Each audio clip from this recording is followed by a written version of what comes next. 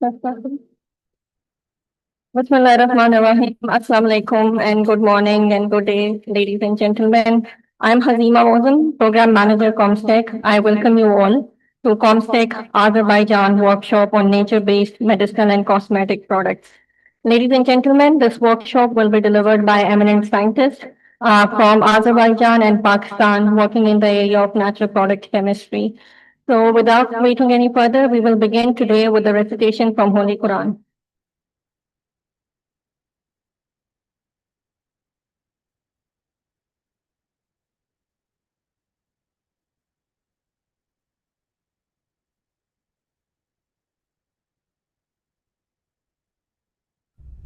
أعوذ بالله من الشيطان الرجيم.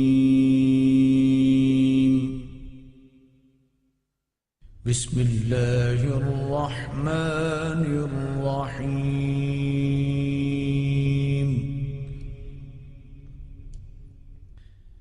الرحمن علم القرآن خلق الإنسان علمه البيان.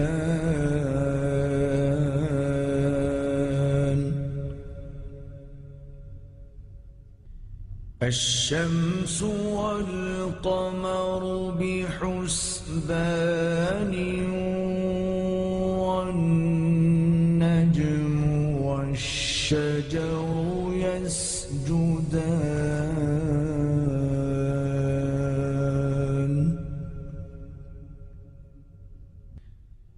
والسماء رفعها ووضع الميزان ألا تطغوا في الميزان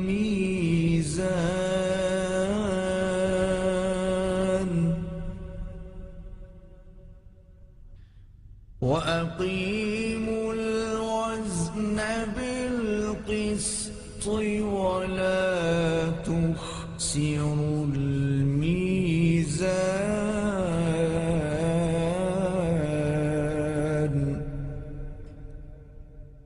صدق الله العظيم.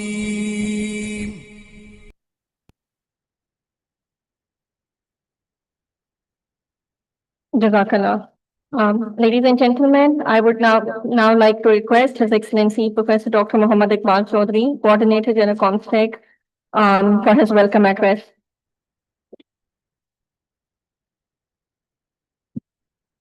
Bismillahirrahmanirrahim. Assalamu alaikum wa rahmatullahi wa barakatuh. Good morning, ladies and gentlemen. Excellency, my dear brother, Hazir Nadir Farhadov, the Ambassador of the Republic of Azerbaijan, very close to our heart.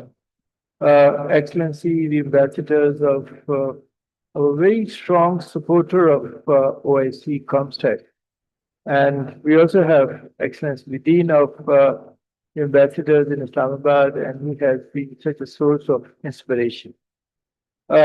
Distinguished members of Azerbaijani delegation, particularly Professor Dr. Sayara, my dear sister, who is leading this delegation of 8 scientists from Azerbaijan.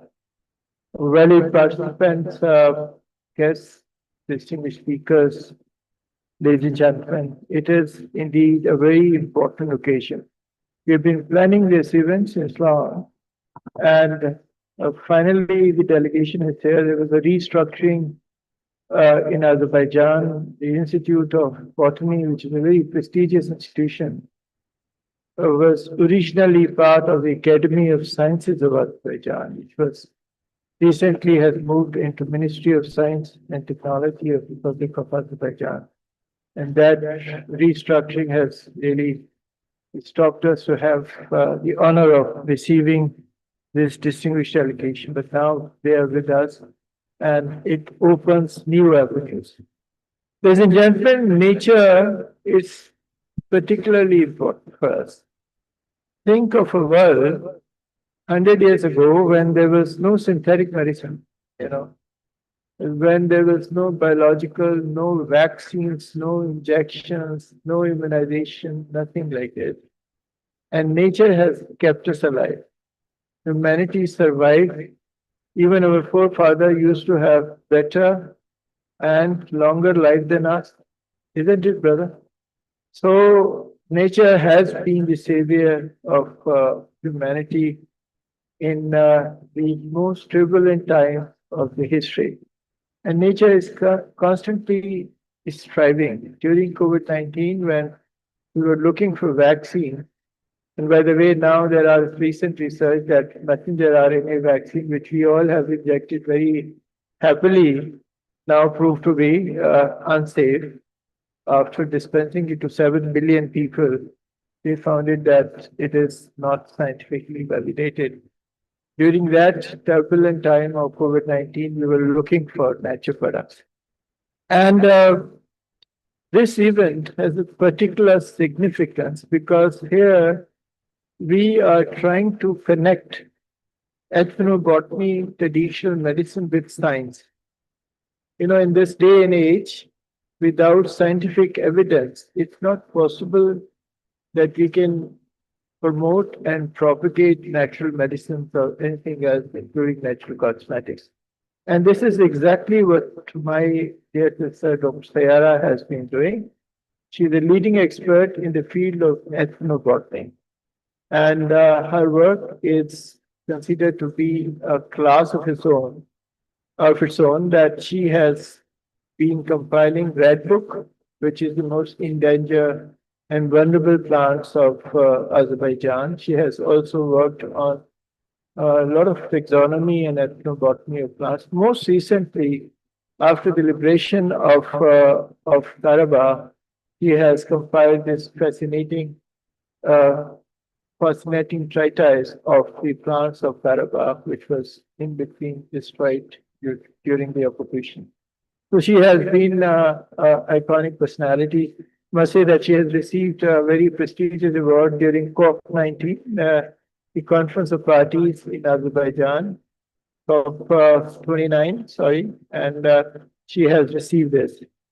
But I'd like to tell you that why it is important to link science with natural medicine. There are two important components. Number one, that nature remains a very important source of medicine for us.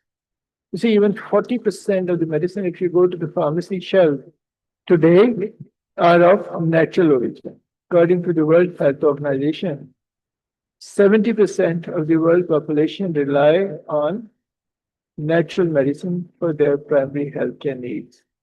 It's also important for us that now there is a new paradigm, that there is a need of disease prevention and health promotion, so-called science of wellness. And this is where natural products play an extremely important role.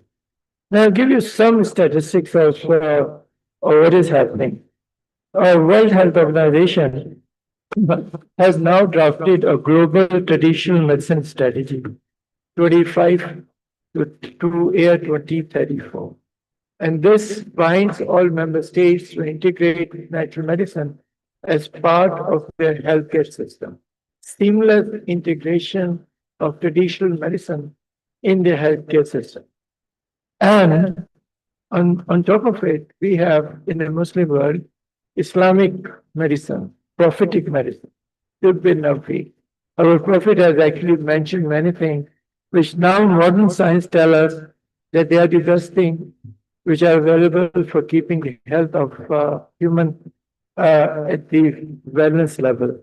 Prophetic medicine, Unani system of medicine, Persian system of medicine, and others are extremely important. And now, if I tell you that many countries of the world are heavily investing into research of traditional medicine, TCM, for instance, traditional Chinese medicine, there are in TCM, there are 24 universities, and there are 600 TCM hospitals, 1.15 million bad hospital. So this is important that we move forward and do science in it. Well, I'll give you global business. If you're not convinced that health is through natural medicine would be the only reason of investing into research, then I'll tell you about the global business of botanicals. And yesterday we were discussing with Dr. Yara and Dr. Tilzara, natural cosmetics. They are expert in it. And you can see their beauty is largely because they've been using natural medicine. Natural cosmetics, 41.65 million USD, will reach to 103 million USD by year 2034. Aromatherapy products, 1.5 billion USD, and will reach to 10 billion USD by year 2032.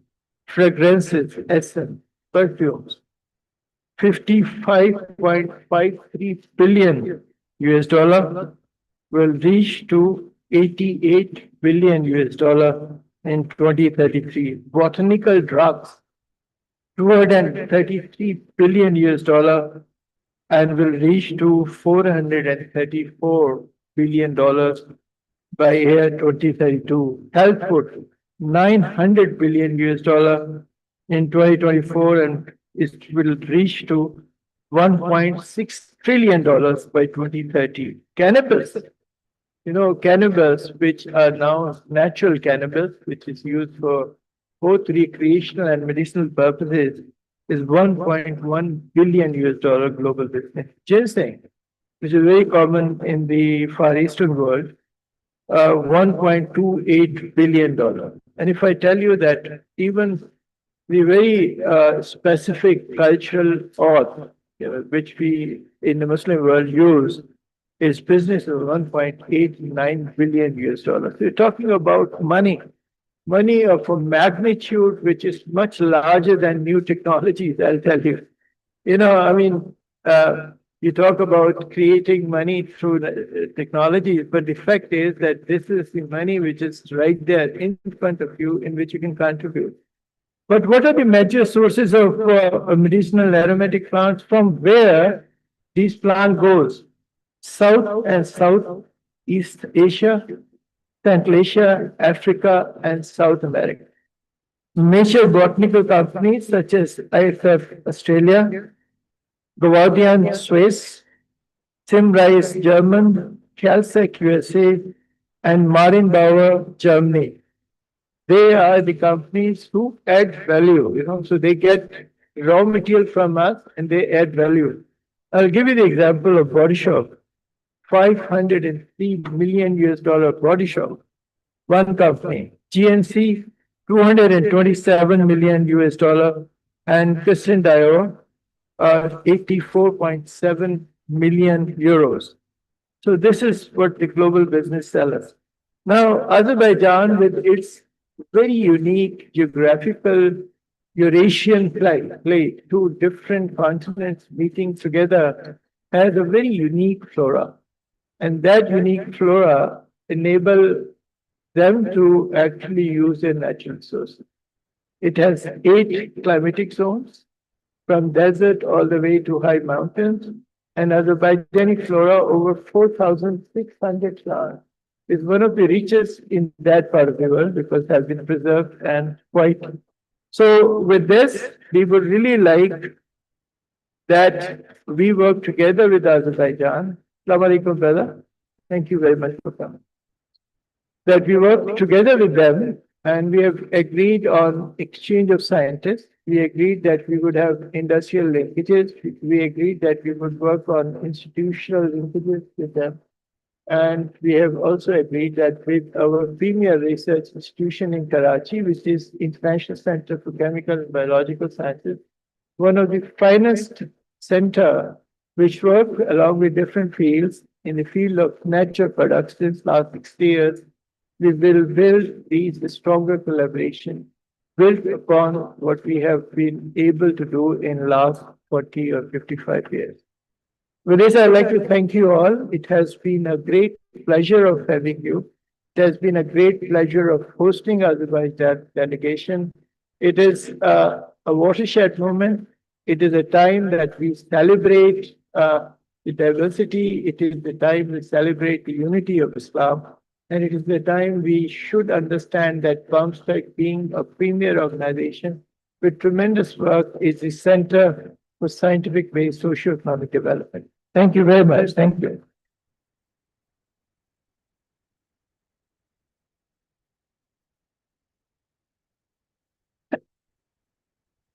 Thank you very much, sir, for the welcome remarks and also highlighting the significance of nature-based industry.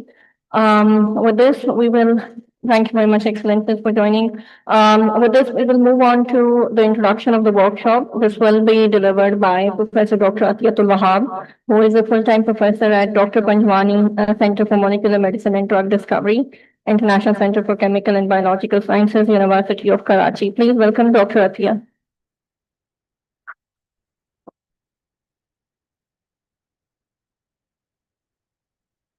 Bismillahirrahmanirrahim.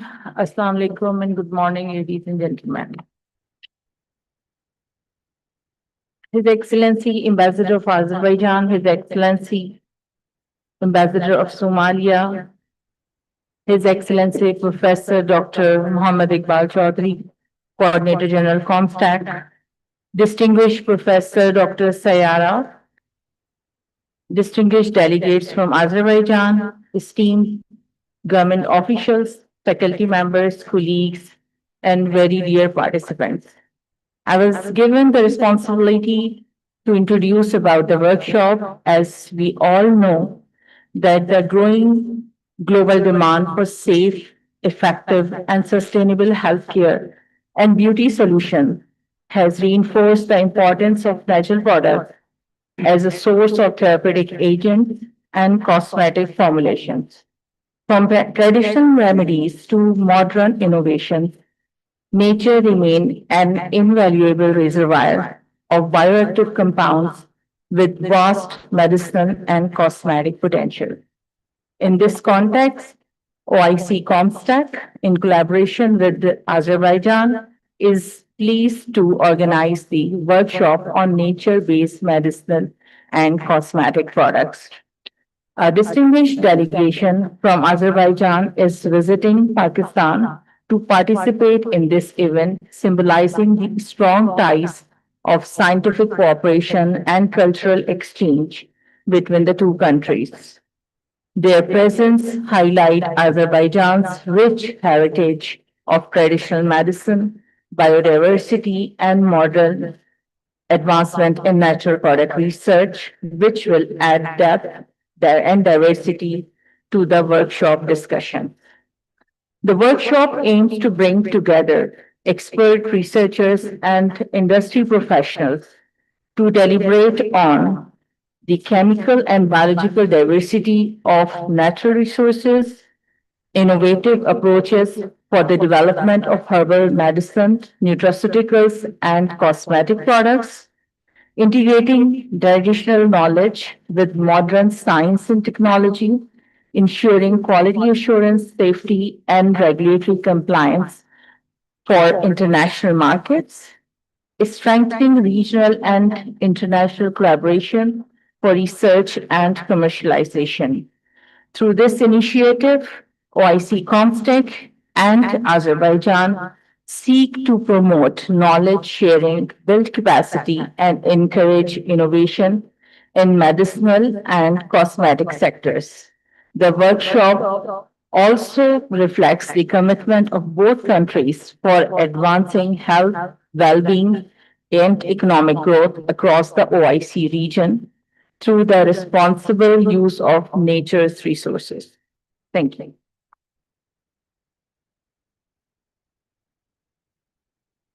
Thank you very much, Professor Atiya, for introducing us to the workshop. With this, we will now request Professor Dr. Sayara, who is Director General, Institute of Botany under Ministry of Science and Education, Republic of Azerbaijan, for her remarks. Her remarks will be in her native language, and we'll request Dr. Emil to translate. Salam alaikum. Dear organizers, fellow colleagues, dear guests, it is my great pleasure to convey my sense of gratitude to you. It's a great honor for me to participate in this prestigious seminar titled New Chapters in Botany, Pakistan, Azerbaijan, bilateral seminar on national medicinal and cosmetic health in Pakistan. I would like to express my deep gratitude to the comstech General Coordinator, Professor Mohammed Iqbal Chaudhary, and all the staff for organizing this event.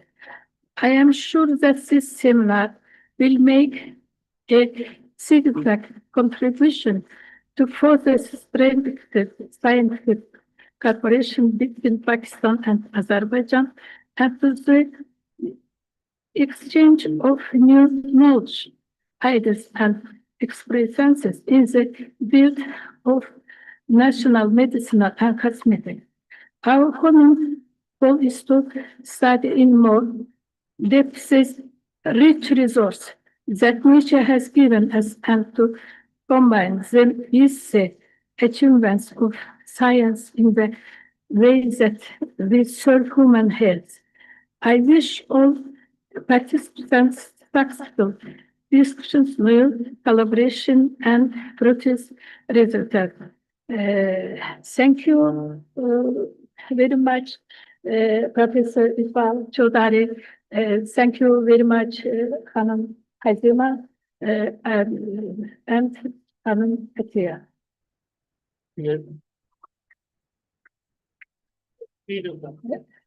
Hörmətli səfirimiz buradadır. Fəzəl müəllimi də salamlayıram xanımla və onları görməkdən çox şadam.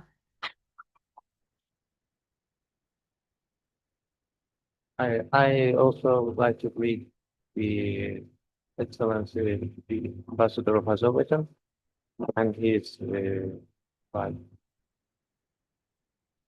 Thank you very much.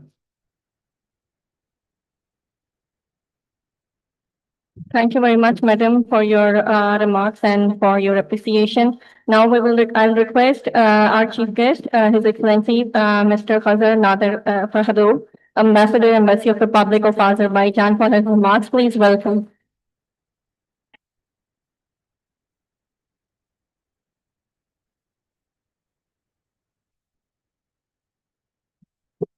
Assalamu alaikum, dear my brothers and sisters, excellencies,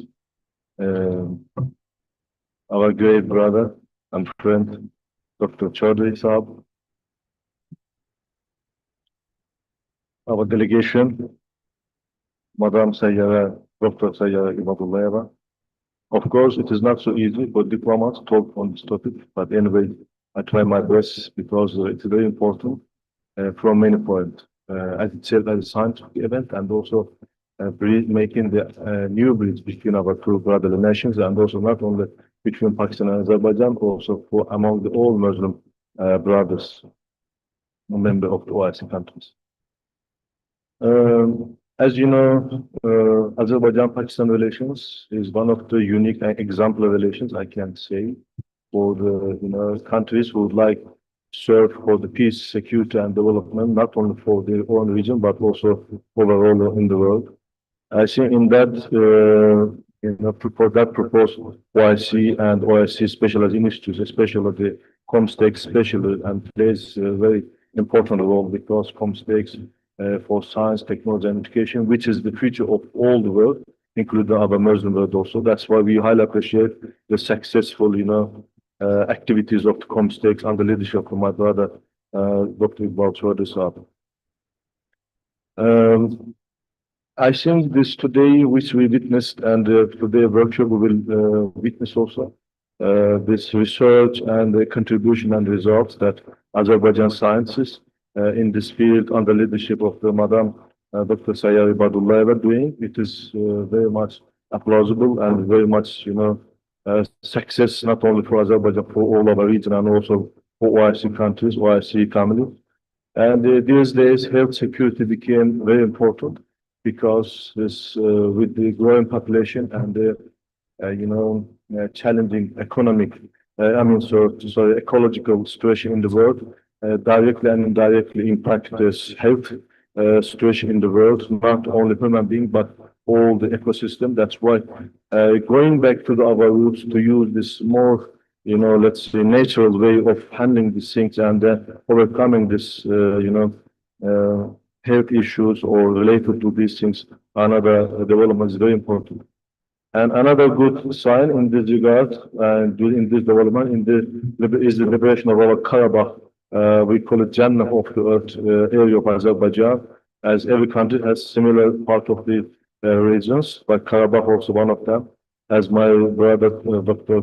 Muhammad Iqbal mentioned here, uniqueness Azerbaijan's ecosystem being in the crossroad of the West and East, and ecological impacts for both sides as a nature also bring the unique, kind of, let's say, characteristic of the region. Just one example for you, I would like to bring to your attention. We have special plant which we call Kharibulbil. It comes from the family of orchids, only, mainly growing in the Karabakh region. It is very unique, actually, in unexplainable things that it's only, growing in the Karabakh region. When we liberated Karabakh, just it automatically became the symbol of our victory because we couldn't see these plants almost more than 30 years. We couldn't smell, we couldn't, enjoy its beauty, but Alhamdulillah, after, special, let's say, preparation, solidarity, and in my country, under leadership of my president, and also the solidarity in the Muslim Ummah, in the morally and political support from brother countries like Pakistan, Turkey, and being in the just position and basing on the United Nations Security resolutions, at the end we achieved, and I think it showed the world that justice achievable, but if you are in the right position, if you are in the right solidarity and unity with those countries, with those powers really interested in stability, peace and prosperity, not in the world, but not in the country also, but in also all the world around us. Of course, I am not a specialist, but as my own, general knowledge, I can say that natural medicine history in Azerbaijan very deep, very rich. From childhood, even we heard a lot about our, magic, impacts, effects of the curing effect of the plants of Azerbaijan. Even myself, when I was a child, sometimes we can, cure something with synthetic medicine, but we applied directly to national medicine, and it immediately, treat and cure this all disease what we, face it. From my own, life experience from childhood, I several times, met the situation, and in the positive, understanding, we positively affected from this treatment also. That's why sometimes when I'm talking about, this our breeds, historical breeds between Pakistani peoples and Azerbaijanis. I'm always repeating and bringing an example, Multani Saray. Multani Saray is the special structure built as a caravanserai form, which means in the translation, hotel type structure, which, hosted guests from different countries. But this structure specially built from Multani traders, and it was built 600 years ago. I always ask a question to me, how Baku became so popular? In the subcontinent, why the people took this almost 2,000 kilometer travel to reach the Baku from Multan. It is not close to each other cities. It is not even the same region. But sometimes they came to my mind, maybe the oil, because oil in Azerbaijan came surface because of the altitude of Baku city, which is the low beyond the ocean, world ocean level. And oil came surface itself. You didn't even at that time intermediate to go for industrial way to extract the oil. But oil itself also, we know, have its own.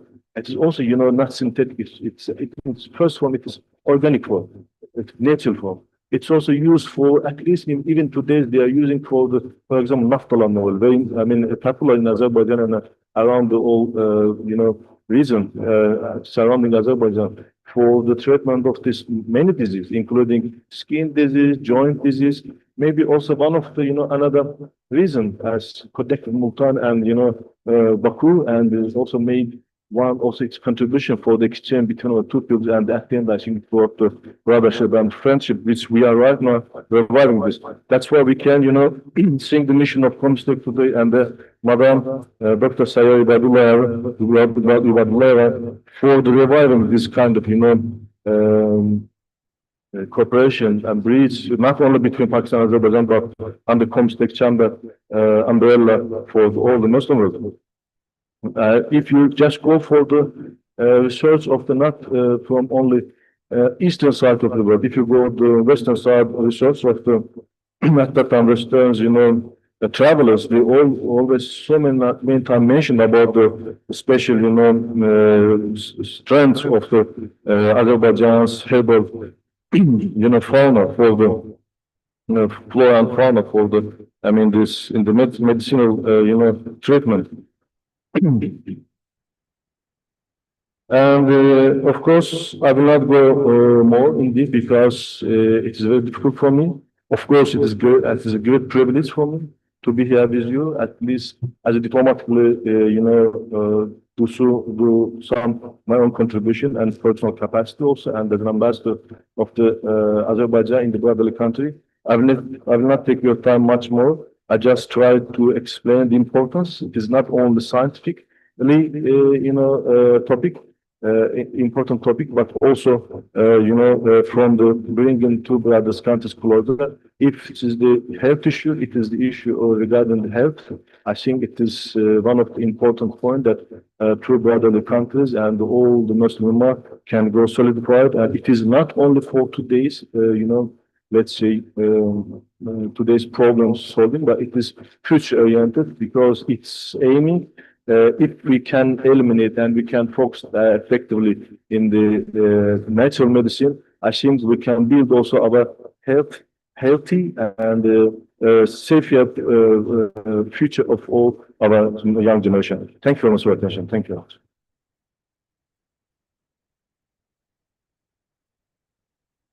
Thank you very much, Excellency, for your remarks and for your valuable input.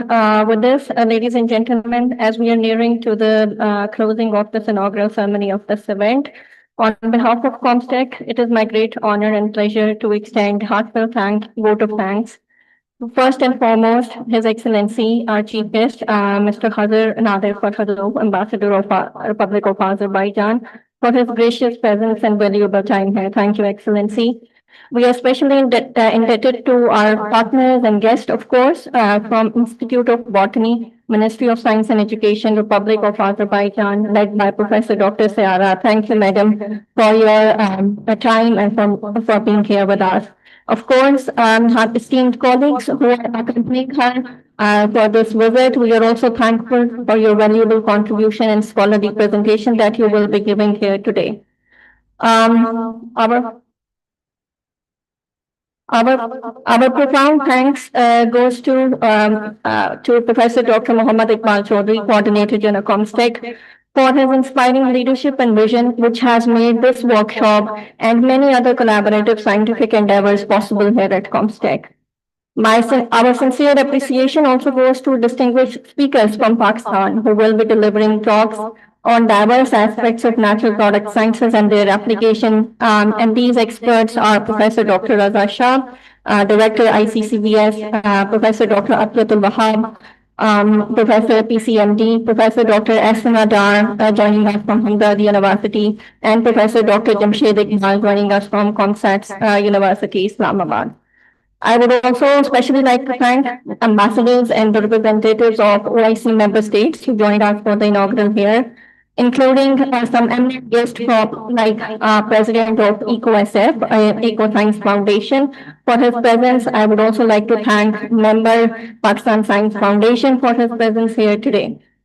Ladies and gentlemen, with this, I would also like to appreciate our young researchers and participants who are present here on site, and online who would be engaging in the technical talk and thought-provoking questions and answers, enriching the discussion of this workshop further.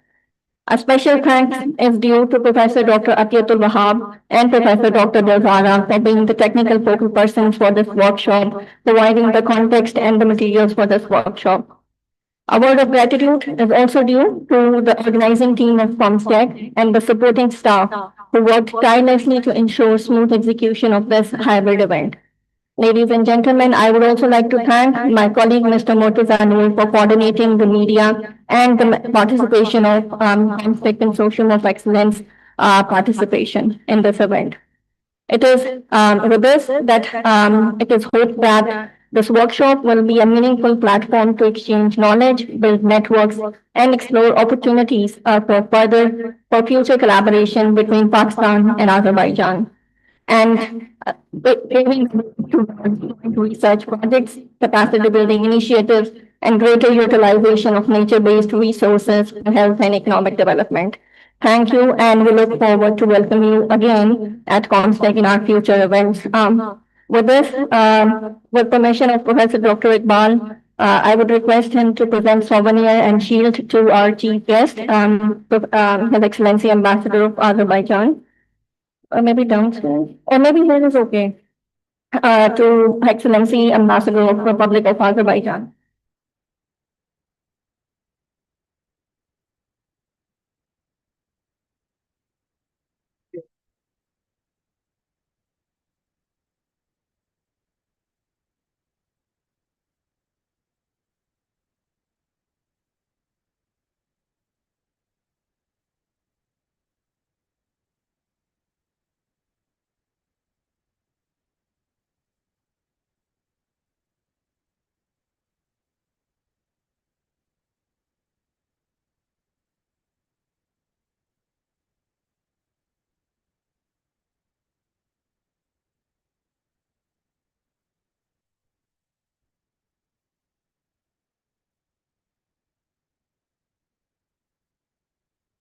Thank you very much, sir. Now I would request His Excellency Professor Iqbal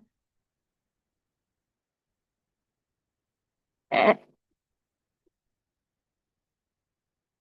and His Excellency Ambassador of Republic of Azerbaijan to award souvenir and shield to Professor Dr. Seara, DG Institute of Botany.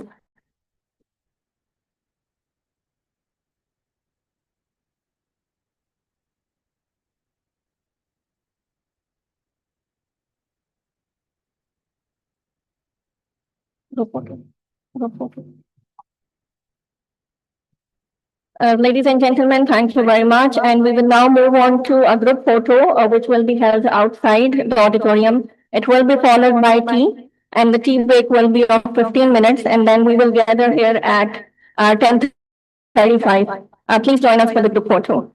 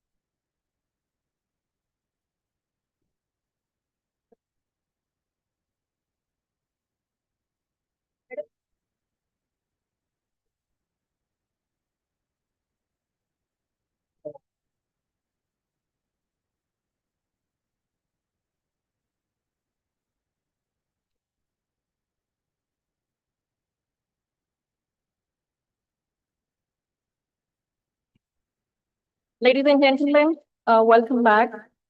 We will begin the technical session of our workshop. And this session will be chaired by Professor Dr. Mudassir Asrar. Dr. Mudassir Asrar is an eminent scientist in the field of natural products chemistry, and she is a professor emeritus at University of Balochistan, Pakistan. The first talk that we are beginning with is by Professor Dr. Seara, and the title of her talk is Folk Medicine and Ethno-Pharmabotany. And in this presentation, she will also be highlighting current problems and challenges of study of useful plants of Azerbaijan flora. Professor Seara, please welcome Professor Dr. Seara. Salam aleyküm. Ben çıkışımı Azerbaycan dilinde edeceğim fikirlerimi tam çaktırmak için.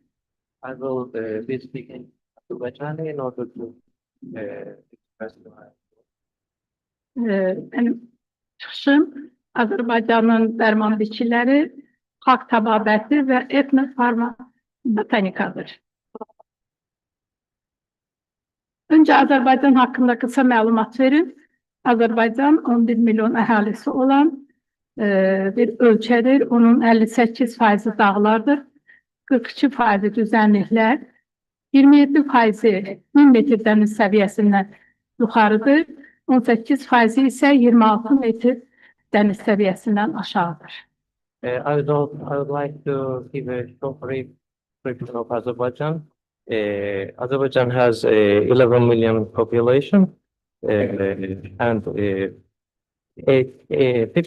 58% of it consists of mountains, and 27% of them are more than 1,000 meters elevation, and 18% of them are below the sea level.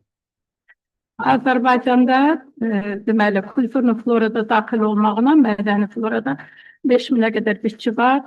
Bu 200 fəsilədə 1100 cinslər birləşmişdir. In Azerbaijan, there is a totally approximately 5,000 plant species.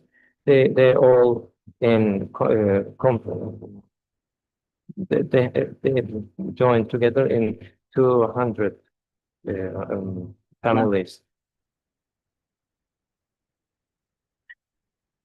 İlk öncə istəyirəm Azərbaycanda etnobiyologiyanın tarixindən danışım. I would also like to give a short speech about the little history about ethnobiology. Etnobiyologiya, etnobotanika və xalq təbabəti Azərbaycanda orta əsrlərdən geniş yayılmışdır. Since the Middle Ages, mid-centuries, the ethnobotany and traditional medicine have been widespread in Azerbaijan as part of ethnobiology. Qədim əlyazmalarda bitkilərin istifadəsi haqqında çoxsaylı kitablar, əsərlər günümüzə qədər gəlib çatmışdır. Too many books, as a form of old scriptures, have came to our time. Amma bu ənənə indiyə qədər davam edir. Gördüyünüz şəkillər müasir dövrdə Azərbaycan xalq təbabəti dərman bitkilərinin toplanılması, saxlanılması və satışı ilə bağlıdır ki, bundan indi də Azərbaycan xalqı istifadə edir geniş. And this tradition also continues till now, as the collection of the medicinal plants, their storage, their sale are also currently available in Azerbaijan right now. Azərbaycanın yabanı florasında qeyd edelim. 5010'un 4547 növü yabanı floradadır ve bunun 1800 növü dərman bitkisidir. 1000 növü aromatik bitkilərdir. 350 növ bitki təbiətdə azalan faydalı bitkilərdir ki, onlar artıq bədəniləşdiriblər, becərilirlər. Yem qrupu bitki 2400'dən çoxdur. Bunların da tərkibi zülalla zəngindir. Texniki bitkilər, yəni boyaq, rəngləyici, ip hazırlamaq və müəyyən taxta, şalban məsələlər 350 növdür və yabanı tərəvəzlər də 800 növdür. In terms of wild flora of Azerbaijan, there are totally 4,547 species, and 1,800 of them are medicinal plants, 1,000 of them are aromatic plants, 350 species are rare species, and 2,400 plus are considered as a fodder plants in terms of agricultural field, and more than 350 are being used as a dye of yarns and etc. Bu göstərilən rəqəmlər, o demək deyil ki, onları ədəbiyyatlardan sırf götürülür. Bu rəqəmlər Azərbaycanda xüsusilə mən öz tərəfimdən hazırlaşdırdığım və hazırda 20 PhD və 5 Doctor of Science elmlər doktorunun dissertasiyaların yazılışında ortalığa çıxan rəqəmlərdir və bu məqalələrdən də görünür. Bunlar hər biri bu sayısı yüksək impact faktorlu məqalələrdir. Efir yağları, yem bitkiləri, dərman bitkiləri, etnobotanika və s. bitkilərin kimyəvi tərkibi, bioloji fəal maddələrin alınmasına aid 350-dən çox məqalə və kitablar nəşr olunmuşdur. These numbers that I mentioned are not just cited from the literature. Under my supervision, 20 students have defended their PhD thesis and 5 students defended their Doctor of Science thesis. And in their dissertations, and due to their researches, these numbers came out, and more than 350 articles have been published based on those researches, especially the aromatic essential oil plants, aromatic plants, and obtaining chemical substances from them. Bundan əlavə patentlər alınmışdır. Dərman preparatlarının istehsalı üçün 17-ci ildə aldığımız immun bərpa edici patent sırf Azərbaycanda geniş yayılan bitkilərdən alınmışdır ki, və bu bitkilərlə COVID-19 pandemiyasında mən ailə üzvlərimi və yaxın adamlarımı immun sisteminin artırılmasında geniş istifadə elədim. We also obtained patent about immune recovery property of some medicinal plants, which I have used in our family members. We have used them during the COVID-19 pandemic. Azərbaycanın dərman bitkilərinin öyrənilməsində yalnız Azərbaycanın sərhədləri daxilində deyil, qonşu ölkələrlə bircə də tədqiqatlar aparılır. Bu gördüyünüz slaydda Təbriz, Naxçıvan və İqdirdə olan dərman bitkilərinin istifadələri, onların bir-birinə nə qədər yaxın olduqları deməli göstərilmişdir və qeyd edim ki, burada editor Münir Öztürk olsa da həm də bu əsərin həm müəllifidir. The research on medicinal plants of Azerbaijan are not only going inside the borders of Azerbaijan, we also we have a thick cooperation and collaboration with the neighboring countries. As you can see in the slides, there was a research on Tabriz, Nakhchivan, and Igdir, the southwest eastern part of Turkey. And the editor of the publication was Münir Öztürk. Ve aynı zamanda İranlı hemkarımız Mehmet Aslanpoyur ve Təbrizdə olan bitkiləri Naxçıvanla müqayisə edilmiştir. Also, they are fellow colleague from the research, the doctor from Iran. Və nəticədə eyni xəstəliklərdə bitkilərin istifadə tezliyi öyrənilmişdir ki, eyni bitki ilə hansı tezlikdə istifadə olunur Təbriz, Naxçıvan və İqdirdə və bu bitkilərin bəziləri hazırda İranda bir neçəsi artıq dərman kimi istehsal olunmuşdur və orada mənim də bir hissəm var. Xüsusilə şəkər xəstəliyinin stabilize olunmasında. We have comparatively analyzed the native medicinal plants from different parts, at which frequency they are being used by the traditional population. And after this research, some medicines are also being manufactured in Iran, especially for the curing of the diabetes.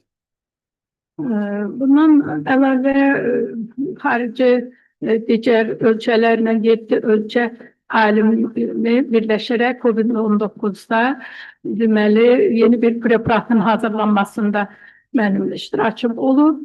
Həm məqalənin həm müəllifiyəm orada, həm də həmin məqalədə ondan çox istinad verilib mənim işlərimə və nəticədən məlum olub ki, Azərbaycanda olan Gliseriza glabra, Artemisia absinthium, Menta piperita və digər növlərdə qarışıq bir dərman preparatı almışdı ki, məhz bu preparat COVID-19'a təsir eləyən və o virusu məhv eləməyə qadir bir preparatdır.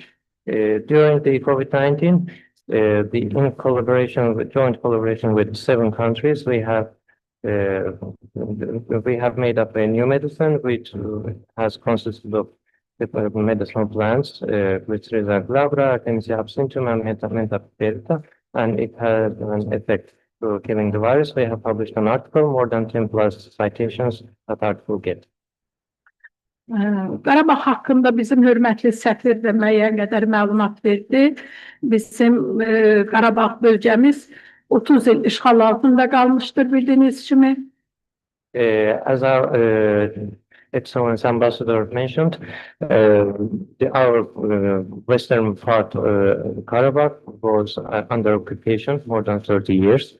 Və mən qərar verdim ki, bu məsələlər barədə, yəni Qarabağın florasına və Azərbaycanın müasir florasına və Qarabağda olan məsələlərə dair böyük bir əsərlər hazırlayaq.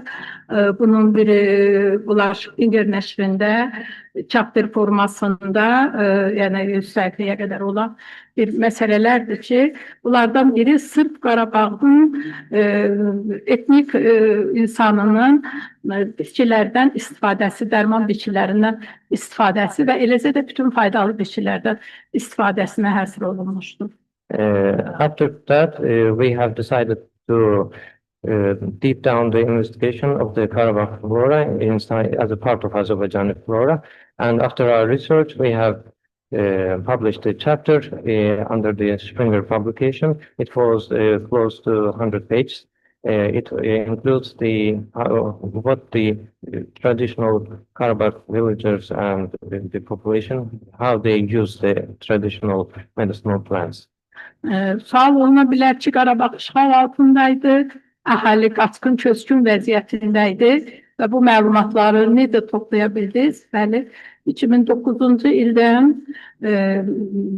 bir etnobotanika qrupu yaradaraq qaçqın və köçkünlərin məskunlaşdığı çadır şəhərlərində, yataqxanalarda onlarla söhbət apardım, xüsusilə yaşlı nəsildən və bu 71 kənd əhalisindən oldu və diaqramdan da görünür ki, onların yaş hədləri çoxdur orada.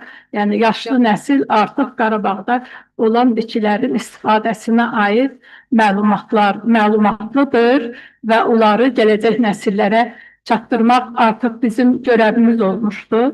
Və buna görə də biz o məsələlərdən kitablar yazdıq Qarabağ, Şərqi Zəngəzur və Qərbi Azərbaycan icmalarının yaddaşlarından xalqın unudulmuş reseptləri. Maybe some would question if the Karabakh region was under occupation, how would you get all of this information about the traditional medicinal plants, how they were used? In 2009, we have set up an ethnobotany department, and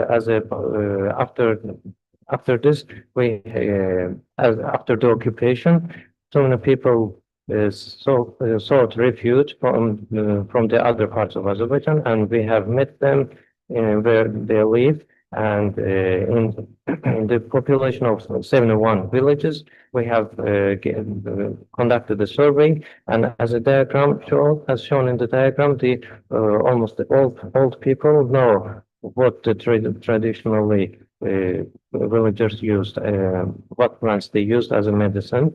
And after that, we have published books about Karabakh and the Eastern Zangezur population about their traditional medicines. Bu diaqramda həmin insanların mənsubiyyəti göstərilir. Bəziləri xalq təbabəti ilə məşğul insanlardır, bəziləri fermerlərdir, kişilərdən, qadınlardan, təhsilli insanlardan və bunu böləndə aldığımız tam məlumatların 43 nəfər təhsilli olubsa, 80 nəfər insan isə oxumamış təhsilsiz insanlar xalq təbabəti üsullarından daha çox və daha dəqiq istifadə elədiyi ortaya çıxdı. As shown in the diagram divided to the ethnic groups of the traditional peoples. There were traditional peoples, farmers, men and women, and 43 of them were educated people, and 83 of them were illiterate people. And also illiterate people have also deep knowledge about using of the medicinal plants. Sözsüz ki, bunlar çox təbii surətdə aparılmadı. Müəyyən statistik analizlər və düsturlarla o rəqəmləri biz ortaya çıxartdıq. We didn't do it as spontaneously. We strictly followed the methodology, statistical analysis, and some formulas in order to get those results. Və nəticədə məlum oldu ki, hansı bitkilərdən Qarabağ ərazisində olan insanlar hansı tezlikdə daha çox istifadə ediblər və o bitkilərin burada faiz göstəriciləri əks olunmuşdur. As a result, they have obtained the conclusion that which plants the traditional population of Karabakh was used at what frequency, and their percentile have shown in the slide. Və eyni zamanda bitkinin bütöv orqanları, bəzi bitkilər tam yeri su hissəsindən dərman kimi istifadə olunsa da, bəzilərindən toxumdan, bəzilərindən çiçəkdən, meyvədən, yarpaqdan, kökündən istifadə olunur və belə diqqət yetirsək, ən çox yarpaqdan və yeri su hissədən tam istifadə olunduğu qərarına gəlindi. Yəni o statistik analizlərin nəticəsində. As a statistical analysis, we get the conclusion that which part of the plants have been used as a medicine the most. We analyzed the aerial parts, seeds, fruits, leaves, and also roots. The most common used parts were aerial parts and leaves. Və bu istifadəni də biz əsaslı eləmək üçün bitkilərin təbiətdə ehtiyatlarını öyrənməyə başladıq. Hardan toplamaq olarsa, əgər az yayılırsa, onları toplamaqla məhv eləmək olar. Ona görə biz qərar verdik ki, biz bütün Azərbaycanda yayılan xalq təbabətində istifadə olunan insanlar tərəfindən tədarük edilən bitkilərin təbii ehtiyatların, eksploatasyon ehtiyatın və illik tədarük ehtiyatın öyrənəndən sonra əgər tədarükçü varsa, bitkinin yığımı ilə, satışı ilə məşğul olursa, biz onlara deməli, rəy verməyənə qədər Ekologiya Nazirliyindən onların yığımına qadağa qoyulur. Biz də o rəyi vermək üçün artıq bu bitkinin hardan və neçə ton yığmağını bilməliyik. Və bu nöqteyi nəzərdən bu istifadə üçün, xalq təbabəti də istifadə üçün bitkilərin ehtiyatları öyrənilmişdir. And after this, based on those research, we have started to analyze the resources of those medicinal plants. We have investigated their exploitational and also yearly harvesting in tons, the kilograms and in tons. And because if it's a rare plant and it has a little amount of resource, it shouldn't be collected. And for now, in the Ministry of Ecology, if someone is about to collect and get himself or herself occupied with the collection and sale of the plants, they have to get a special permission from the Minister of Ecology, and Minister of Ecology directs that request to us, and after our permission, that happens. If we give the permission, which plant and how many kilogram in which part would be able to collect it or not. Daha çok satışa çıkarılan bitkiler ise cədvəldə göründüyü kimi bitki orqanının hansı rayondan nə qədər yığmaq mümkündüyü öyrənilmişdir. And we also investigated which part of the medicinal plants are in the most sale. This is as it's shown in the slide. Bundan sonra həmin bitkilər laboratoriyada bitkilərin xam malından deməli müəyyən preparatlar hazırlayırıq. Düzdür, onlar sırf dərman preparatları deyil. Çünki biz botaniki dərman preparatların Azərbaycan qanunvericiliyinə görə ancaq farmakoloqlar hazırlamalıdır. Biz qida əlavələri və yaxud da ki vasyonlar, demək olar ki aromatik iyili maddələr istifadə edirik ki, bunları çayların ətirləndirilməsində, yeməklərə qatılanda insanların həzm sisteminin yaxşılaşdırılmasında köməkləsin və dezinfeksiya edici məhsullar da belə hazırlayırıq. In our laboratory, from the raw materials, we manufacture the preparations, not the pharmaceutical products, because by law, it's only allowed for the pharmacists. But we, as a botanist, we make some preparations as the food supplements, lotions, aromatics, and also tea additives, and some preparations for helping the digestive system, and also some disinfectant products. Hansı bitkilər ki, təbiətdə nadirləşməyə, itməyə məruz qalır və o bitkiləri artıq biz əkin sahəsində əkirik. Botanika İnstitutunun 2 təcrübə sahəsi var. Biri dağlıq zonada, biri isə aran zonadadır. Burada aran zonada əkinlərin şəkillərini sizə nümayiş elətdiririk və gördüyünüz kimi pəncərə qarşısında toxumlar sertifikasiya olunur payızdan, yazda isə onların əkini ilə məşğul oluruq. Sonra insanlar bundan istifadə etsinlər ki, təbiətdə o nadir bitkilər itməyə məruz qalmasın. And we also investigated the rare plants that are available in nature, and also the plants under the danger of becoming extinct. We have 2 experimental areas, one of them in highlands and another one in lowlands, as shown in the picture. From the fall season, the seedling process happens, and from spring season, the growth and harvesting.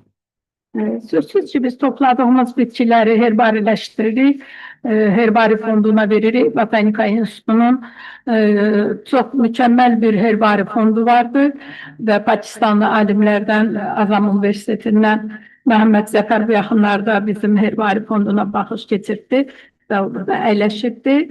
Amma onları sadə üsullarla quruduruq və ondan sonra o cür qablaşdırırıq. Çatan torbalarda, düzdür, biz onları hələ planlaşdırırıq, satışını da təşkil eləyək. Amma indi hədiyyə olaraq veririk. Hətta universitetdə sizin Azam Universitetində bizim bitkilərə aid Məhəmməd Zəfər professor sərgi də hazırlayıbdır.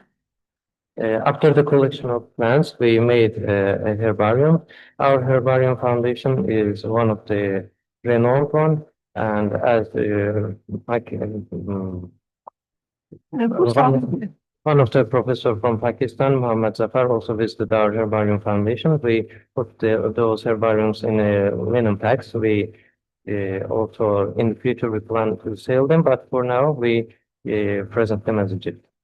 Ve Azerbaycan xalqını bitkiləri tanıtmaq üçün onları da aromaterapiyadan, fitoterapiyadan istifadə etmək üçün 24 kitab hazırlamışam ki, bunlar insanların həm rəhli foto şəkilləri var kitablarda, həm o bitkilərin istifadə qaydaları, hansı orqandan istifadə olunur, neçə hissə qoymaq lazımdır və yaxud neçə qram.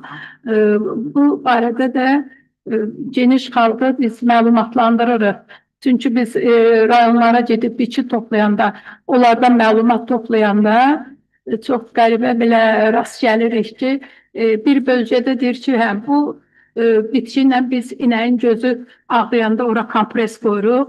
Digər tərəfdən soruşuruq, bu nədir? Deyir, alaqutudur. Ona görə orada treyninqlər də keçirdirik ki, insanlar məlumatlansın ki, yaşadıkları coğrafiyada bitkilərdən necə istifadə etsinlər.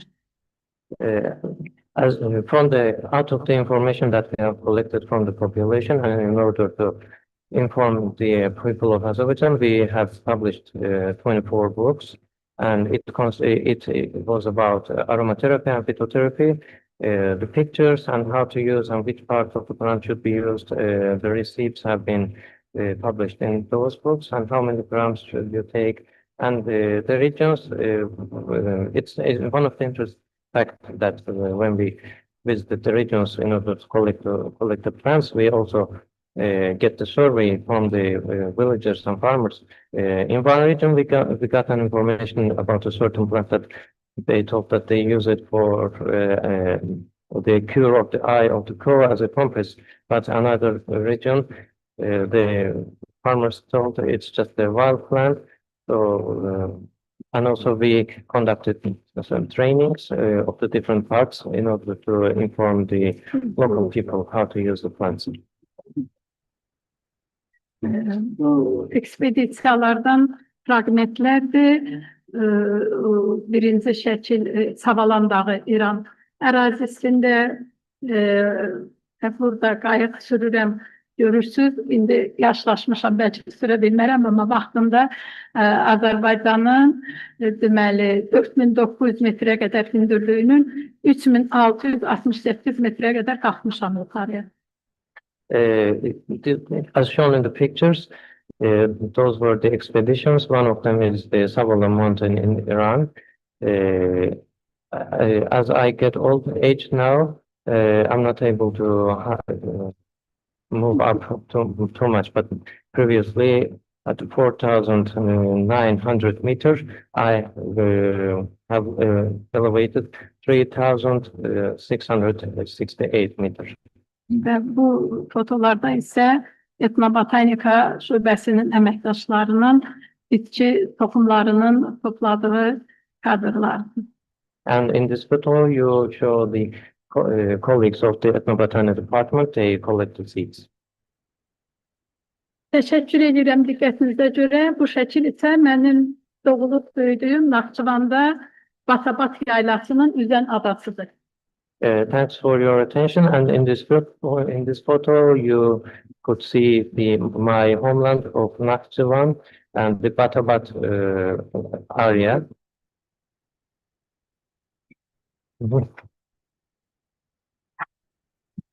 Suallar varsa cevaplamağa hazırım. I'm ready to get. I'm open for a Q&A session. Questions.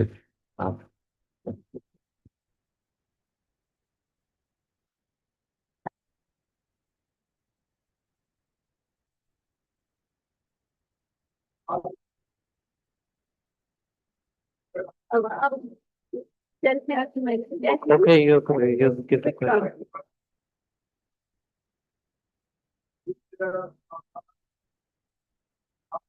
What?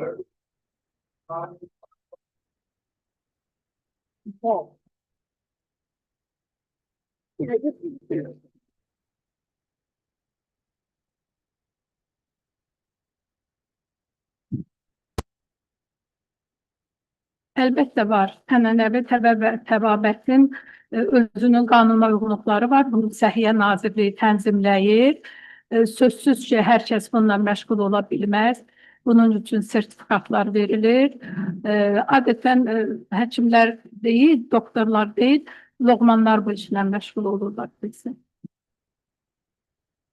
Yes, so of course we have a law about for being occupied with the herbal traditional medicines. Only the doctors, some doctors are allowed to use the herbal medicine. Hətta onların toplanması üçün Ekologiya və Təbii Sərvətlər Nazirliyində xüsusi komissiya var. Amma sözsüz ki, rəyi botanika institutu əməkdaşları, mütəxəssislər verirlər. O bitkini toplamaq olar və hardan toplamaq olar, nə qədər toplamaq olar. And in terms of the collection of the herbal medicinal plants, the one should have to get a special certificate from the Ecology and Ministry of Ecology of Azerbaijan, and that ministry is directing that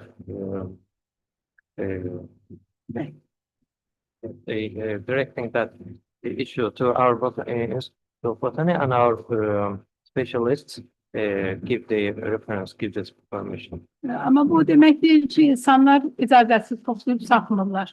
Xüsusilə kənd icmaları bitkiləri yaxşı tanıyırlar və toplayırlar, satırlar, hətta bizə də gətirirlər. Qarşısını almaq biraz o qədər də asan deyil. But it doesn't mean that no one are allowed to collect any medicinal plants. Some people, especially the villagers, still collecting the medicinal plants. They are selling it out of law, but it's not easy to regulate everything. I agree with you. Just at the lunchtime, we are already out. Very short question. In Pakistan, second question is about clinical trials that Honorable mentioned. In Pakistan, I have requested Professor Dr. Shah, ICCBS Karachi University, Karachi, that the drug regulatory authority of Pakistan has no law to conduct clinical trials of muscle medicine. On my request, he given the grant, and at that time I was chairman clinical study committee, and that has been approved, guidelines have been approved, and that's paid by the Shah. This is about, it's a legal document submitted by whatever Shah to the draft, and it is approved by the Drug Regulatory Authority of Pakistan.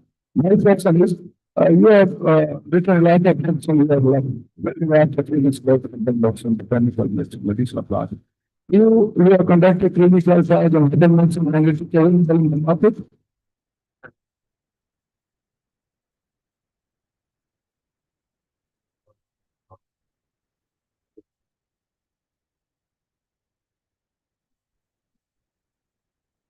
Yes, by law we have, as a law we have permission to conduct the clinical trials. In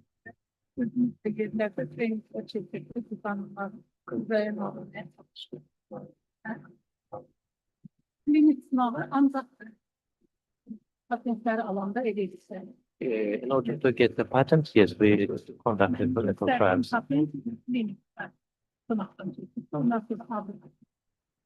As one patent I showed in the slides, it has been through the clinical trial, and after that it gets the Euro Asian patent. Thank you very much, madam, for the very insightful presentation and for sharing your important research with us. We also have the same plants as you have in Azerbaijan, and I'm really thankful to you for the presentation and for the excellent lots of research work. Thank you. Now I will invite our next speaker, Professor Dr. M. Raza Shah, Director, International Center for Chemical and Biological Sciences, University of Karachi. We will be talking about supramolecular approach in drug delivery system and introduction of the ICCBS.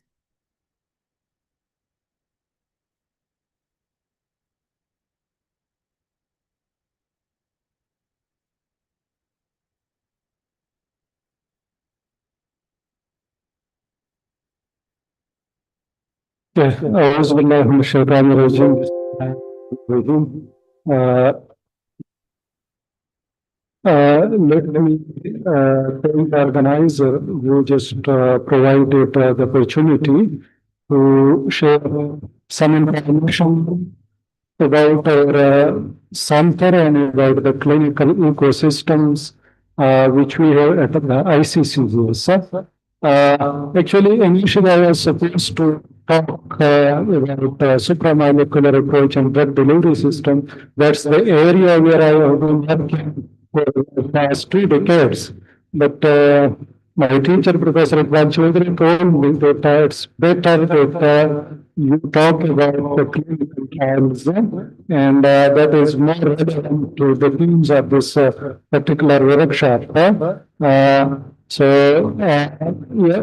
that Dr. Durashid, who is sitting here, he was the Director of Pharmacy Services, and we initiated this clinical trial ecosystem in Pakistan back in 2019, practically. But the rules in the rules and regulation conducting clinical trial in Pakistan, but there were no rules and regulation in Pakistan. And then I was conducted a meeting at our center chaired by CEO Director at that time, Dr. Aslam, and Professor Iqbal Chaudhary and Professor Atar Rahman and myself. We were present during that meeting, and we were asked that we should develop rules and regulation.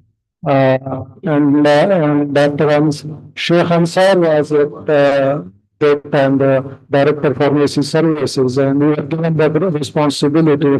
So then that room and handed over to Sheikh Ansar, and then he modified it according to the requirement in 2017. The room was approved, and then it was implemented, and that is still the rules which are used by the regulatory authority, that is known as Bio-Study Rule 2017. Then after the pandemic, we asked that we should conduct a clinical trial. We are having the first drug-approved clinical trial unit at the ICCGS. We initiated a clinical trial on herbal medicine. This is a traditional Chinese medicine. It's similar to the Unani medicine in many respects. And that was the first clinical trial at Yunhao 12 capsule, in which we randomized 250 subjects, and they were the first clinical trial on traditional Chinese medicines outside China. And this trial were approved by the Drug Regulatory Authority, and we conducted the clinical trial at that time.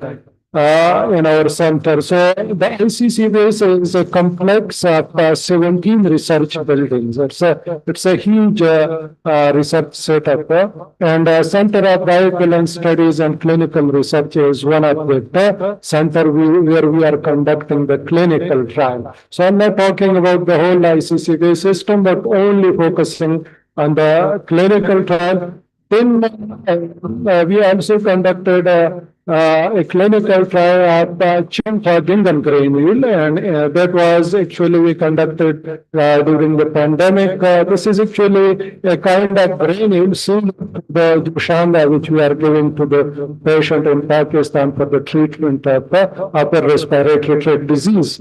And that is the Chinese company, Jaxi Chang. They developed it for the H1N1 influenza virus in 2009, and it was marketed in China. So then the government of Pakistan and the Chinese government, the high official level was a meeting in the governor house in the same province, and the government agreed to just test these brand and Pakistani patient. At that time, we had 19 subjects in China that the pandemic was not at that time entered in Pakistan. So then I was given the responsibility that I should just carry out this trial on the Pakistani patient first, and then probably that would be a good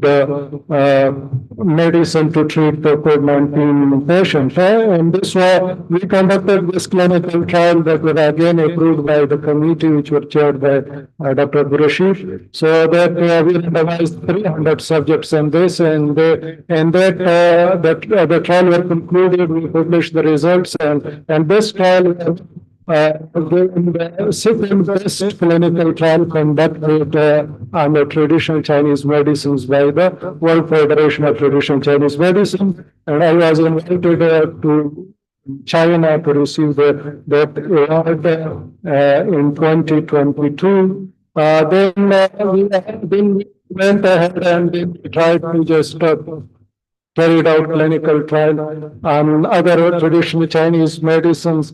The first one were a few Kangen capsules that were, again, this was actually tested against pelvic inflammatory disease, and this was we randomized here again 200 female subjects which were suffering from the pelvic inflammatory diseases. And again, this was one of the star product, and the results were again very good. We compared that with allopathic medicines, and this was a double-blind study, and it turned out that the effectiveness of the few Kangen capsule was equally good as compared to the allopathic medicines which are traditionally used in Pakistan, and that is doxycycline and metronidazole in Pakistan is mainly used, but this was actually as compared to that medicine. Then we actually, I also conducted a clinical trial of Sinopharm vaccine, and that was at the beginning of 2020. Actually, the China developed the vaccine, and there was a competition between the Sinopharm vaccine and the Pfizer vaccine. So then again, we asked that we should swiftly carry out the phase 1 clinical trial of the Sinopharm vaccine, so that the Sinopharm just take the leads and just combating this pandemic. So that was the phase 1 clinical trial we also conducted in our center on the Sinopharm vaccine. And then in return, then the Chinese government have given us a gift of 500,000 doses to our government in return of this clinical trial. Then we also conducted phase 1 clinical trial of RHN1 drug that is approved by the Drug Regulatory Authority of Pakistan, and at the same time it was also approved by the USFDA. So this was the only clinical trial in Pakistan which were totally conducted in in Pakistan and approved by the USFDA. There are many other trials which were conducted in Pakistan, but they were conducted in several other countries. So this was the first one where the trial were only conducted in Pakistan, and I led this clinical trial in Pakistan. So these are some of the results.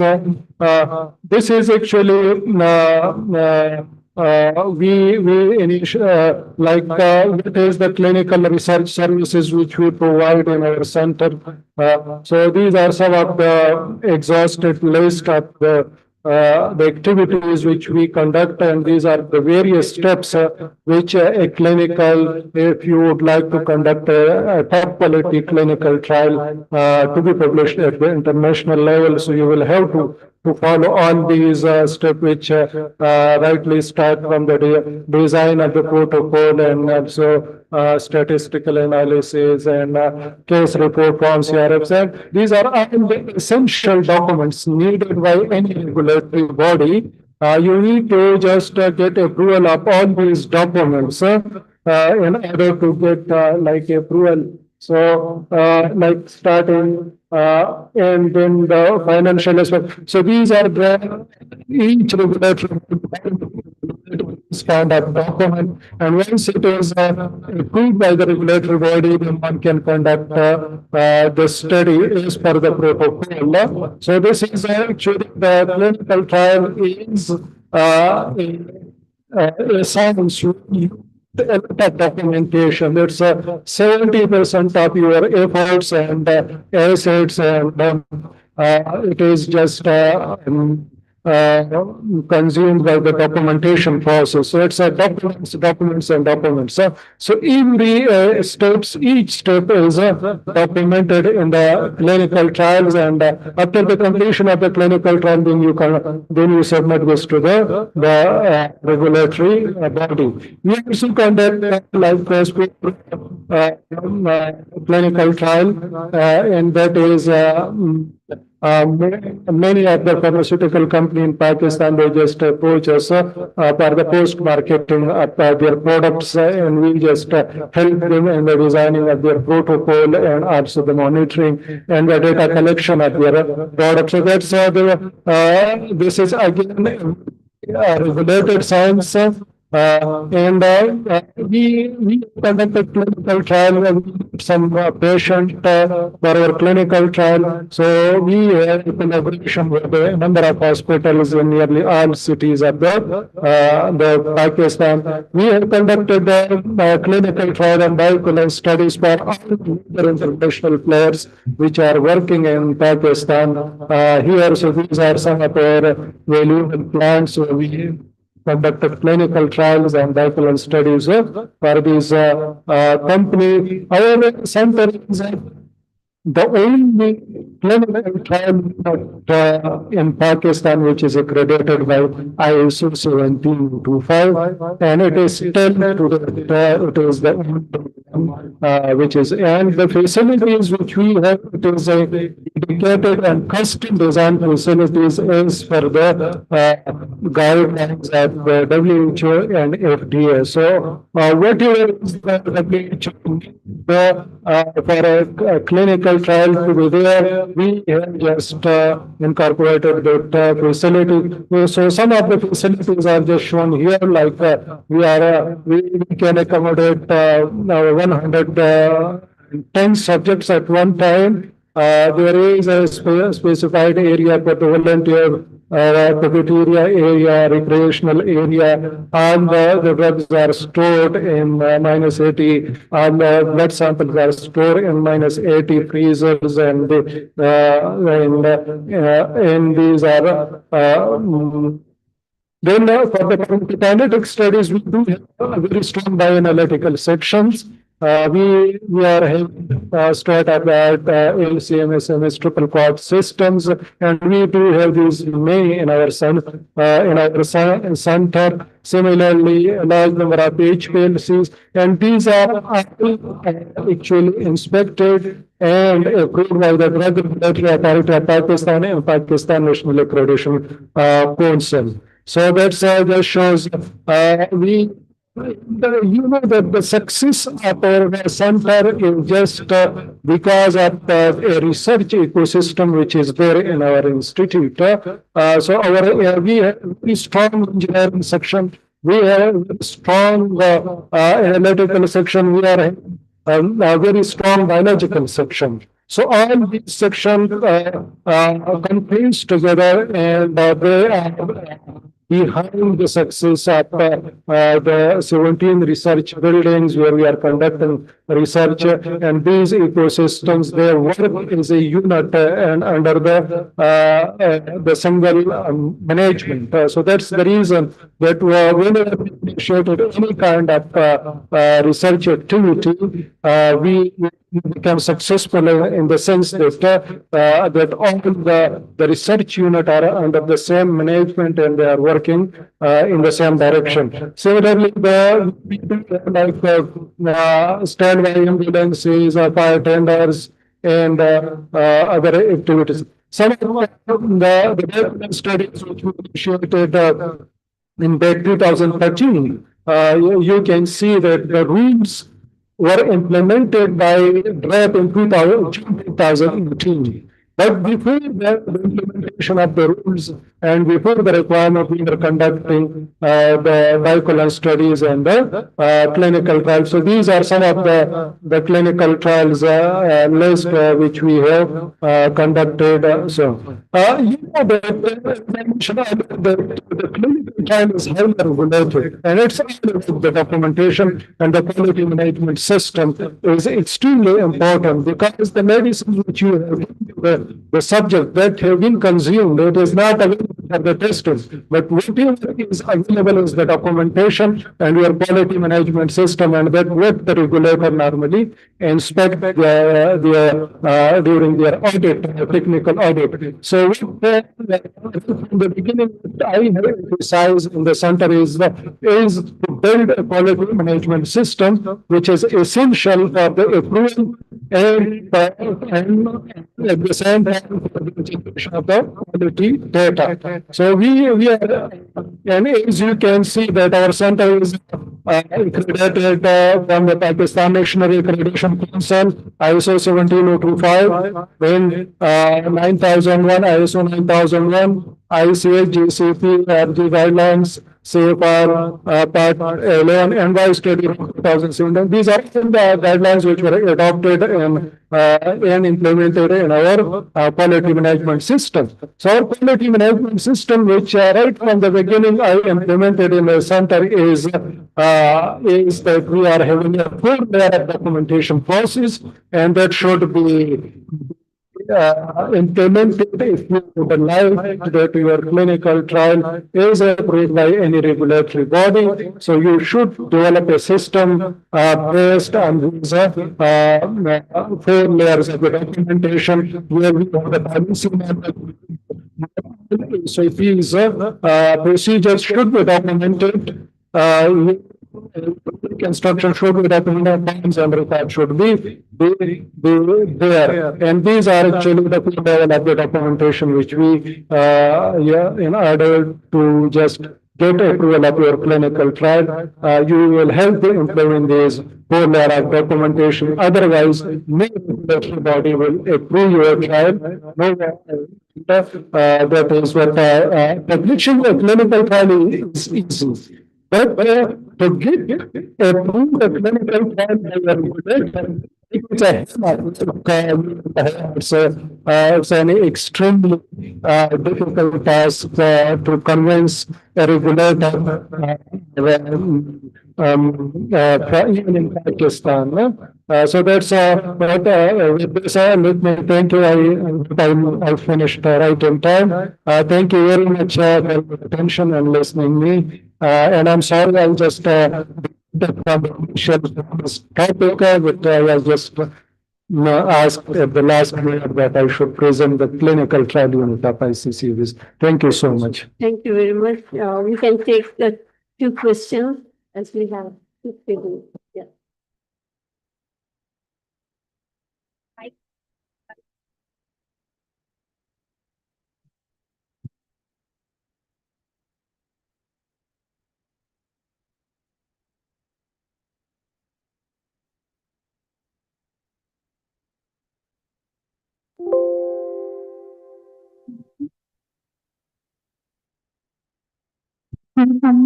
Well, So you talk about the clinical trials for medicine, but in medicine you have used with traditional herbal medicine or medical complexes of a specific allopathic drugs. These are herbal medicines, traditional Chinese medicines. So we just selected only those which contain only herbs, not any animal or metal products. Okay. So you this only conduct the in vivo, in vitro, or in silico study also of these drugs. You know that the clinical trial is only conducted in vitro. The in vitro studies were already conducted by the pharmaceutical companies which have launched it in China. So they had all the in vitro data, and also preclinical data like the animal data. So these are a list of the documents and list of the data which we need normally ask. We get the data preclinical data. That is the three kind of data you need in order to get approval. One is the safety data and the other is the efficacy data. So the safety contain the toxicological studies and then we have a list of the toxicological studies which should be there in before you are going to submit your dossier to drive for the approval. Okay, so which type of animal you have used, like albino rats or rabbits or? You know, like we need several kind of this is actually for the animals, the rats, but at the same time we also use primates. So if you are not conducting studies on the primates, then still that might be acceptable. So that is the preclinical. Thank you very much, Dr. for the wonderful talk. And we are proud of ICCBS. It is a world-class, renowned institute in Pakistan. And every facility is available in under one roof. That is really important.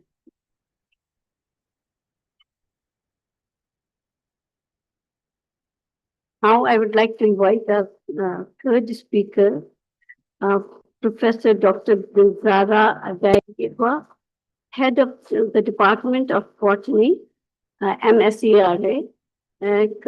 She will be talking about current problems and challenges of study of useful plants of Azerbaijan flora. Welcome.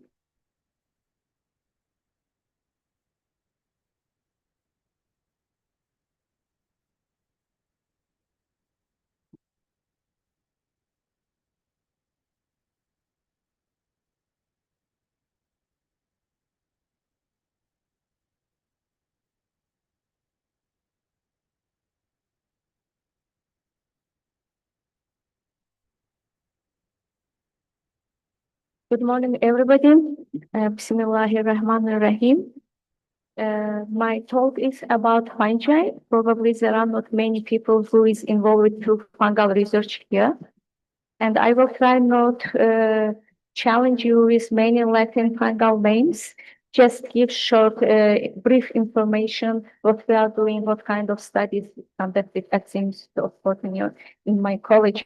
So my talk will cover information about some pathogenic fungi and also some beneficial species associated with mainly trees in Azerbaijan.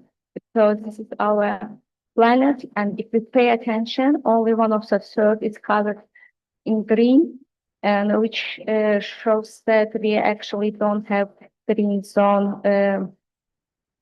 We actually have very little green zone in our planet, and there are estimated 73,300 tree species, of which 9,000 still yet to be discovered. And this is where my beautiful country stays, and the map of the country. It also was shown today by Professor Sayare Badullaeva. I just would like to mention that Azerbaijan is a small but beautiful country, and it has borders with Russia, Georgia, Armenia, Iran, and it also nestles on the Caspian Sea. And if we pay attention to the map, one of the third of the country is covered by mountains, and we have forests also located mainly in mountainous areas. Critical Caucasus is in the north part, and the east part is the minor Caucasus, and we have Hyrcanian forests in the border with Iran Islamic Republic. And if we talk about tree and shrub species, there are about 487 species occur in the country. They are mainly deciduous tree species belonging to the family Pagaza, like Quercus, Fagus, Castamea, and there are also Carcinus, Populus, Betulus, Ainus, and as a genera are well distributed. Talking about evergreen trees, we have a species only of Unitorus, Taxus, and Pinus distributed in the country. As I said, my talk is about fungi, and we know that the fungi include about, let's say, 150 described species already. But according to David Housecourse, they actually, the number of species is estimated about 1.5 to 6 million species. And so this means that few millions have yet to be discovered in the earth. And fungi have a wide range of dispersal mechanisms. They also have a special ability to utilize different substrate, so they can grow in many substrates, and that's why most of them are cosmopolitan.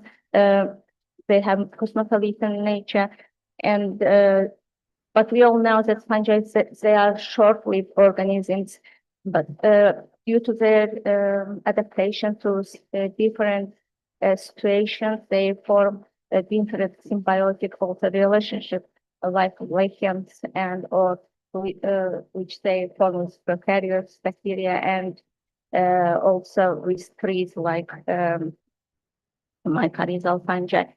And if you pay attention over the last decades, due to the globalization in the world and also free movement of goods around, new introduction of pests and pathogens is evident everywhere.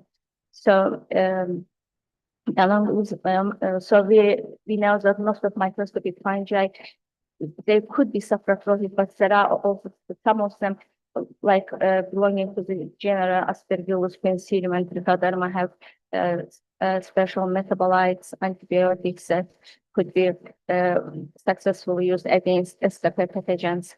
And along with micromycetes, macrofungi, they also have big, let's say, economic importance. As we all know, they have been used since ancient time in treatment in folk medicine, in different diseases in folk medicine. So briefly, I want to say what we are doing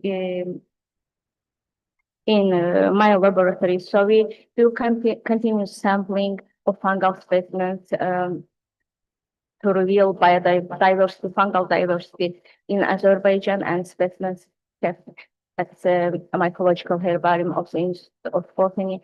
There are about more than 12,000, which represented by 3.5 thousand various species.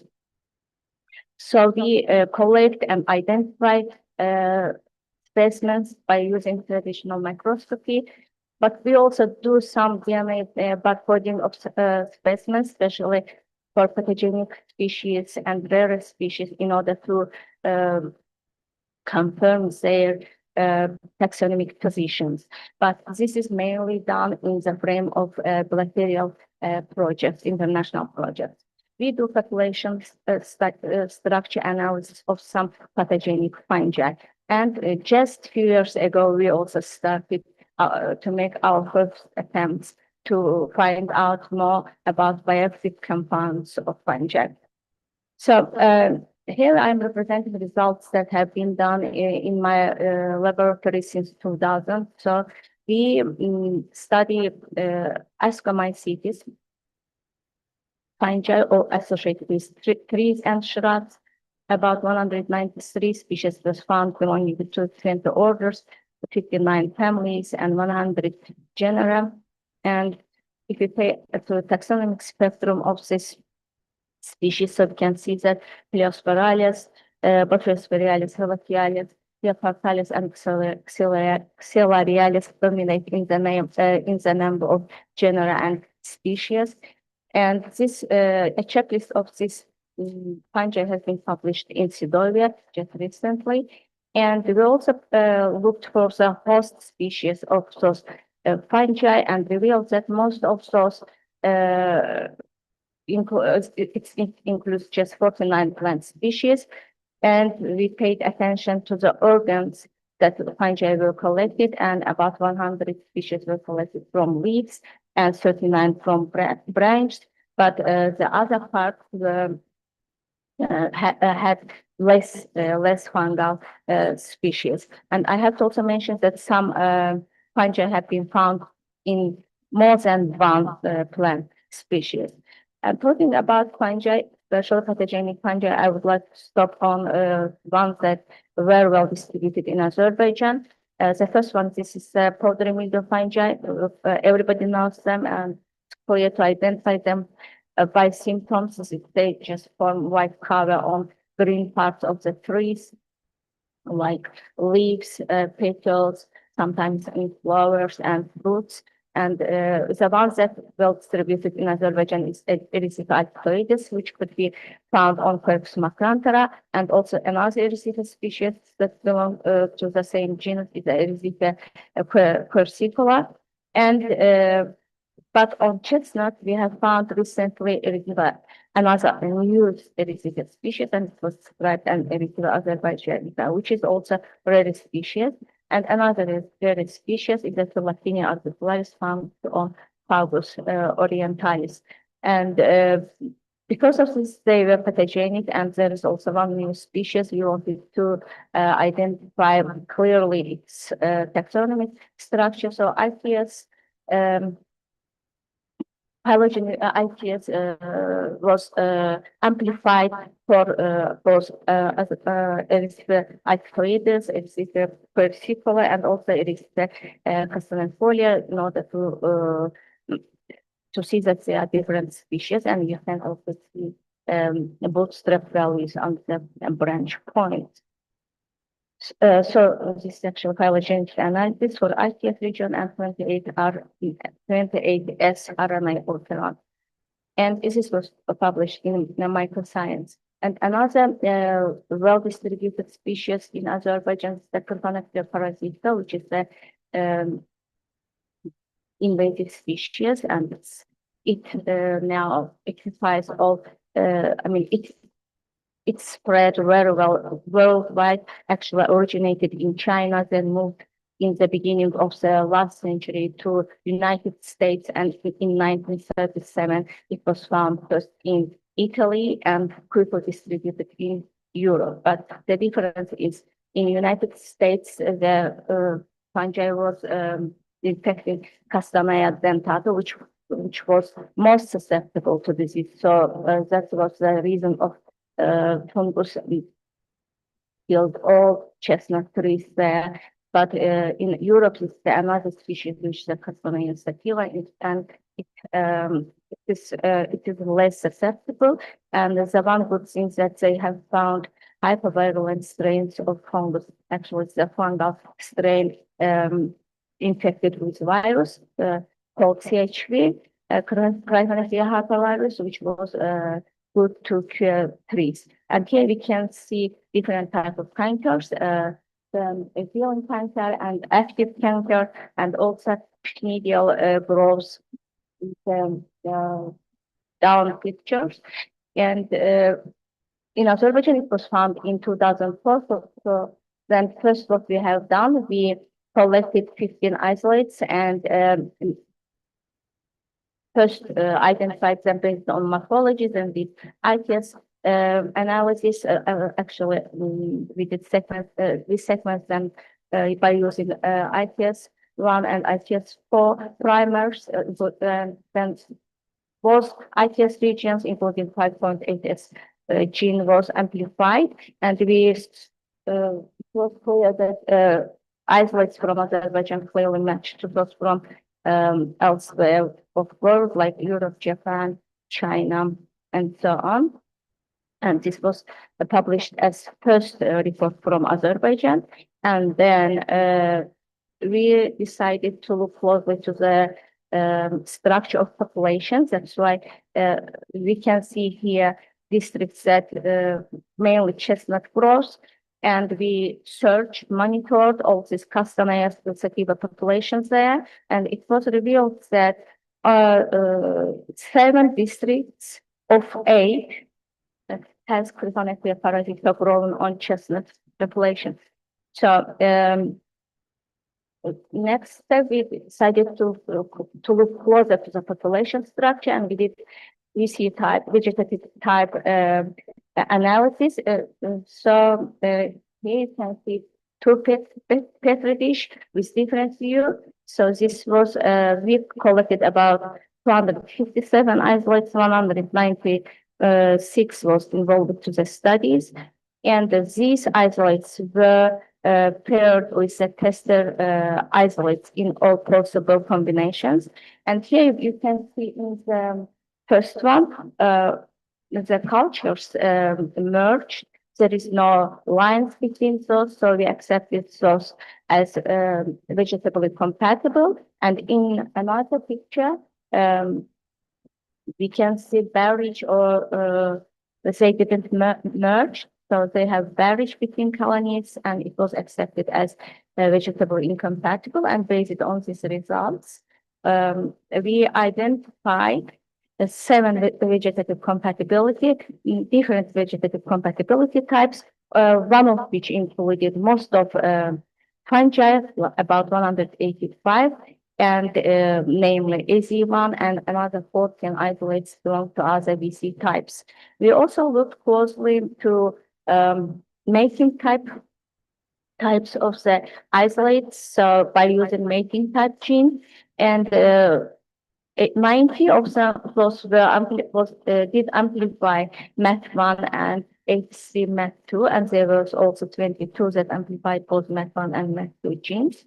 And we also looked to all collected samples under the microscope, and only in the 20%, like 53 specimens had SI and vital ester spores.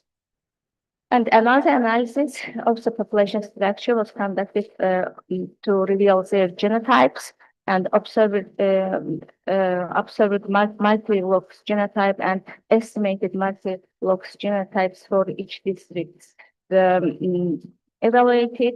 And in the end, we find that there are 6 different genotypes occur within the population, of which the first one, CP-AZA1, included about 192. I mean, just like in vegetative compatibility types, it was the dominant. The thing as vegetative compatibility types and also genotypes were absolutely different from those found, let's say, in other parts of the world, but it was very close to the ones that from Georgia. So we came up with assumptions that probably fungus moved to Azerbaijan from Georgia. So we did conclusions that parasitic population in Azerbaijan has a very low VC type diversity, which will favor biological control, and also the widespread occurrence of sexual and asexual structures suggests that both reproduction type exist within the parasitic population. This was published in Forest Pathology. And as I said, we checked all fungal isolates, and the no CHV1 was evident, and unfortunately, and this information also published in Forest Pathology. And then we decided to go for viral characterization. I'm not going to talk about viruses here, and just a quick note that we found immunovirus and reported it, and also RNA virus, new RNA virus belonging to antivirus group. And it was suggestions that maybe these new viruses block the effect of the CHVs. That's why we cannot find in the population this fungus.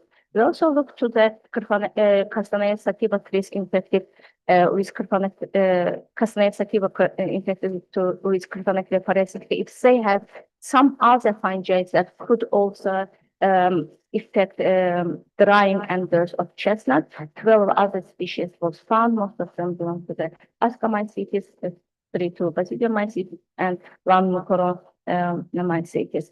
So we did a conclusion that obviously Castanea sativa tree host more species co-occurring with Cryphonectria parasitica, but further research is needed to find out their effect to the tree. And just recently, we have started to study of bioactive compounds. I mean, actually, to find out if we have mushroom species that may have some bioactive compounds. So this was we first started with literature search, and we have found about 23 species growing in Azerbaijan. That this is a preliminary research. May have bioactive compounds that could be used for pharmaceutical or some other purposes. And this information based mainly on folk medicine. And here you can see that just a few species belonging to Markella and tubers. They are ophthalmitis. They have some immunoinflammatory, antimicrobial, anti-inflammatory abilities, and there are even more basidiomycetes that could be may have different bioactive properties like proteins commandos.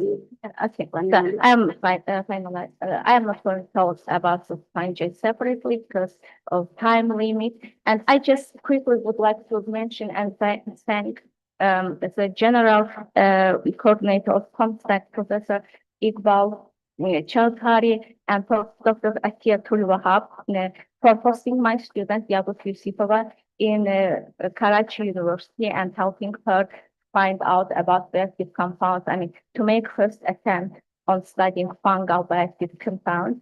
And this research came out with good results. So a new secondary metabolite was found from crude extract of sulfureous, and also a new derivative was synthesized through biotransformation of anti-cancer drug dexamethasone, which also showed significant aromatase inhibition, but slightly less than drug dexamethasone.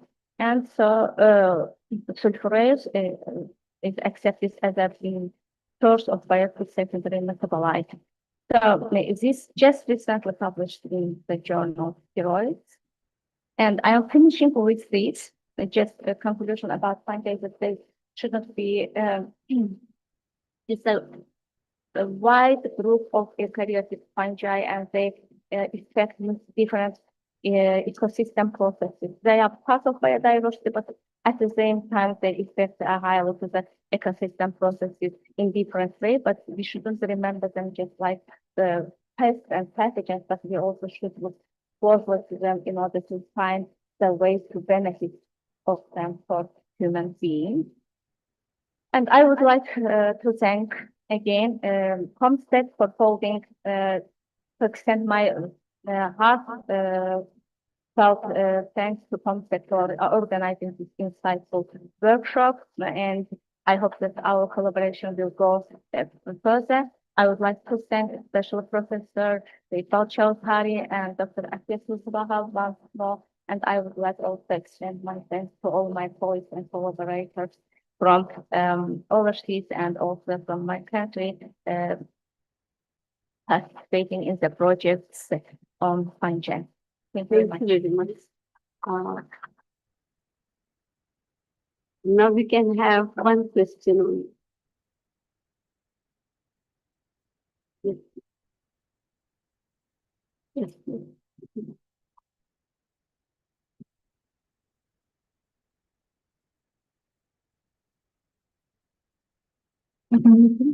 Okay, I have a quick question. As you have mentioned that you have collected the same type of fungi from the different plants, right? Can you please a little bit slow? Okay, as you have mentioned in one of your slides that you have collected same type of fungi from the different type of plants. Okay, so what would be the possible reason behind either the same type of region or climate, or the plants share the same type of chemicals like the flavonoids or other chemicals? Okay, okay, What's question also, okay? okay, as you mentioned that you have selected same type of fungi from the different plants, right? Yes. So what would be the possible reason? Same type, okay. So, yeah, but diversity of fungal diversity of our country for all biodiversity. Plant diversity, microbial diversity, so fungi is a fungus of microbial diversity. But actually they are so it's always to is some of them mainly from plants, because there are other of soil of water. So biological diversity now not on our path and short application or short lifetime is but still some from like say the climate change might be some current ability. And but for much by now how many buckets and can book those and can part and that benefit from. Okay, some of them are edible, they have distinct property, but among them some of them have that's really. And there are also some examples. They are the always but something like that. So by now, the work has since our staff point, then we try our work. Thank you. Yes. Thank you very much, Professor Desara. Okay. You have mentioned that there are different fungi, same fungi from different plants. Yes. So what is the reason behind? What's the reason? Spreads. Okay. Spreads. So, some of the protein, some of the fungi, not one and fine. So they don't really accept. They have different. Okay, so they just correlate and they just from air or from pollution or from different. But theoretically, from plant, and there are some factors that for example,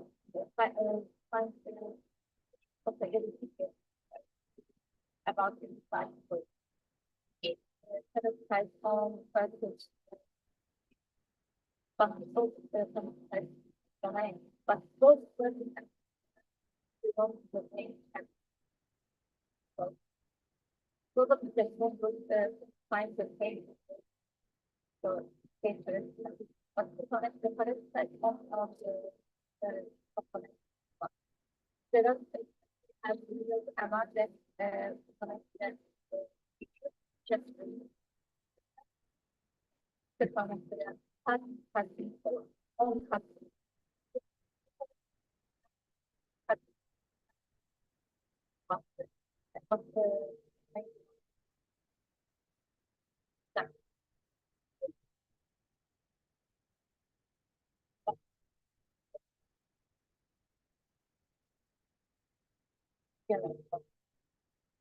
Thank you, Professor Dr. Bezara. It was an excellent presentation. And thank you for the great contribution in the field of mycology. Thank you so much. And now I would like to invite Professor Dr. Atiyatul Wahab. No, I'm so sorry. It's Professor Dr. Nidar Mursal. She is working at the Scientific Institute of Botany, MSCRA.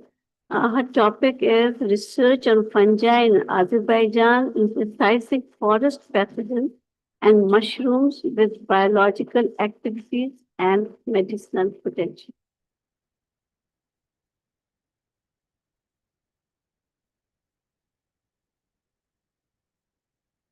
Thank you very much. My presentation is dedicated to the endemic species of Azerbaijan, their biological active compounds and the possible use. Firstly, I would like to introduce Azerbaijan's flora and endemic species. As you know, Azerbaijan diverse climate, soil, and vegetation, and its location is from the southern East Asia, from Asia, Iran, Iranian, and the Caucasus have looked at the rich flora in Azerbaijan. It is enough to note that also the Republic of Azerbaijan accounts only 16% of Caucasus territory, but in Azerbaijan flora, you can see and found 30% of the higher plant species. This study of endemic plants is of great scientific importance in the formation of flora and in solving modern problems of the evolutionary process of vegetation.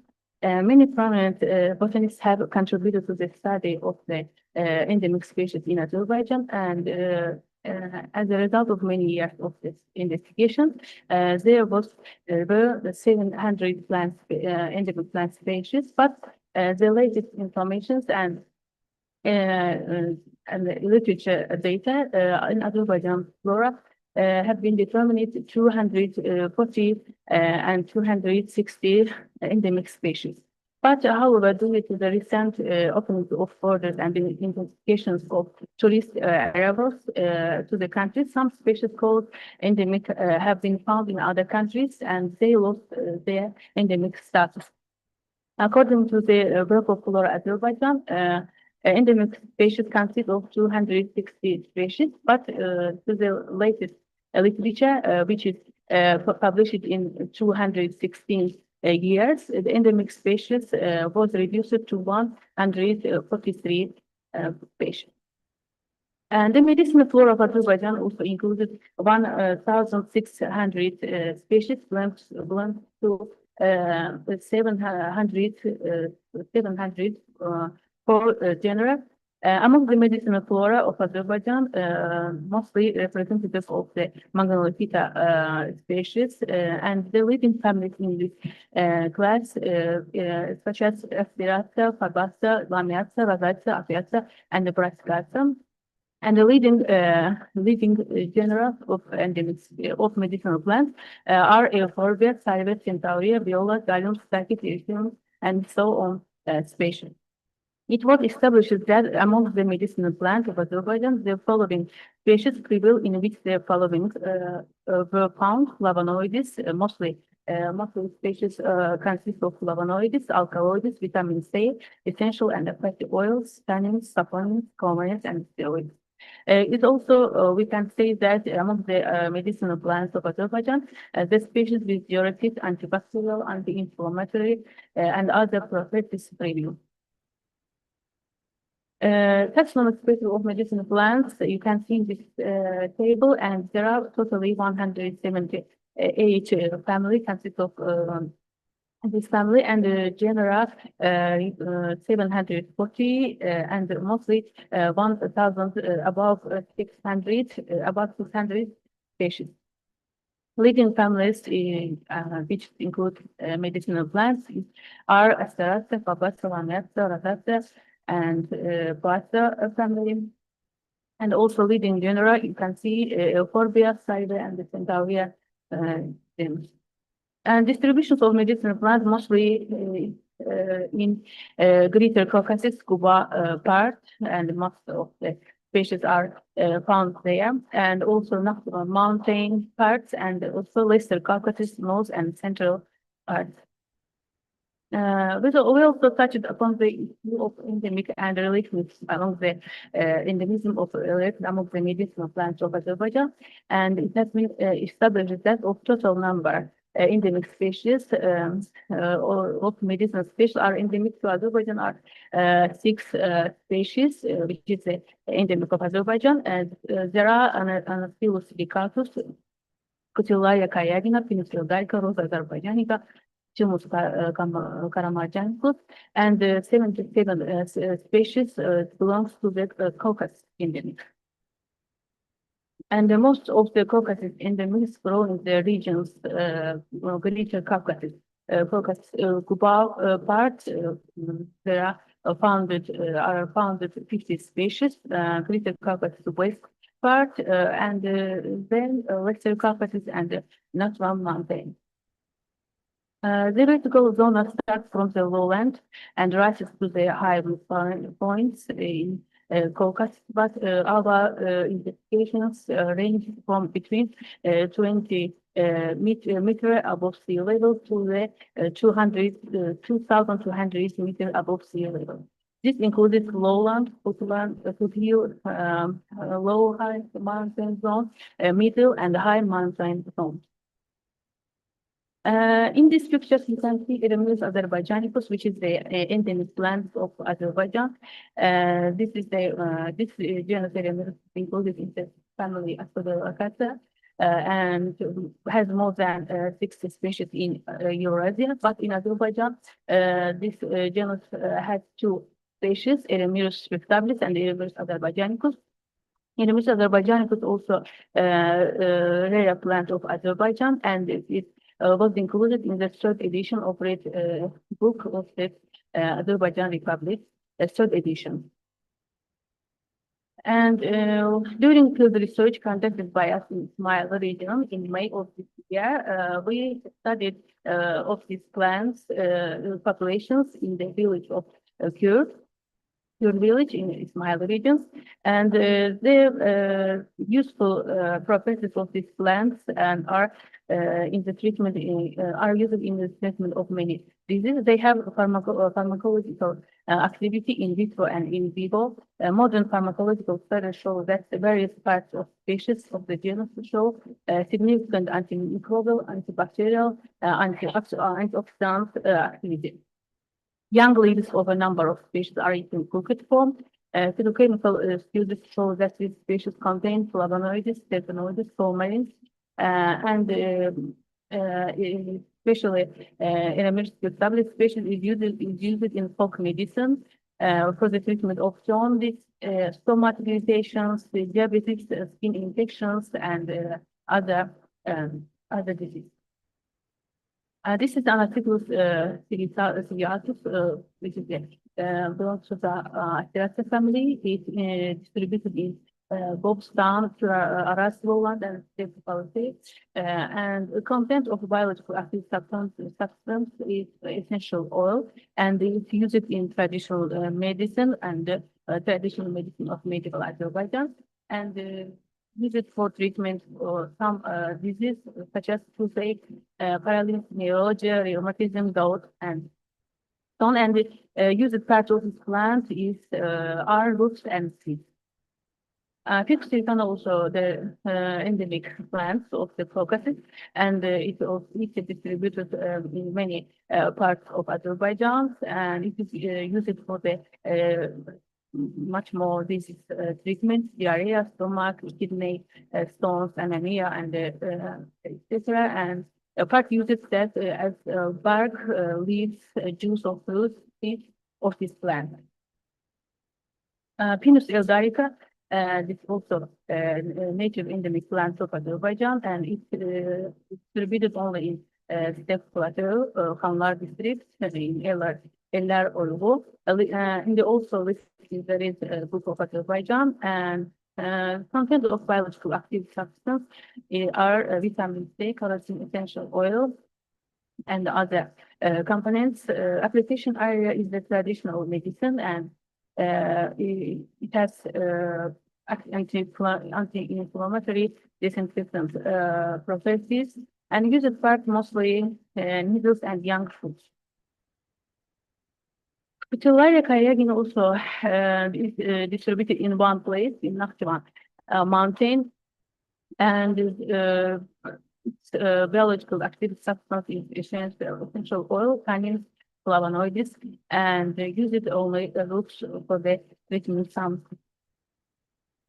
Thymus caramarjanicus also distributed in steppe plateau in mountain, and in application area is experimentally studied, and they affect the properties of these plants, affect antibacterial and fungicidal activity, and used part also used is used mostly grass above ground parts of herbaceous plants. Atropa caucasica is the endemic plant of Caucasus, and You can see it is distributed in the most part of the Caucasus and also in Palestine, Lankaran, and Western Caucasus, Greater Caucasus, and they have alkaloid content of biological active components such as alkaloids, thiamine, aquafine, and carotenoids, and so on. It is used for the more treatment of more disease such as gout, cold, poisoning, eye impotence, and also kidney liver. And used part of its plant also are grass, leaf, and roots. Senescent was also distributed in Greater Caucasus, and Senescent exhibits a range of pharmacological properties, including potential antibacterial, anti-inflammatory, and antioxidant activities, and mostly extract and isolated compounds from the Senescent species, including Senescent platypus, demonstrate the broad pharmacological effects such as antibacterial, anti-inflammatory, and antioxidant activity. I would like to thank all comstechs, mostly, firstly, to dear Professor Iqbal Chaudhary and his teams, Dr. Akira, Dr. Hajima, and other dear peoples, and other, and I would like to thank to other Pakistan colleges which have many good collaborations, such as Professor Mohammed Zafar, Professor Mushtaq Ahmed, and other people. I hope that our collaboration will be strengthened in the future. Thank you very much.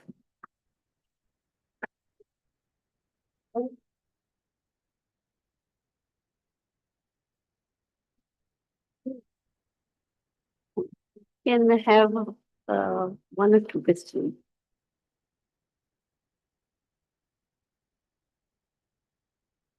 Okay, I have a comment for you. You have actually done an impressive amount of work, and if you digitize your plant in open material, then it would be wonderful based in the United States. And like I have uploaded almost 600 plants of the letter plant. So then we can share that. Yes, yes, I will do. Thank you very much. It's a wonderful thing.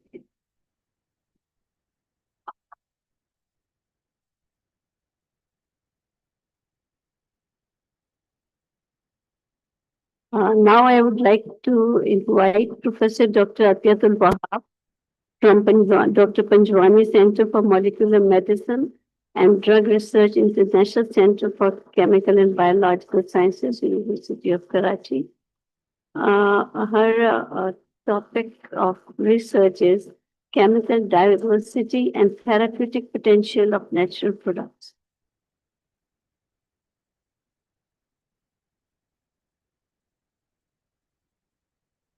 Thank you so much, madam, for your kind introduction. So, we are here to discuss about the beauty of nature and the diversities that nature has given us. And this beautiful scarf that I'm wearing is also naturally dyed and gifted me by dear Professor Ciara. And it's a Azerbaijani scarf. So this is one of the use of our beautiful nature and natural compounds. Natural products, Newman and Craig, they are the very renowned natural product chemists.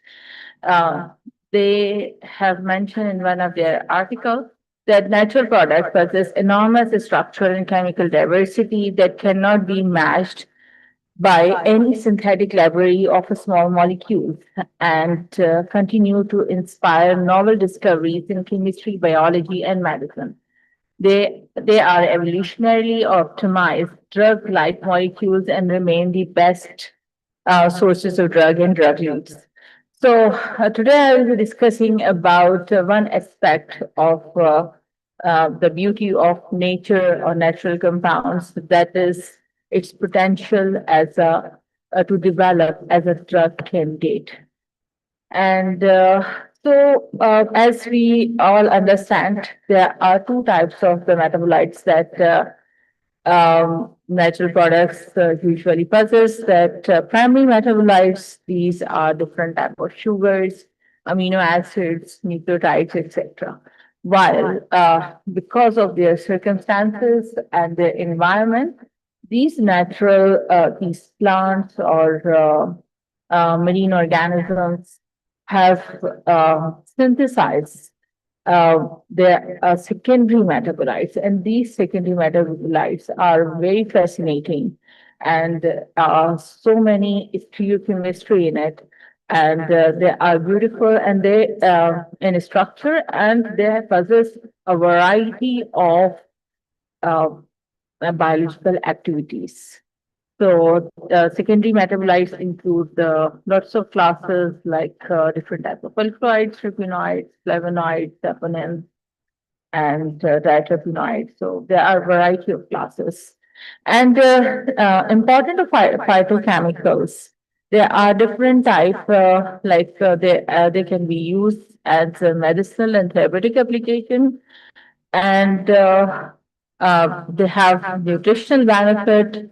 They have herbal. They are developed as a herbal formulation, as Dr. Iqbal also mentioned that in his speech in the morning, that 100 years ago, when there were no synthetic drug available, so before that, so every one of us, the humanity was relying on natural products, and they were treating themselves and used in different type of for cosmetics and dyeing agent for everything. There were these natural compounds that human beings were using, and they are used for the drug discovery and development, and definitely these secondary metabolites can be used, and they are using to protect the crops and agriculture from different type of infection, and also the treatment.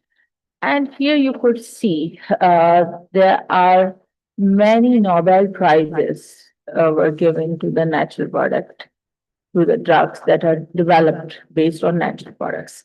Like you can see, in 1939, the Nobel Prize was given to Sevetone and Muscone, these two molecules. In 1947, another Nobel Prize was given for the discovery of morphine, strychnine, cocaine, atropine. And in 1952, another Nobel Prize was given for the discovery of streptomycin. And in 1945, discovery of penicillin would led the Nobel Prize. And very recently, in 2015, the Nobel Prize was given on the discovery of artemisinin and ivermectin. So all these fascinating molecules that we could see with lots of stereochemistry and many biological activities, and they are remarkable drugs. So they are actually isolated from and discovered from the nature. And nature is always serving as a source of new pharmacophore, and that you could see that biodiversity, and also it serves as a living resources, and edible sources and everything. And we have surveyed actually for the use of medicinal plants for different type of diseases in the province of Sindh. And this project was done under the supervision of Professor Dr. Iqbal Chaudhary as part of the team.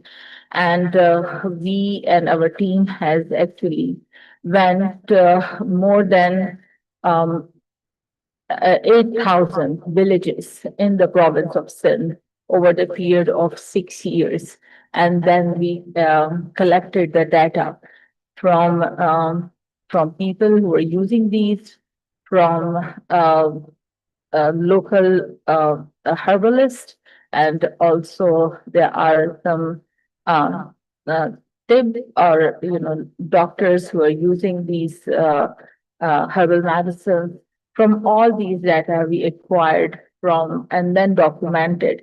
And the reason behind it, because we would like to protect the resources because of the urbanization, and as we are fast moving, and all these information that we are actually getting are from thousands of years, from one generation to another generation. People are forgetting about this. When we have now headache, we just go and take some synthetic medicine. If we have cough, we take some antibiotics. So we are, and doctor, we just go to the allopathic doctors. We are just going far. So we would like to document this so that can be preserved for our next generation. And these are a view for few photographs that our team has surveyed during and in this team we always have a doctor, medical doctor, and pharmacologist, and anthropologist, and a botanist. So we have a variety of people in the whole team to identify the disease and how people are using, and to identify the plant.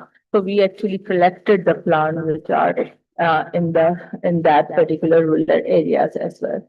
And these traditional knowledge is actually slowly and gradually, we these traditional knowledge that we have documented that can be used to identify and extract the plant material and then take it further for different type of evaluation in bioassays and preclinical studies, clinical studies.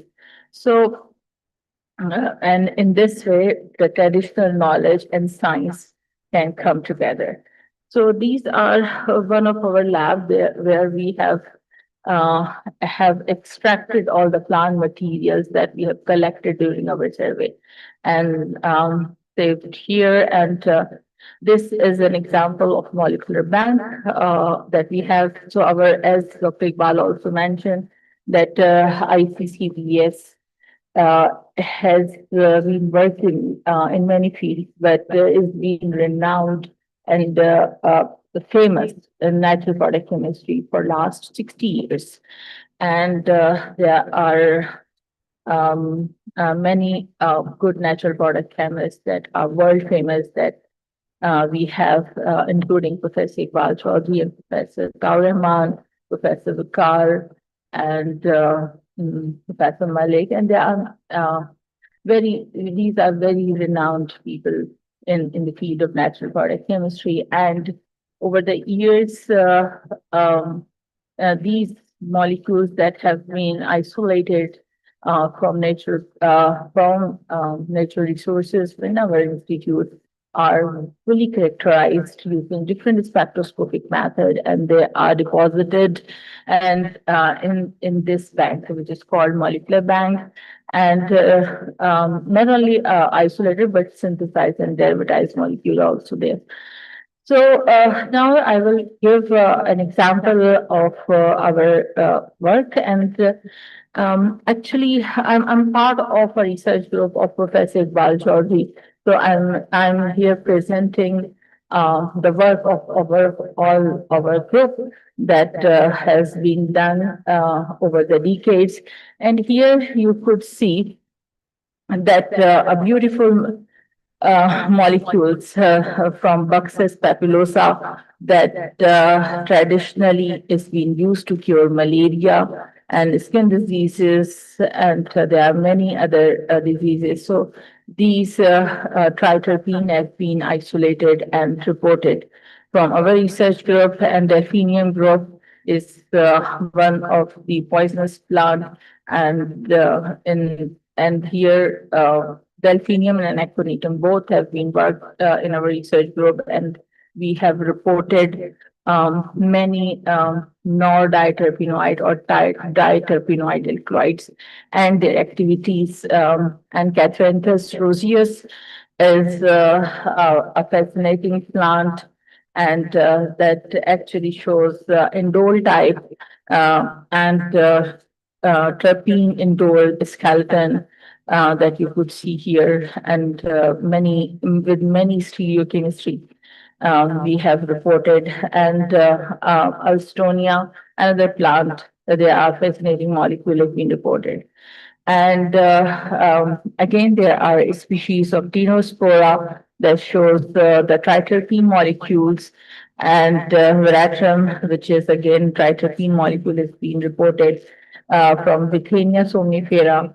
Withenolides are here that you could see, and from Resia species, here you could see different type of indole type of alkaloids are here. So here, an example of another and the work of our group, that is Katsura species, and there are triterpenoids are here that we have reported, and not only the new molecule, but you could see here they are being tested against various biological activities. For example, here from anti-inflammatory and also from for cancer treatment. And here some other molecules from Katsura and the structure. So these are the work actually of many PhD students that have been conducted over the period of time in our research groups. And here now there are flavonoids that have been reported from Coniza, and nortriphenyl chloride that has been reported from Portia, and they are checked against the breast cancer AU565, the breast cancer cell line. And there are flavonoids from Arus and triterpenoid and glycosides from Strophalanthus species. So all these molecules were isolated, and we characterized it and then checked it in different type of bioassays. And here, Gravia asiatica, in Urdu we call it falsa. So these are the antioxidant molecules that we have reported from these species, and these and here in the small font, it's the antioxidant potential, which is mentioned here. And these are physalis minima, and there are physalins that have been reported and checked against the for anti-leishmanial activities. And here compounds from Barbares species, and these compounds were checked for butyrylcholinesterase inhibitory activity and anti-inflammatory activity. So butyrylcholinesterase is an important enzyme for that are involved in Alzheimer's disease. So there are many compounds that we have checked against, and here actually compounds from lichens and Pharmocrema kupri species. These are isolated from a lichen, and they are also reported for anti-glycation activities. And then our group over the period of time have reported many novel compounds. So novel compounds are those whose that type of skeleton structure has never been reported in literature. So that is why it is called novel. For example, here in this molecule, the novelty is the 1819 bis norclerendone is reported here for the first time. And here there are some example of the novel compounds. And here the novelty is an alkaloid bearing N1-methyl and C4 methyl ester substituent. This actually bring it the novelty. So there are many novel compounds that have been reported from our group, and this plant was collected from Koita as honorable chair. Actually, she is long time collaborator. Before I joined as a student, the Institute of Dr. Iqbal Chaudhary, and she has been so kind always that she provide us the plant material in huge quantity. And she's been a long time collaborator of our research group and very kind person as well, and always facilitate us in many things. So these are novel alkaloid reported from Estonia. And so mostly the novel skeleton is being confirmed using X-ray, because these are the skeleton which has never been reported. So NMR always, we get the structure from NMR, but it's always good to have the crystal structure. So, and here there are the new novel carbon skeleton again from Roskia species. And so I'll take a little bit faster. So I just give here many examples. Okay, thank you, ma'am.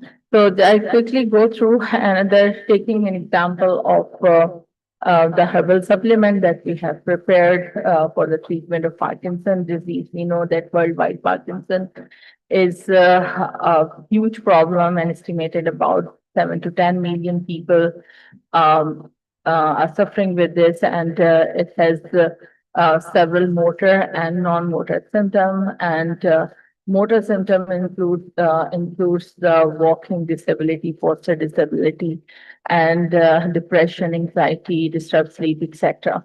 And there is no such kind of treatment yet available. It is the management of the disease which we have, and along with the Searle team, Searle company, we developed this, and we have obtained the Pakistani and US patent as well. There are 2 supplements, and you could see the fascinating molecules that are actually involved in the management. And the results, there's 2 supplements that we have developed, and the results we actually, I would like to show here the pathological group. So you could see the score. These are the scoring, which actually the higher the score 2 to score 8 is 8 is the highest score after 8 rats are died. So scoring is also in human also there is a scoring criteria of Parkinson. So we actually have the pathological group, and we let itself recover, because that Parkinson is not the rat or disease. So we have to induce by rotenone injection. So we need to see if it is self-recovery or not. And then we have the drug-treated group, which we use Cinemed, and we could see the result overall 30% improvement in different groups. And then these are the results of our herbal health supplement, and we could see 55% of overall improvement. And this is the herbal health supplement 2, which also shows 57% improvement. And there are different neurotransmitters involved in this disease. So we have checked not only this, we have isolated the brain of the animals and checked dopamine and 5-HT level. And we really find, you could see here the normal, and these are the pathological range. And after the treatment of our supplement 1 and 3, these are very close to the normal, and as compared to this pathological group, that shows it's really working. And we have filed the application for the clinical trial. So there, and these are different things that we have developed. In conclusion, we have demonstrated that it's possible to transform the folklore practice of the use of medicinal plant into clinically useful product through appropriate preclinical and clinical studies. Initiating from bioactive substrate and drugs, we can generate even more potent chemical space as drug-use molecules. These are my colleagues who are involved in this. And at the end, I would like to thank first Professor Iqbal Chaudhary. He's my teacher, my mentor, and all the work that has been presented here is under his kind supervision. though I'm a professor there, but every time he's, mashallah, very much involved. And whenever he visits, and even he's not visited and he's here, we always call and make him engage in different scientific engagement, and his guidance, and it's very visionary. He always guides us and give us the right direction. And we discussed a day-to-day basis, the science and everything. He's guiding us. He's our mentor.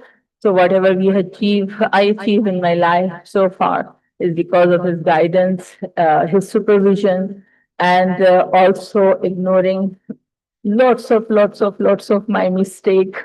And he always, besides all my mistake, even I cannot be as patient as he is. And Madam knows, because Madam is much more closer to Dr. Iqbal Chaudhary, and he knows him very well, that he's very patient person. And he has very much patience. And second, I would like to thank Comstech organization who invited me in this workshop. And I'm so thankful to Professor Ciara. She is an inspiration personality. When I visited her, she has showed me whatever she has in a very short time, all the books and monographs, and hundreds year old books, and it's so much preserved. And I was really shocked that it's 500 years old that you were showing me. So she has showed me lots of things. It's a fascinating institute that he's running, and Professor Dr. Dilzara, she's like my sisters, and all my colleagues. Thank you so much. So no time left for questions. Thank you very much, Dr. Athiya, for the very impressive presentation. And I would like to congratulate you and your team for conducting extensive research in this field. Thank you. Now I would like to invite Dr. Emil Shekurulu, Institute of Botany, MSERA. She will be talking about chemical composition and medicinal importance of Lectuca species of Azerbaijan. Welcome, madam.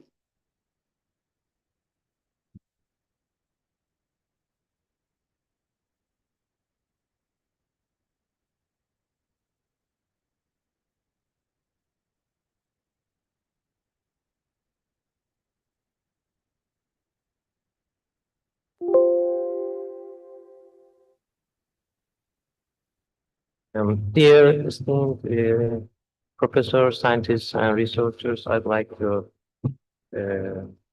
greet every single one of you, and thanks the Comstech for hosting us right here, right now, such a kind of great opportunity. And as a brief introduction, I'd like to move on to the task that I have done. The Lectuca species of Azerbaijan, their chemical composition and some biological activities.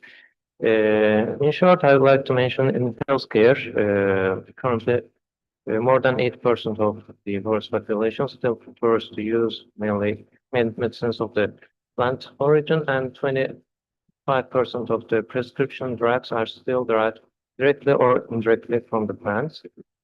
And the global trade in medicinal plants and their products was valued at 60 billion United States dollar in 2010, and it's moved up to 5 trillion by 2050. It's an estimated number. Approximately 70,000 plant species are used in the treatment of different diseases, but only 15% of them are studied in terms of their pharmacological potential. A large proportion of the estimated 391,000 terrestrial plant species haven't been phytochemically studied, and their pharmacological potential hasn't yet been studied. Despite the richness and diverse flora of Azerbaijan, only a small number of around 5,000 plant species belonging to more than 200 families have been chemically studied.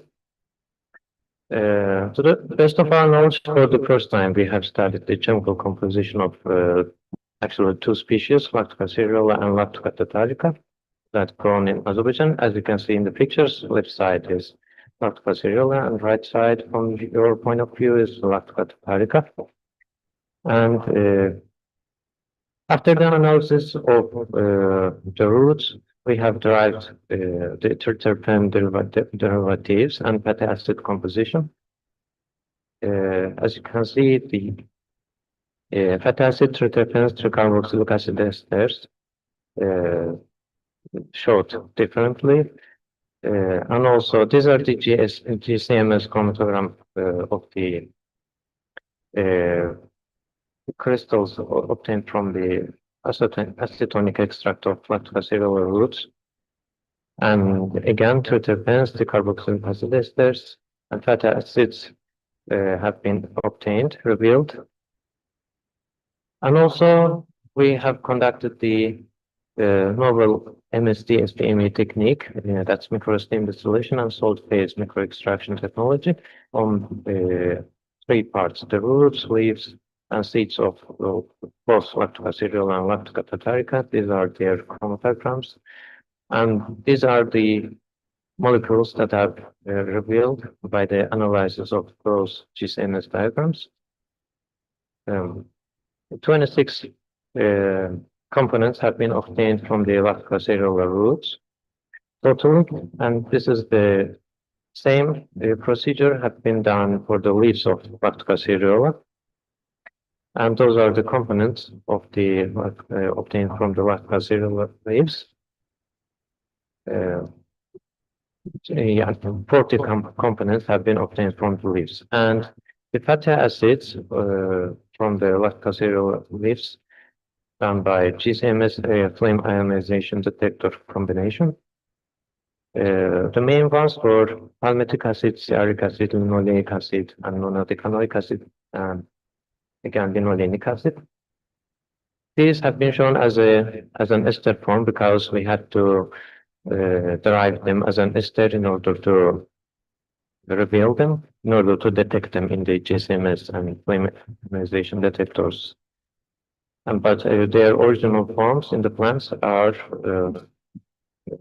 the acid form, fatty acid form. And lastly, the Lactica cereula seeds, the fatty acids. These 11 fatty acids obtained from Lactica cereula leaves, as you can see, mainly palmitic acid, stearic acid, oleic acid, linolenic acid, and etc. And the next plant is Lactica tatarica. We have derived, we have also analyzed by microsteam distillation salt phase microextraction technique on Lactica tatarica leaves, roots, and also seeds. These components have been derived, revealed from its leaves, mainly, again, these all are volatile components, hexanol, heptanol, limonene, anginol, linalool, nonanol, and etc. Some of them are used in fragrance industry, some of them are used in pharmaceutical industry. And yeah, so 34 components totally obtained from its leaves. And with regards to the roots, totally 21 components obtained from its roots. Again, eucalyptol, as it's a well-known component, 1.8 semiol, pacimine, and nonanol, hexanol, some aldehydes and ketone, those that belongs to these groups mainly, and also e-anetol is also a well-known product. And with regards to its seeds, we have revealed 16 components.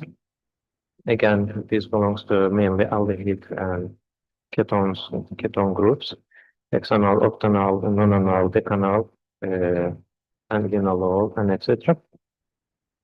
And we have made a comparison of the components that have been obtained from both species.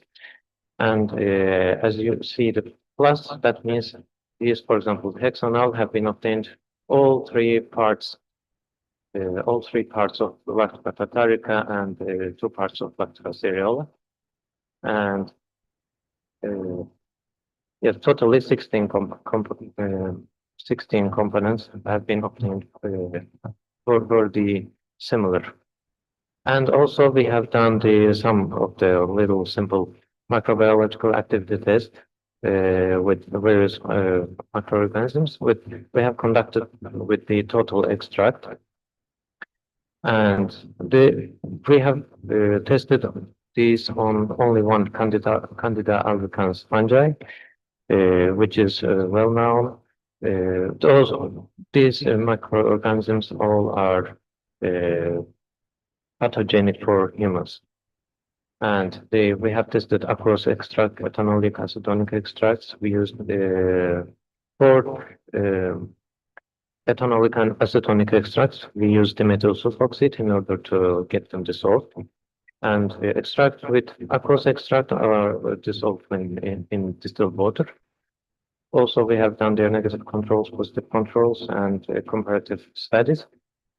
And the ethanolic extract has shown more antibacterial activity in comparison with the other ones. And the next species is Lactica tatarica. The same experiment has been done on it with the same microorganisms, the strains.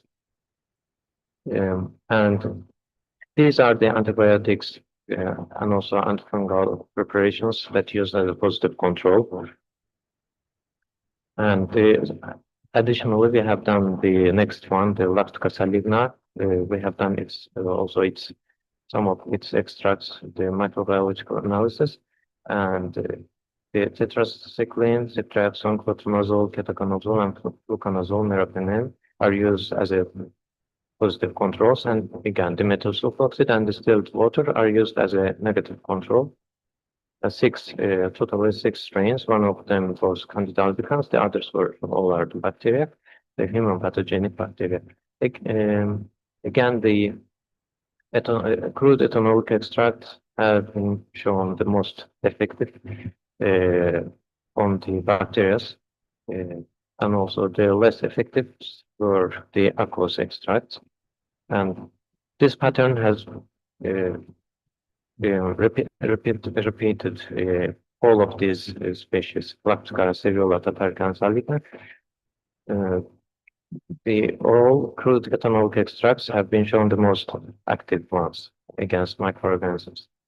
And I would like to thank every single one of you, and from on top of the general coordinator to the persons who work behind the scenes. I would like to thank every single one of you for a great warm welcome and for hosting us. Thanks. Thank you.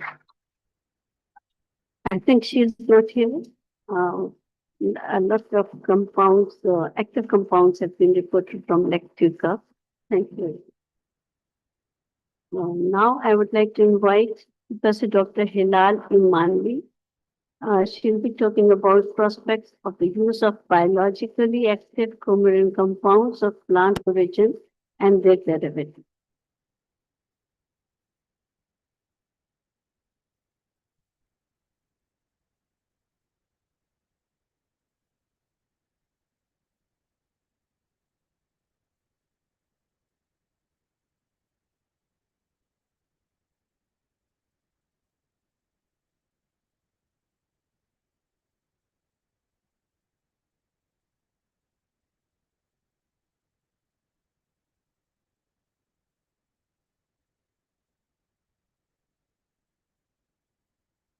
Assalamu alaikum, dear conference participants. Gratitude to you. I express my gratitude for your management of committee. My presentation will be about protect for your biological activity coumarin companies of plant origin and their therapeutics.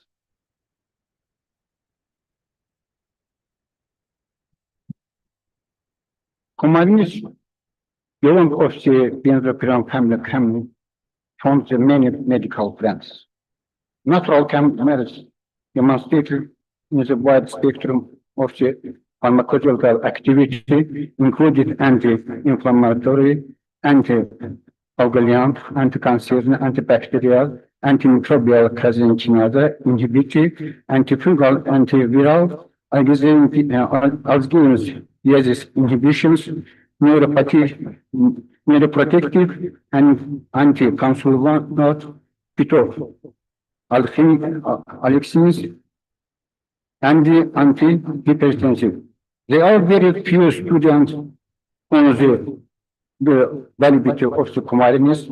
Therefore, further investigations are necessary to study the availability of different commodities which already shows good biological activity in previous studies.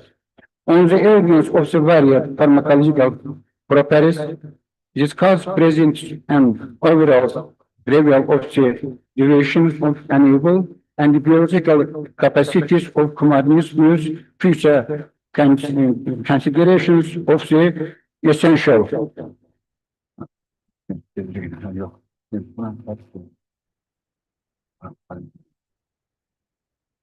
Plant synthesis allows collection of natural products can lead to secondary metabolism. Secondary metabolism has important ecological functions, supporting plant protections against microbes and the herbivores and the practical parts in the attractions of the motor activity. Humans are secondary metabolites as the source of the dryness, aromatization, flowing agents, and the wide spectrum of other.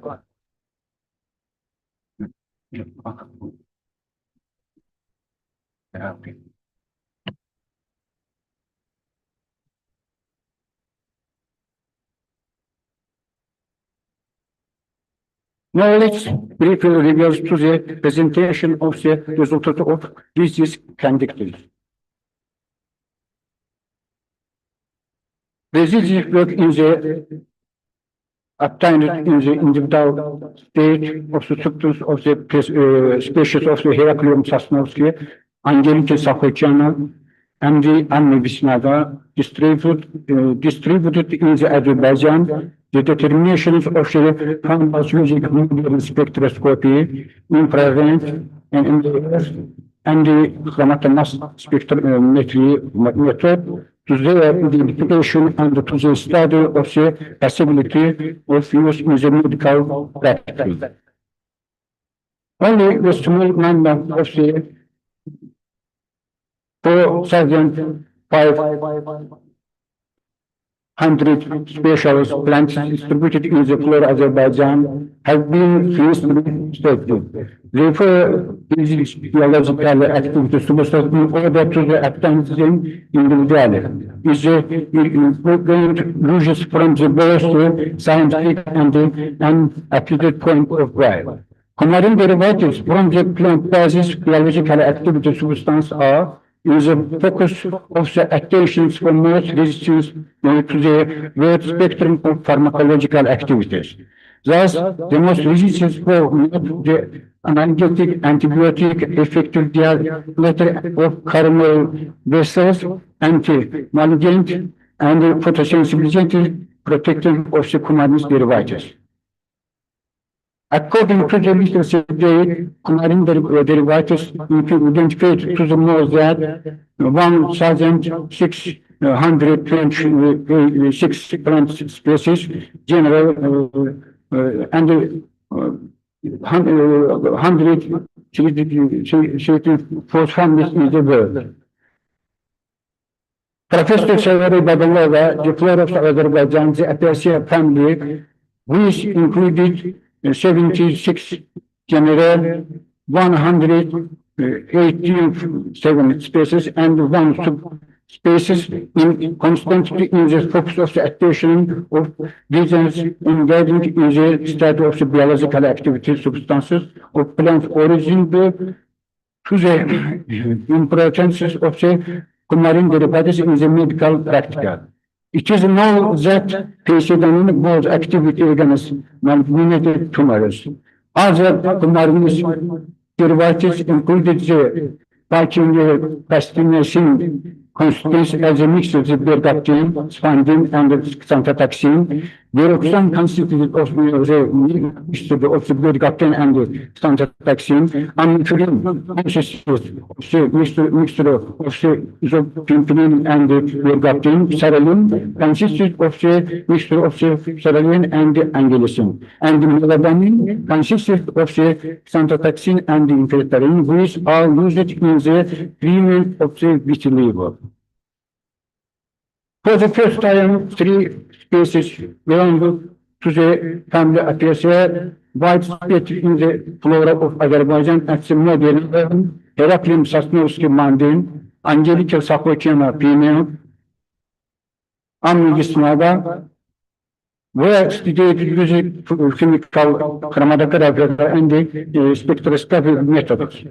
Six substances combined derivatives were individually isolated from the root of the Heraclium sosnovski species, and the four combined derivatives were individually isolated from the roots of the Angelica sapochena species by column chromatography.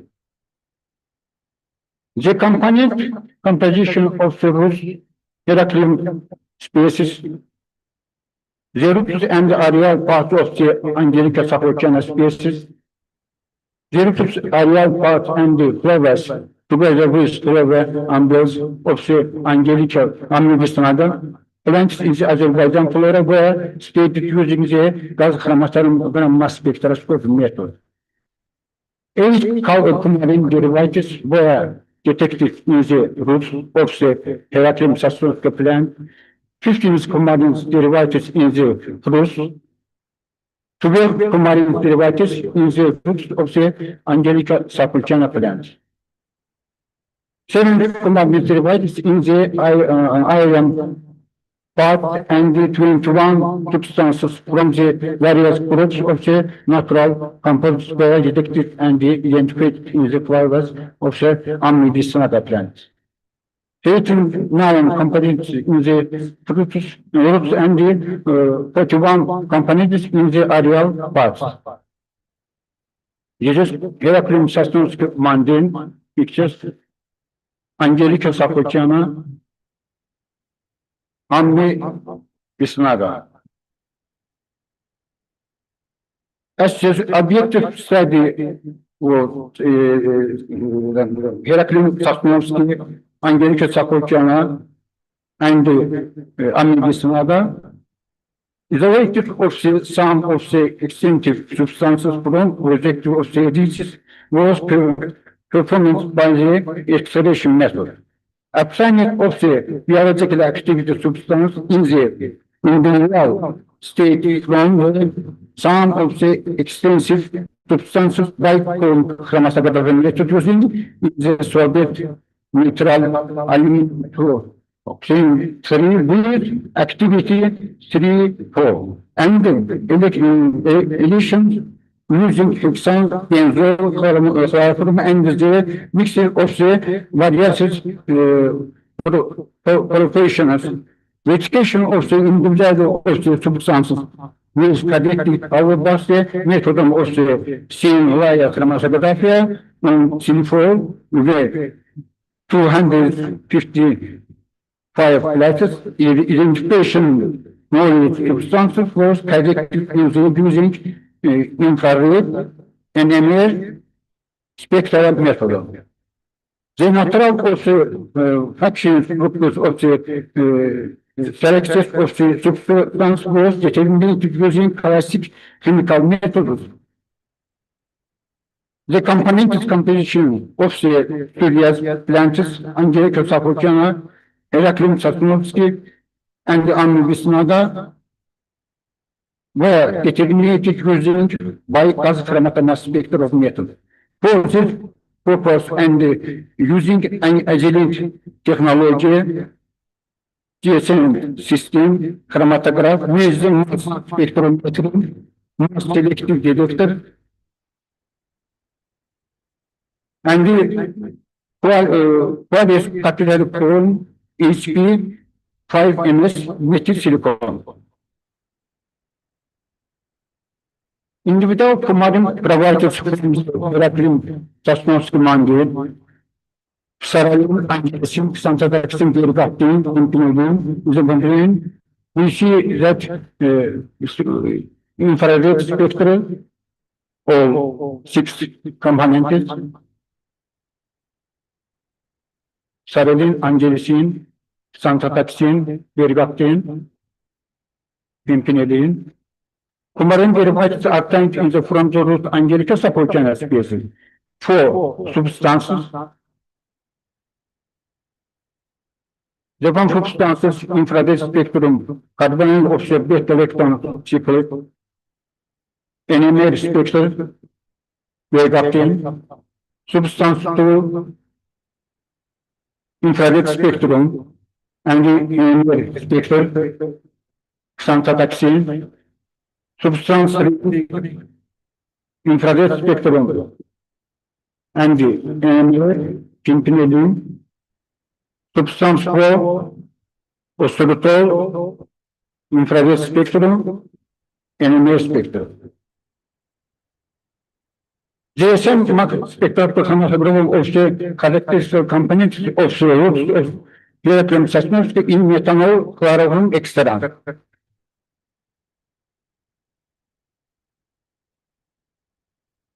This is the name of component angilicine, mass spectrum angilicine, mass spectrum cerulean, mass spectrum predon, mass spectrum bergaptin, xanthataxin, pimpinidine, orgestolinum, is also 20 component.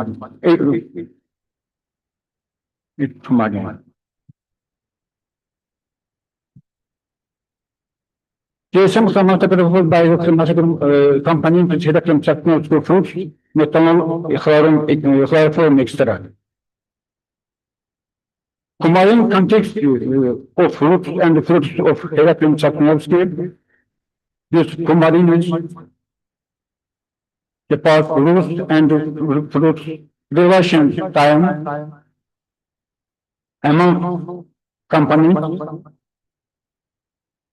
There are components 14. Just similar color. These components similar. Color is a different component. Because characteristical component is Heraclium Sosnovsky,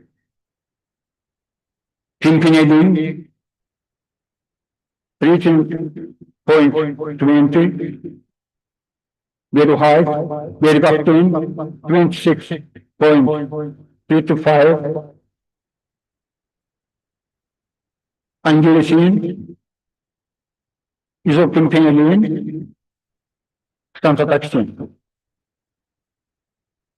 Similarly, of the fruits, angilicine, 14.9, Sarayun 0.97, xanthataxin 4.48, Belgaptan 14.72, pimpinidine 15.54, and isopimpinidine 7.14.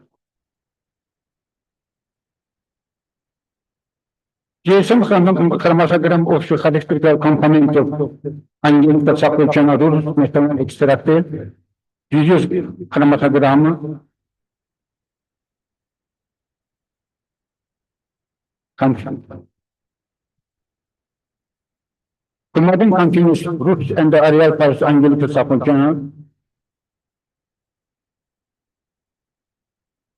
Roots and the aerial parts. Mutation time among calcium patients.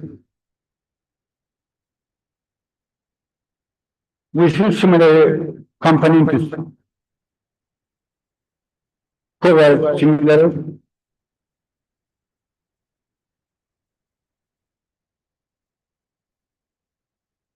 GSM مثلا قرص methanol chrome extract was to medicinal part.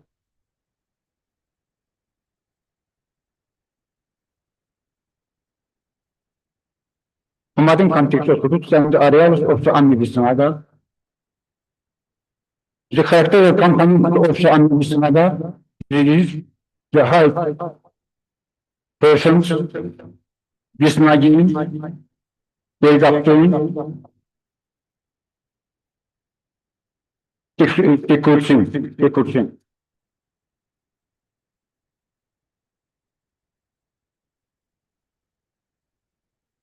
This is Hamas and the Medicinal of progress and the continued in this Hamasagadan, Hamas extra of the progress and Medicinal. Commanding continuous of flavor included Medicinal.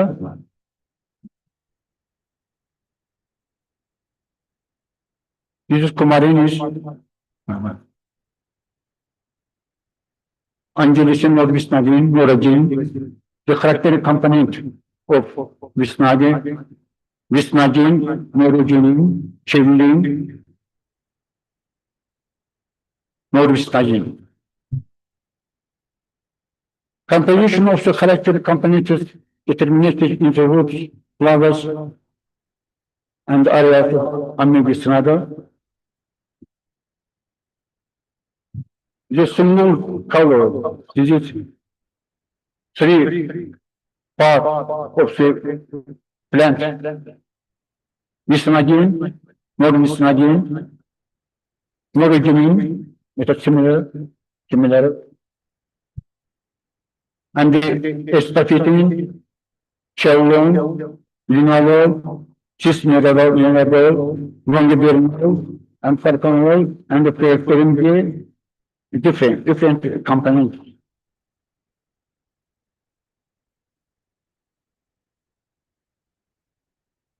So chemistry is the study of biological of the plants focused on the chemical preparations and the biological activity.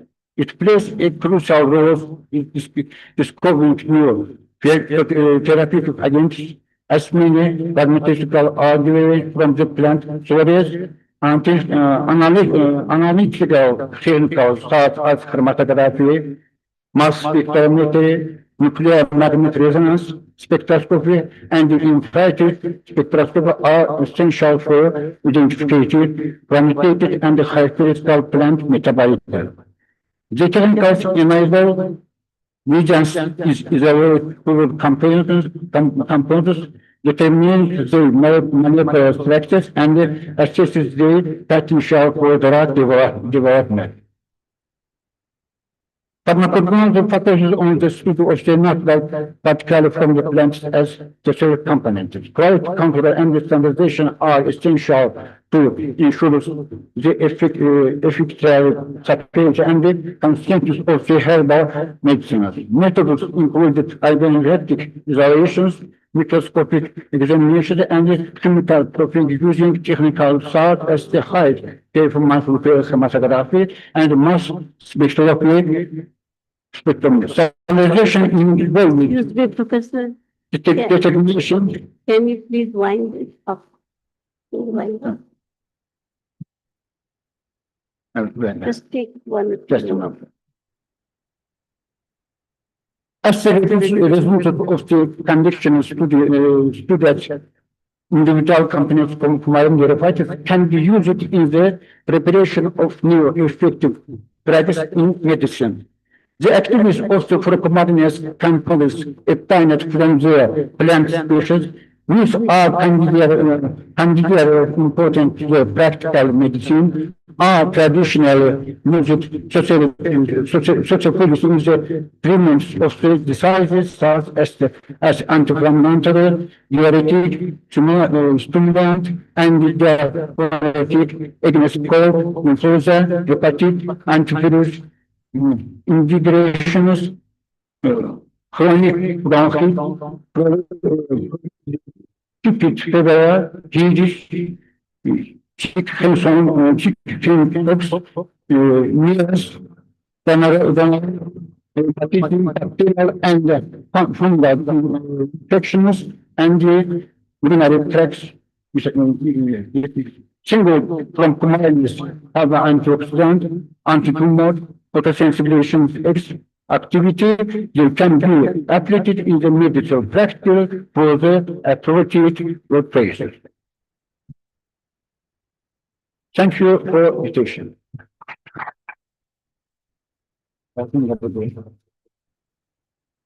Thank you, Professor, for the outstanding contributions. Lots of work has been done. And that concludes the session. I'm thankful to all the speakers, honorable guests from Azerbaijan, and we look forward for further collaborations, particularly with me, because I am the botanist.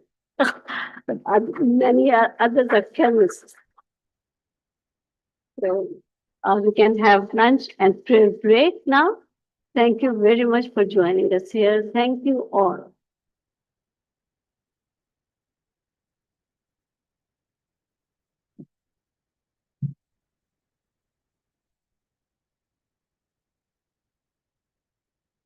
Okay, so we have a lunch break and it's a prayer time. So we join by 2:15 o'clock at the auditorium. Thank you.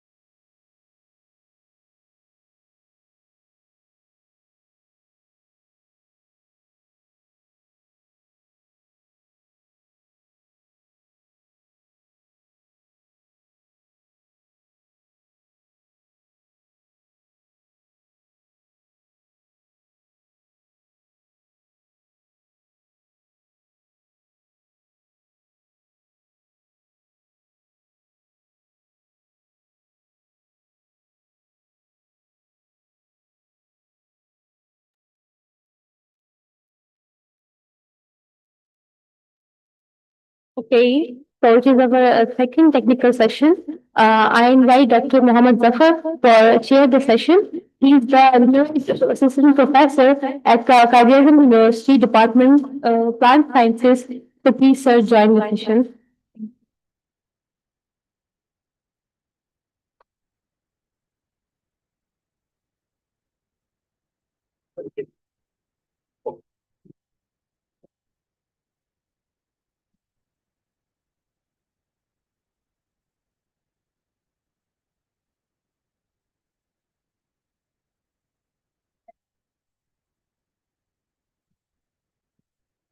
Bismillahirrahmanirrahim. I would like to formally open the session. I would like to invite Professor Dr. Ashana Dar.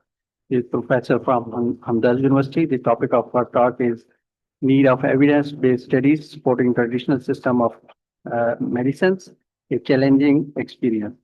So please, Professor Ashana Dar.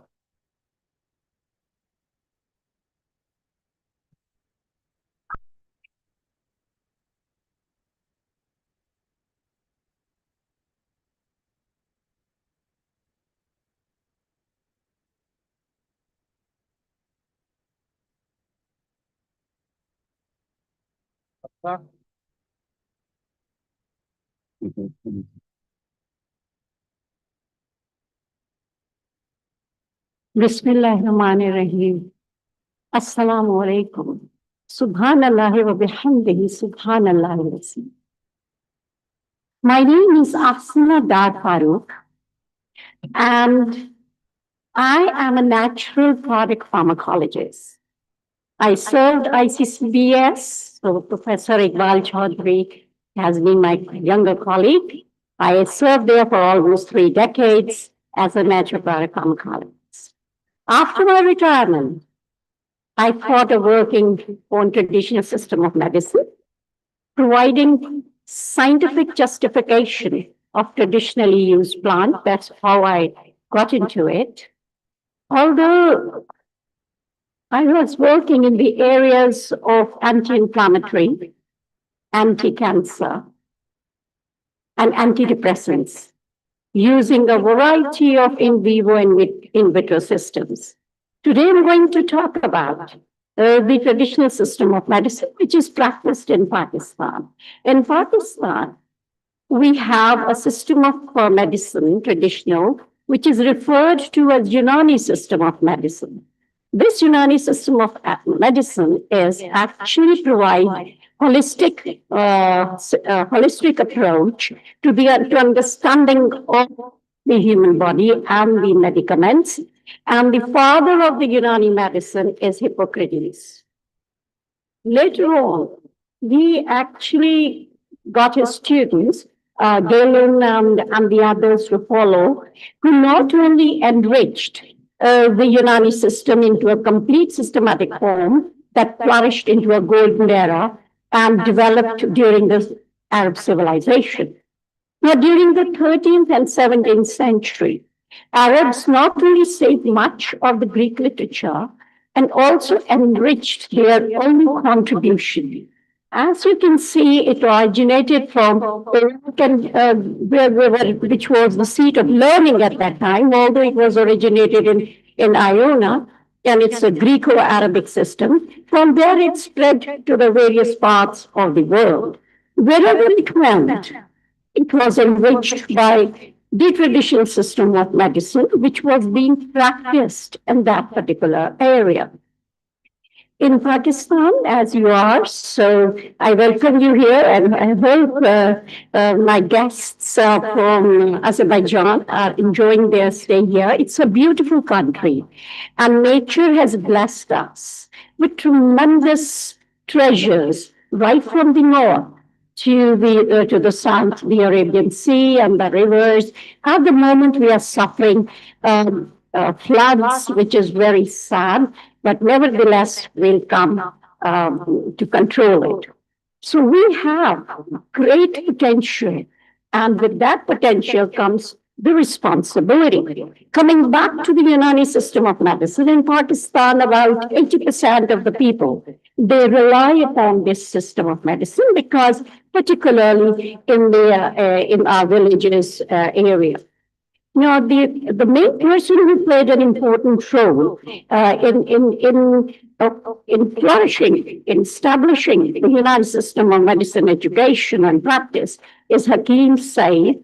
And he actually, during the partition, he opted to join Pakistan. He came to Pakistan and established the Hamdard clinics, Hamdard laboratories, and of course, research centers, and later on, the university, which I'll talk to you later. Then the lady on my right is Madam Sadia Rashid, who is the chancellor of Hamdard University and is the daughter of Hakim Said, who is actually not only carried on the mission of Hakim Said by doing the philanthropic work and the educational work, and there has been a continuity, and she has also helped in the development of the Faculty of Eastern Medicine, particularly in the development of Unani laboratories, that is Unani system of laboratory system. And she is serving here. Gentleman on my left is Hakim Abdul Hanan. He is a very renowned Unani medicine practitioner and was the ex-vice chancellor. And the gentleman on the right is the present vice chancellor. He is doing his administrative job very efficiently. Now, the journey of the Unani medicine was initiated, as said earlier, by Hakim Said as a school, which was referred to as a college, where the education was free. Later on, then in 1991, the Hamdard University was established, and the Faculty of Eastern Medicine dealing with the Unani medicine was established in 1995. In Pakistan, we have the legal status of alternative medicine, and there was in the Parliamentary Act, which was then Unani, Ayurvedic and Homeopathic Act in 1965. And there are specific councils for the homeopathic and for the Unani and Ayurvedic.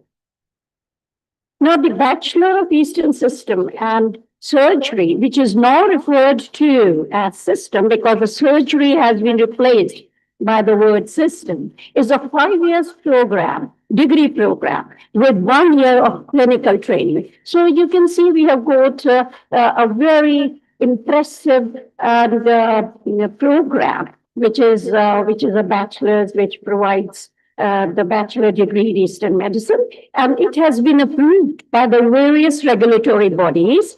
And of course, it's under the council, that is the National Council of Fed. And in addition to the undergrad system, we have got the postgraduate system leading to MPhil and PhD. So that means there is a lot of experience that the Hamdard University enjoys. And if anybody is interested, in particularly our guests from Azerbaijan, if they're interested in developing the curriculum and initiating the program, the undergrad program and research collaboration, we will be honored to help you. Now we have in Pakistan more than 14 colleges, more than 14 universities which are offering this program both in the private and the public sector. As I said earlier, there are regulatory bodies, and most recently, on 26 February, National Council of PEB visited us and evaluated. Now, in this whole system, when I joined, they are excellent practitioners. Their knowledge is perfect as far as diagnosis and the treatment is concerned, and it follows the Unani principles. One thing which was lacking was the evidence-based studies as far as the animals are concerned. So keeping that in mind, I requested our chancellor that I want to establish a Unani medicine research laboratory. And that's how it all started. And then there was COVID, so we had to wait. Nevertheless, finally, the keys of that empty laboratory was handed over to us in 2021. The Unani system has got a certain structure, as you can see, and the person who is I have highlighted with red mark played an instrumental role in developing the animal models, particularly the ones which I've been talking about mainly. Now he has his experience from China, and he has very strong background of physiology and immunology, and that is a perfect combination for the animal models. Now, this is the training of the UMRI teams, because you remember I said that they have got Unani medicine background, but they don't, of course, they are practitioners, and you don't expect them to know the various intricacies which are involved with the animal handling and the pipetting and all that. So we have to train a group of people. Now, the research activities at the moment are varies from antioxidant, hepatoprotective, anti-inflammatory, and PCO. I will be talking about the PCOs. And the Unani formulation, which is referred to as Picolin by one of the graduate students who received her PhD just this year. Her name is Tabiba Lina Hamid. And she is, and the gentleman who is on the left side is the research supervisor, the one with the glasses. And this is the work I'm going to talk about. PCO is the most common endocrine condition in women of reproductive age. It increases the risk of the metabolic disorders, and about 80% of the women who are suffering from infertility, they have PCOS. Not only that, 60% of the women with hirsutism, that is the hair, also have the possibility of developing PCO. The three major diagnostic criteria are the menstrual irregularities and the polycystic ovaries, that is, there are cysts there, and the clinical or biochemical hyperandrogenism. You see, the androgens, the level of androgens are higher. And there are 30% of the sufferers, they develop acne. And it's a very complex hormonal disorder with diverse symptoms. And any of out of three signs which has been shown, if they signs of symptoms, they might develop PCO. The global incidence varies from 4 to 20% in various areas. However, the reports in Pakistan is quite alarming. It's over 50%, and I think it's about 54%.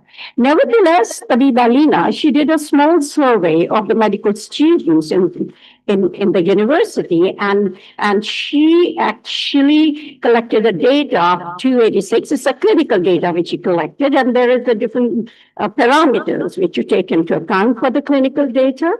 And 21% of the females, they suffered from PCO. That's very alarming.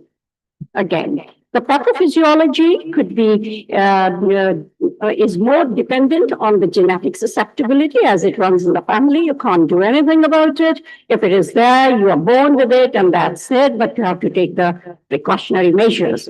The other thing is the lifestyle.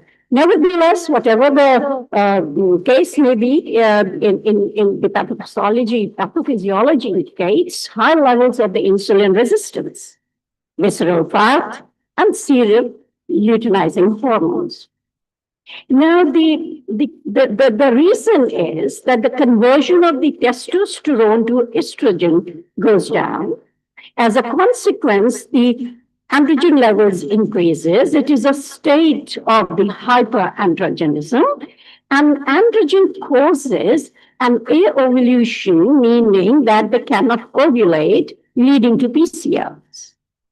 Now, if you look at the Unani concept of the PCO, according to Ibn Sina, the characteristics of hirsutum due to an increase in the androgens in evolution and amenorrhea. It is the same thing. However, the hormonal disturbances is because of the Balhami massage, because in United medicine, it's the massage which is very important, and that is phlegmatic, meaning that the nature of the disease is cold and moist. When it is cold and moist, depending upon the situation, the treatment would be just the opposite to that. So that treatment would be hot and dry. This you have to remember, because I will be talking a lot about it. Now, what was the rationale of this study? The rationale was due to the complexity of the pathophysiology of PCO, approach is symptom-oriented. Once it is symptom-oriented, that means one has to explore to the other systems in which there is a holistic approach, and United System of Medicine does provide a holistic approach. For the management of PCOS, the picoline was formulated by combining various plant extracts, rather various plants that are traditionally used according to the temperament, that is hot and dry of the disease, and supported by the scientific evidence of decreasing the reproductive and metabolic disturbances which are linked with the PCOS. So keeping that in mind, she made this picoline preparation. Before that, our previous studies demonstrated that picoline has the potential to improve the hormonal balance in the PCO female patients.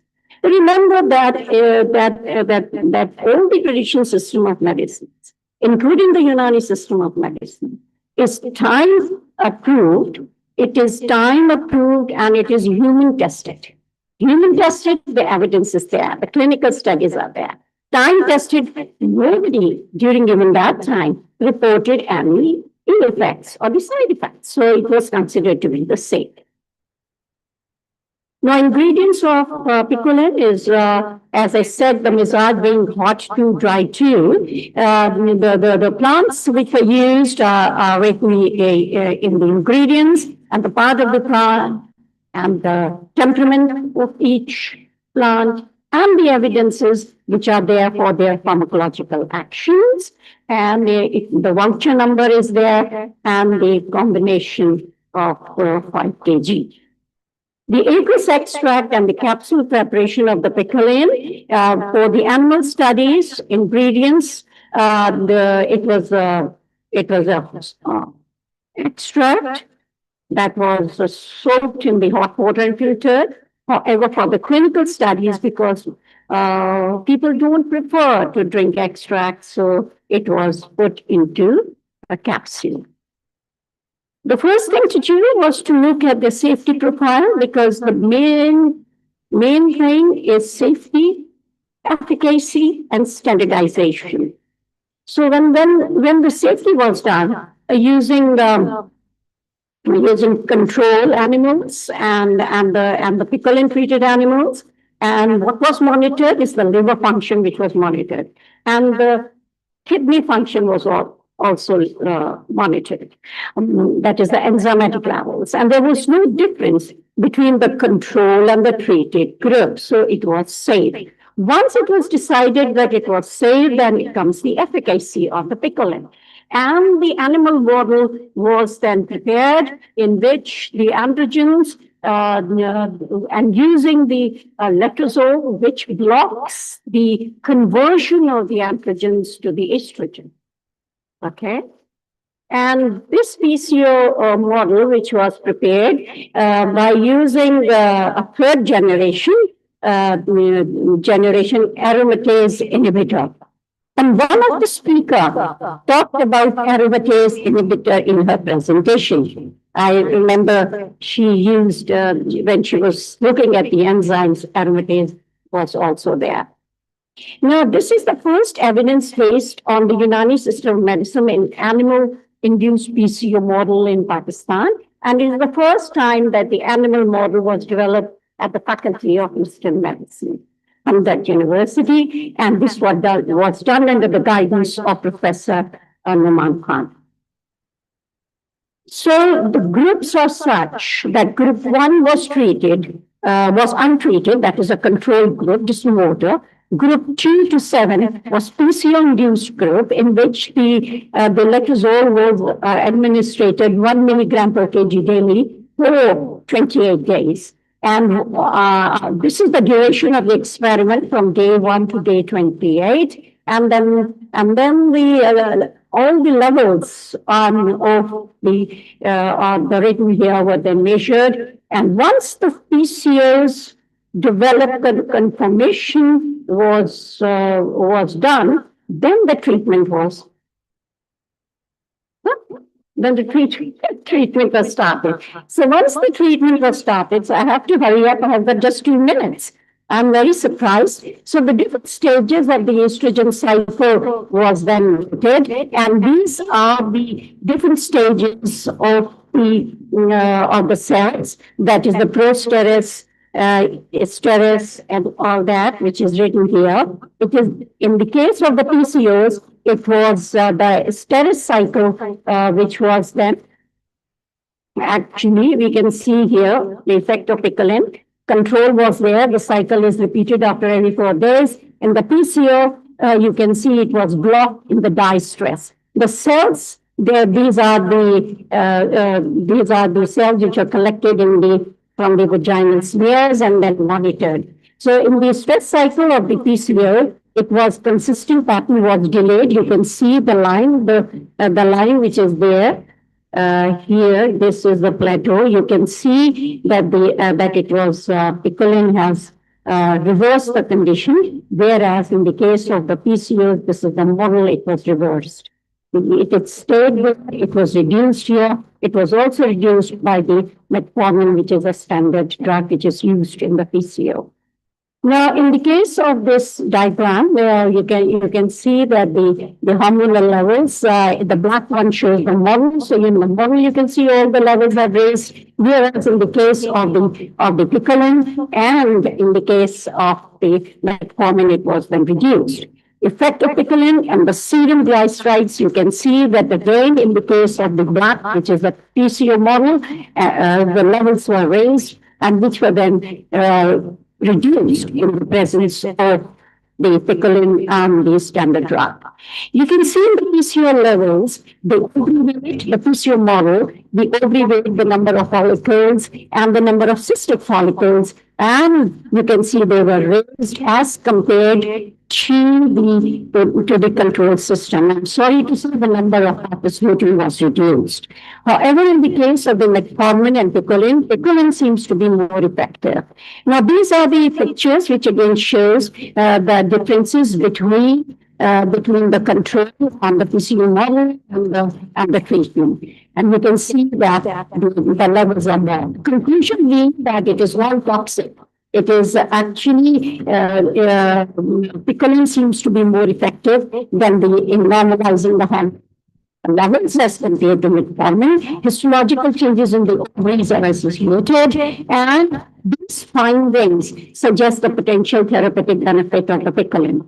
Now she has received many awards and she has been very active in generating awareness. Now we are going to talk about some of the antidepressants. Now, since Nina developed this background of handling the animals, being a tabiba herself, she then started her own group who are doing now research in the field of the antidepressants, performing the in vivo studies and behavioral studies, biochemical studies. Then another girl is Aisha. She's doing the antimicrobial activities, and they are now generating evidence-based studies using microorganisms or the animals. And the potential of the extracts for the prevention of lung fibrosis is being done by another student. So they are using animal models to induce the lung fibrosis by the bleomycin. Bleomycin actually is anti-cancer drug, but it also induces the fibrosis in the lungs. And then she is also working with the grapes and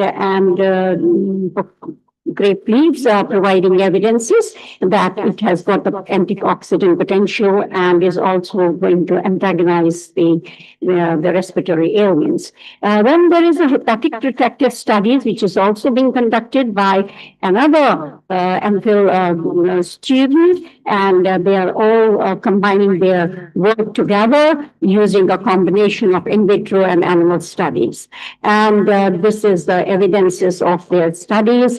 And long live Pakistan, Azerbaijan friendship. And I do hope you recognize the beautiful hairy bulbul and yasmin. These are the national flowers of Pakistan and Azerbaijan. In the end, I would also like to thank all the audience for their patience, for putting up with me. And I would also like to thank Professor Iqbal Chaudhry for inviting me here and for giving me the chance to talk about this system. But I'm not a talker for 20 minutes. I like to talk for more than 1 hour. So that is my problem.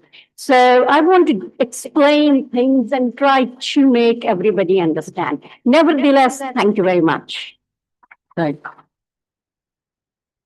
you so much, Professor Sanadar, for your briefing about Hamdard University, history of Hamdard University, also about Hakim Muhammad Said Saab, also difference between Junani Ayurvedic and homeopathic council. Also, you are pioneer in UMRL. So just very brief questions, 1 or 2 questions from Professor Sanadar. Anybody, please? Well, if you don't have any questions, I have. Okay. Yes, please. Please, Doctor. I would invite both you come and visit Hamdard University and have a look. We have got 7 faculty where you will be entering. And would like to invite in particular. And I would like. And I would like to invite in particular our guests from Azerbaijan. By the way, I visited Azerbaijan and I have been to Baku and one of the conferences. It's such a beautiful place. Thank you very much. Thank you so much. So our next speaker is Professor Dr. Jamshed Iqbal. He is a renowned pharmacologist. She is representing Pharmaceutical Sciences, comstech University, Islamabad, and Ahmedabad campus. So the topic of his talk is discovery of new ligands for ectonucleotidases to explore their potential for treating diseases. It's a very interesting topic. So please, Doctor.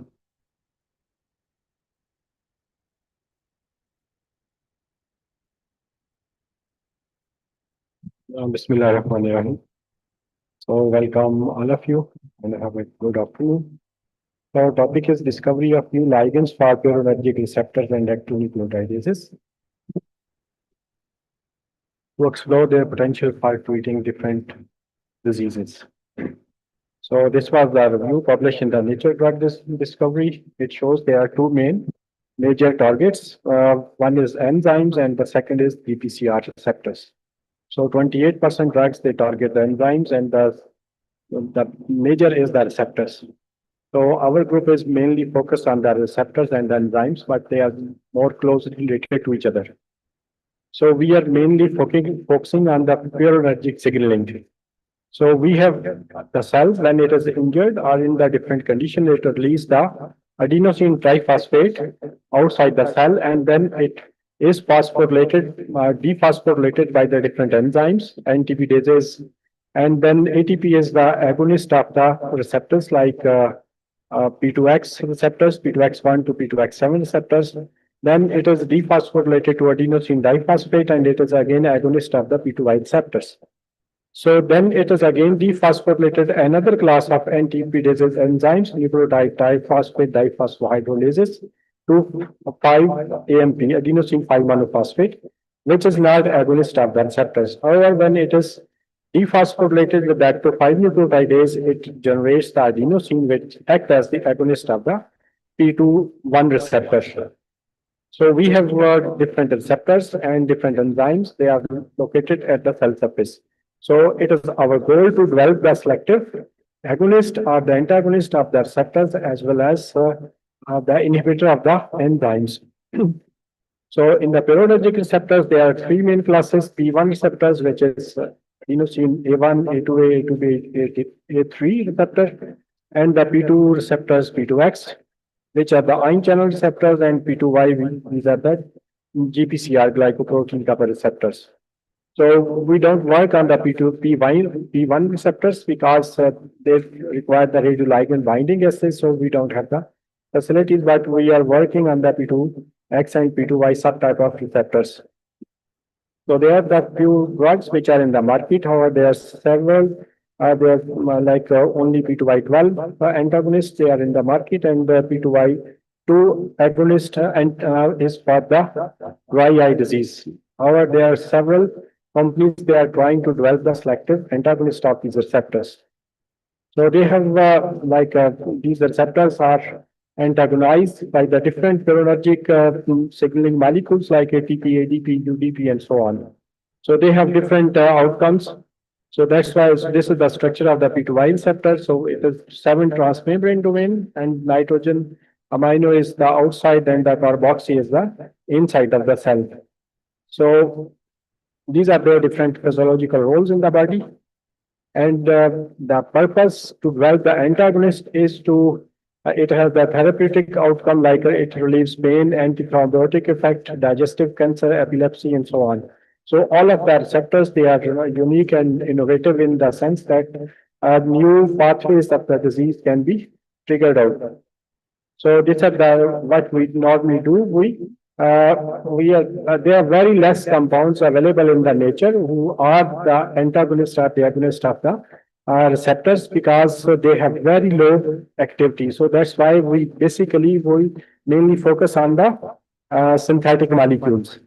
So we synthesize the compounds based on the knowledge from the literature as well as from the computational studies. We find we make the homology models, and then we screen the compounds based on the affinities. Then we compare with the literature, and then we design our own compounds. Similarly, we have the plasmid, then we transform into the like E. coli, then express in the mammalian cell lines, and then we perform the assays. So these are the receptors which we express in our lab.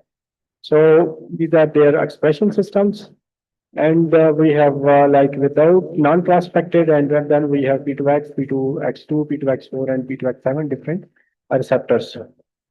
So these are the already reported antagonists. So what we do, we took the literature and we search for the reported molecule, and then we try to incorporate our own different substitutions in the molecule, and then we find.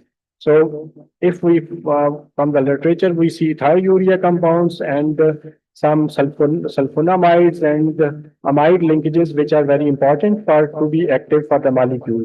So that's based on the literature knowledge, we design our own molecule, keeping all the ligands in the same place based on our computational knowledge. So we synthesize different molecules of indomethacin derivatives, thiourea. So these thioureas, they bind inside the active site of the receptor. So that's why we put the thiourea inside the indomethacin. So we synthesize the different derivatives, and then we analyze against the different receptors.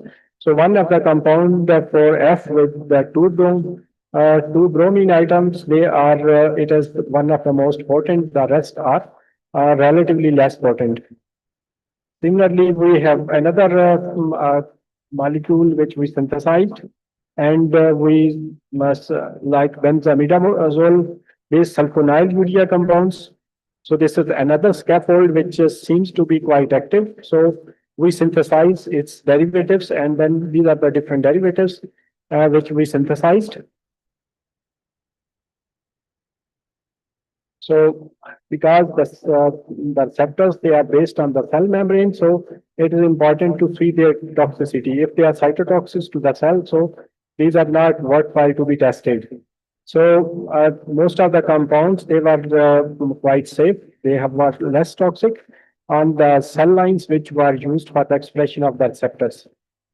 So here we have like P2Y1 receptor, it was quite active, the compound, and they are mainly with the chloro group and with the bromine group. So with the halogenated groups, they are more active. So these are the different selectivity between the different compounds. So with the nitro group, it was less active. Similarly, with the 2-chloro or 2-bromo, they were more active. So how the activity was increasing and how it was decreasing by taking the different substitutions at the different positions. So these are the structure-activity relationships. Similarly, we investigated several compounds on the inotropic receptors. So these are the P2X receptors. So they are different than the GPCRs. They are the 7 transmembrane. However, they have the 2 membranes, transmembrane 1 and 2. So they have also like different physiological roles in the body. So if we have the antagonists, they can be used as a brain disorders against the depression, inflammatory bowel disease, hypertension, and so on. So they are expressed in the different parts of the body. So here in the slide, you can see on the right side, these are the compounds reported by the different pharmaceutical companies, and based on this previous knowledge, we incorporated the different substitutions along with the admantane, and we again synthesize the admantane-based thiourea compounds. And similarly, we have another molecule using this, like we have the admantane-based thiourea and another molecule, which is a pepronolic acid derivatives. So here in the slide, we have seen the functional group which were important, and we incorporated into the single molecule, and then we found and it was observed that these molecules were more potent than the reported compounds because we incorporated several active moieties in the single molecule. So these were compounds were also quite safe at the cell lines, so they were not cytotoxic. And these are the results which shows that most of the compounds, they were selective at one of the receptor, but they were not active at the other. The main the scaffold, which were almost inactive, but when we incorporated different different molecules, then it was more active, and some of the compounds were selective. So these are the dose response curves of the different molecules, and we compared them with the already reported non-standard antagonist. So these are, we use the different acids, like this is a sodium bromide acid and calcium flux acids. So various acids was employed to confirm that these compounds were active. So these are the different, another type of compounds with the carboxylic acid thiourea. And similarly, when we study their binding affinity with the compound with the computational method, so there are 2 binding sites. One is the ATP binding site, and another is the allosteric binding site.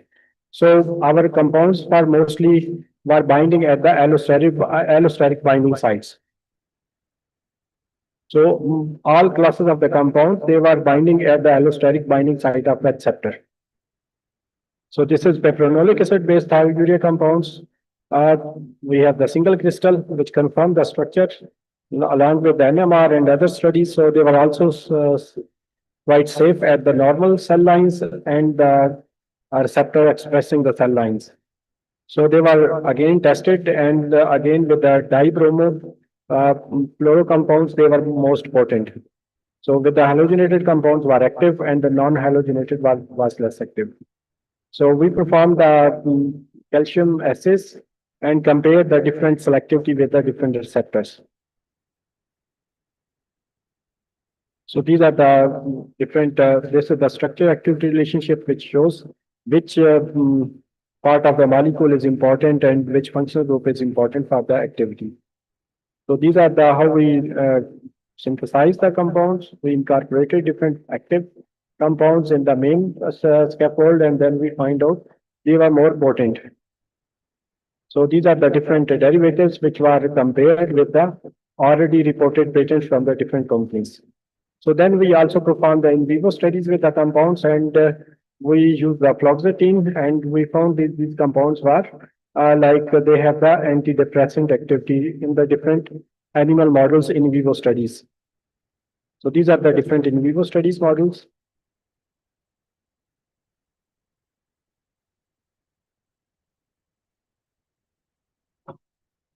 So we have the receptors, and then at the cell surface we have the enzymes.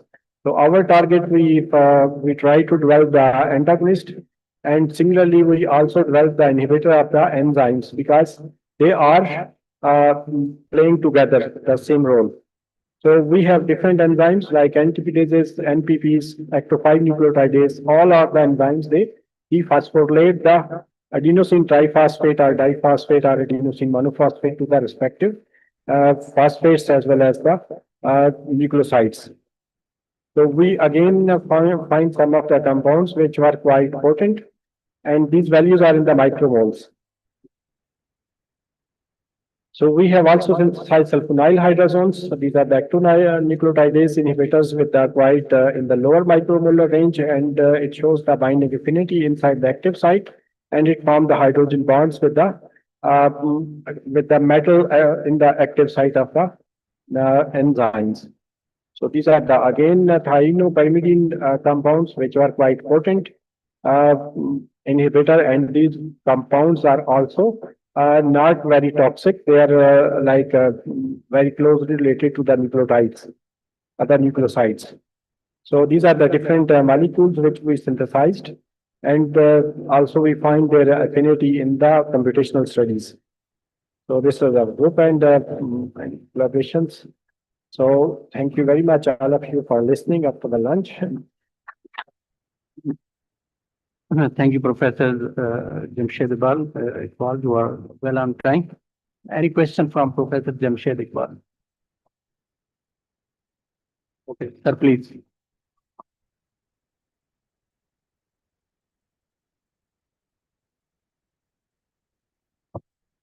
Thank you very much, Doctor, for your information. And I'd like to know apoptotic body. I'd like to know that how it works. Because in addition, it's a program. Can you throw some light on this principle, how it works, apoptotic body? Actually, we are working on the receptors. We take the plasmid like the genes and express in the cells, and then we see the agonist or the antagonist.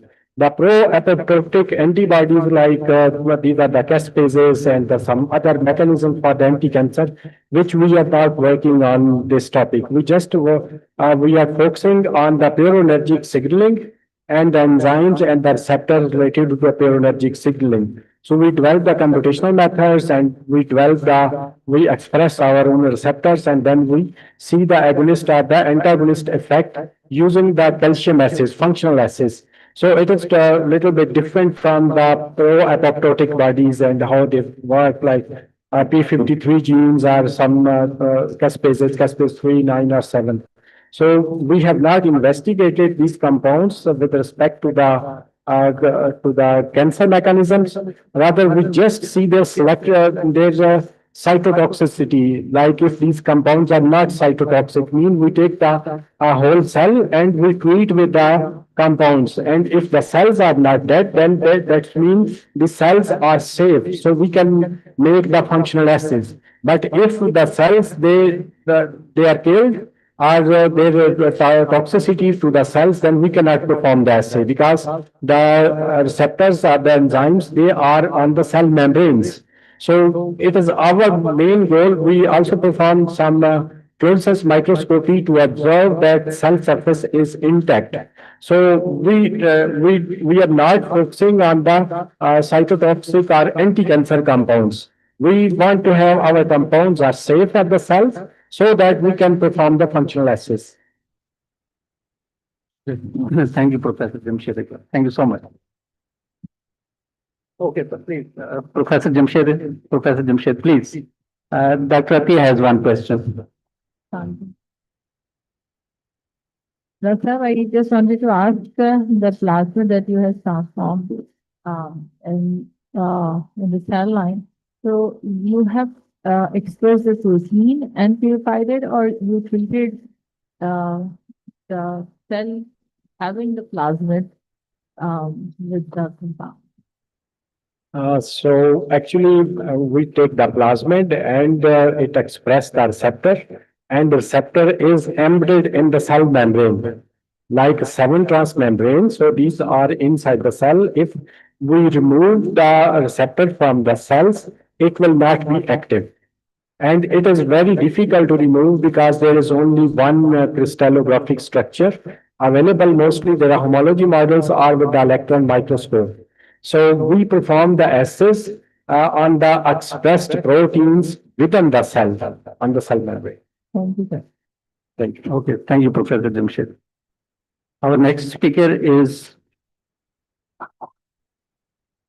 Dr. Ulka Mamadova from Baku Institute of Botany, Mesra. The topic of our talk is phytochemical composition of species belonging to the genus Valeriana, distributed in the flora of Azerbaijan. So, please, Professor Ulka.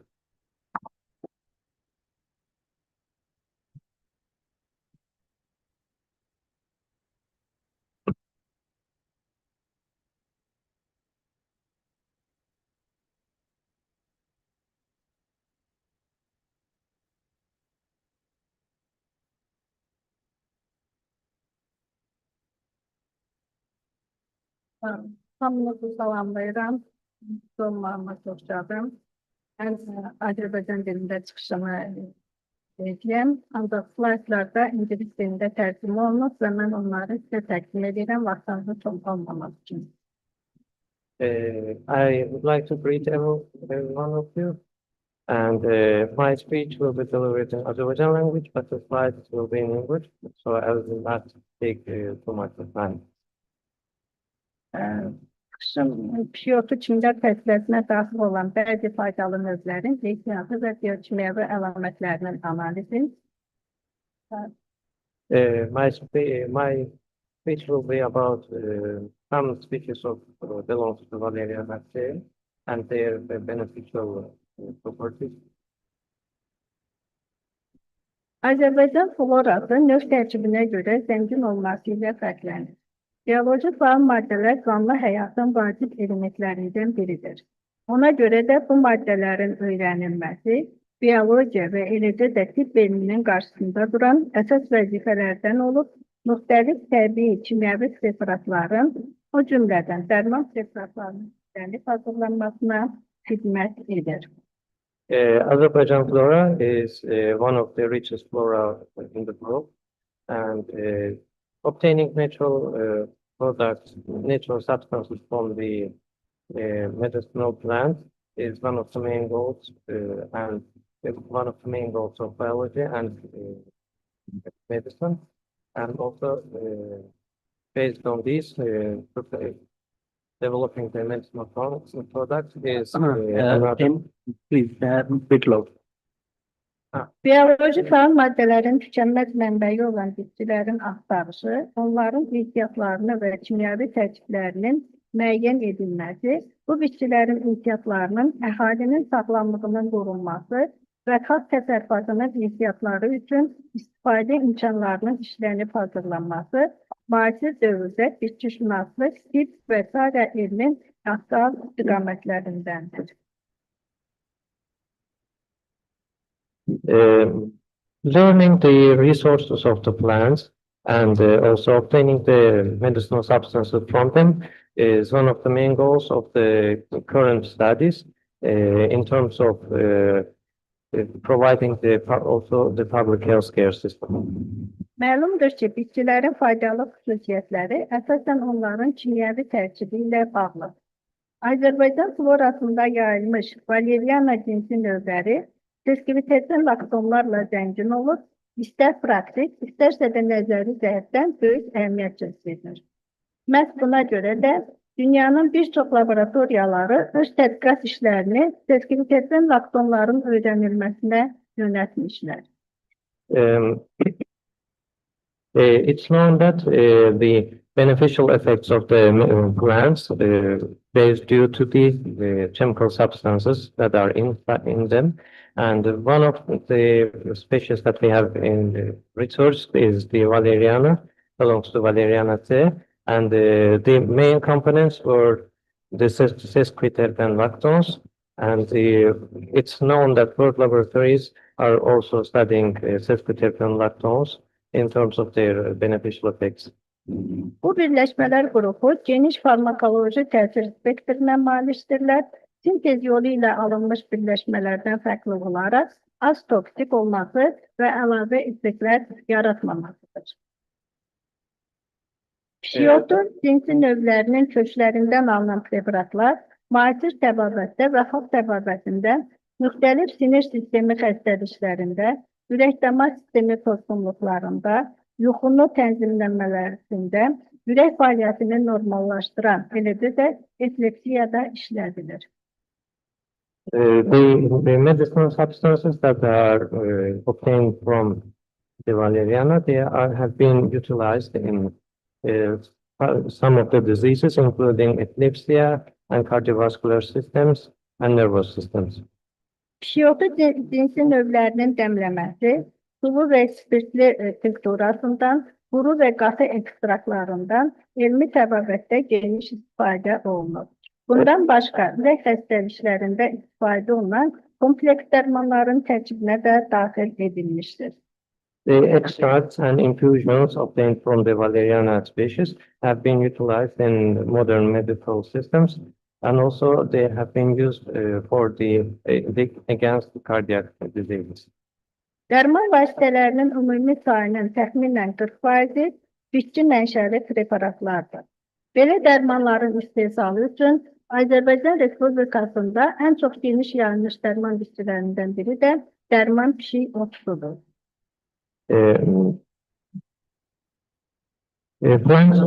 medicinal plants are one of the important of the pharmaceutical system, and one of the medicinal plants that we are studied is Valeriana officinalis. Bu bitkinin tərkibində efir yağları, valerian və izovalerian turşuları, üzvü turşular, alkaloidlər və bir çox digər qiymətli bioloji fəal maddələr mövcuddur. Organic acids, essential oils, and also alkaloids have been in this plant, Valeriana officinalis. Valeriana erotika növünün yerüstü hissələrinin sulu və etanollu ekstraktlarının bioloji fəal maddələrinin analizi zamanı alkaloidlər, taninlər, kumarinlər, saponinlər, polifenollar və sair usudu yağlar aşkar edilmişdir. Antioksidant və antiproliferativ təsiri onun şiş əleyhinə istifadəsinə potensialını ortaya çıxarmışdır. During our research on the aerial parts of Valeriana erotica, we got the polyphenols and alkaloids, and their antioxidant activity and proliferative activity have, due to them, we have suggested for its use against cancer. Pişiyotular fəsilləsinin pişiyotu cinsi növlərinin də bioloji fəal maddələrinin çox olması aparılan eksperimental tədqiqatların nəticəsi ilə sübut edilir ki, Valeriana erotika növünün köklərindən və yerüstü hissələrindən ilk dəfə olaraq bitki üçün yeni sesquiterpen laktonlar alınmışdır. In our research, first time we have obtained the sesquiterpen lactose from the roots and the aerial parts of this Valeriana erotica plant. Bu cinsin növlərindən alınan bioloji fəal maddələr kardiotonik, iltihab əleyhinə, spazmolitik, antibakteriyal vasitələrdir. Cardiotonic, antibacterial, and antispasmodically. These substances have been used used as antispasmodic antioxidant agent. Profesör Səyyərə İbadullayeva və Əli-Ramiz Ələcbarov pişiyotu cinslərinin növlərinin köklərində 0,2% efir yağının olmasını və efir yağının əsas komponentlərinin pinen, borneo, kamfiyol, izovalerian turşuları ve bundan əlavə valerian turşusunun xatin alkaloidi, valerian glikozidi, aşı maddələri, üzvü turşular, şeker tapılmasını qeyd etmişlər. Professor Batulaihan and Ekberek have conducted the research on this plant, and they have obtained 0.2% essential oils, and the ingredients of these essential oils were pinene, borneol, isovalerianic acid, and tannins and sugars. Valerian Alyarifolia növünün kökümsovlarının tərkibində 0,52% etil yağı vardır ki, onun da miqdarı ekoloji faktorun təsirindən bitdiyi və ya becərildiyi şəraitdən asılı olaraq dəyişilməsi qeyd olunur. Efir yağının tərkibində borneol valerian efiri, izovalerian turşusu, medicinal, izovalerian turşusunun efiri şəklində kamfen, pinen, terpenoidi, limonin, deskriterpin, qarışqa, sirkə və yağ turşularının borneol efiri ilə xarakterizə olunması aşkar olunmuşdur. Another species is Valeriana erifolia, and during the research they have obtained 0.2% essential oils also, and it included borneol, isovalerianic acid, kamfen, pinene, limonin, and some of this is lactose. Uzun psiyotlu növlərinin fitokimyəvi tərkibi ilk dəfə tərəfimizdən öyrənilmişdir. Hər bitkinin həm yerüstü hissəsi, həm də yeraltı hissələri toplanmış və analiz üçün hazırlanmışdır. Both the underground and above ground parts of two valerian species have been studied first time by us, and its phytochemical components have been studied. Bioloji fəal maddələrin alınması iki istiqamətdə aparılmışdır. Belə ki, birinci istiqamət bitkinin kökü və çiçəklərindən bioloji maddələr cəminin alınması üçün ekstraksiya üsulundan istifadə edərək ekstraktiv maddələr cəmi alınmışdır. Two different paths we have followed. First one is getting the extracts from the roots and flowers. Bu maddələr cəmi sütunlu xromatografiya üsulu ilə üzvü həlledicilərlə izolasiya edilərək fraksiyalara ayrılmışdır. After that, we have conducted chromatography by using some of the organic solvents in order to get the fractions. İkinci istiqamət isə alınmış nümunələr qaz xromatomat spektrometriya metodu vasitəsilə analiz edilmişdir. The second direction, we have used mass chromatography, mass spectrometry methods in order to reveal and identify the components. Bundan başqa sütunlu xromatografiya metodu ilə alınmış maddələrin fərdiliyini sulfiyol lövhələrində nazik təbəqəli xromatografiya metodundan istifadə etməklə təyin etmişdik. Conducted the chromatography in order to identify the chemical substances. Tədqiqat obyekti olaraq Valeriana erotica növünün xammalı çiçəkləmə fazasında da yığılmış və tədarüz edilmiş, xırda doğranmış və müvafiq qaydada qurudulmuşdur. As an object, research object, we have used the roots of the plants. It has collected during the blossoming period of the plant. The roots have been chopped down and dried and processed for the upcoming.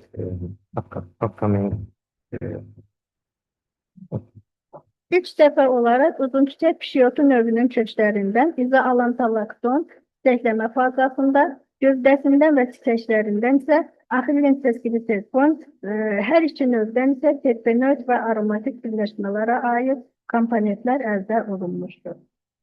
For the first time, we have isolated the isoalantalactone and ethylene from its roots ethylene and another aromatic compounds we have identified.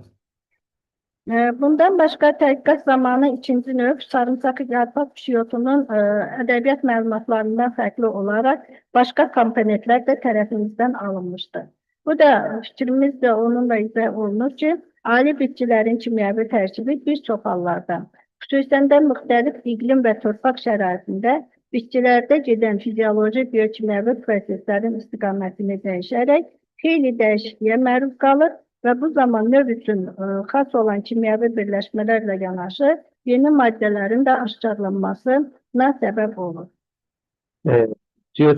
During our research on valeriana plants, as a part of higher plants, we have revealed that due to climate and other physiological factors, the chemical substances and their quantity, and also their number differs between the species.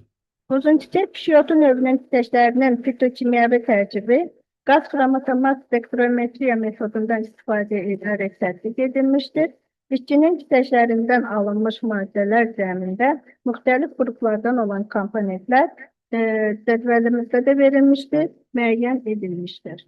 And another species of valeriana genus, we have conducted again GCMS analysis on its flowers, and the component lists have been shown in the slides.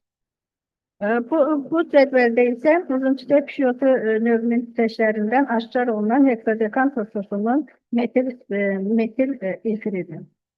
In the slides, we have shown the hexadecanoic acid, methyl ester of hexadecanoic acid, which we have isolated from the flowers of one of the valeriana species. Burada isə uzunçiçek pişiyotu növünün çiçəklərində aşkar olunan bitkiklik monoterpenlər, naftalan oktal hidrotrimetil trans spektrometriya edilmiş və şəkli burada qeyd edilmişdir. In this slide, you have seen the cyclic monoterpens which have been found from the flowers of long-flowered valeriana species. Valeriana erotica növünün köklərinin tərkibində qaz xromatografiya kütlə spektrometriya üsulu ilə maddələrin identifikasiyasının nəticələri bu cədvəldə də öz əksini tapmışdır. In this table, we have indicated the results of the GCMS components of the roots of the valeriana erotica.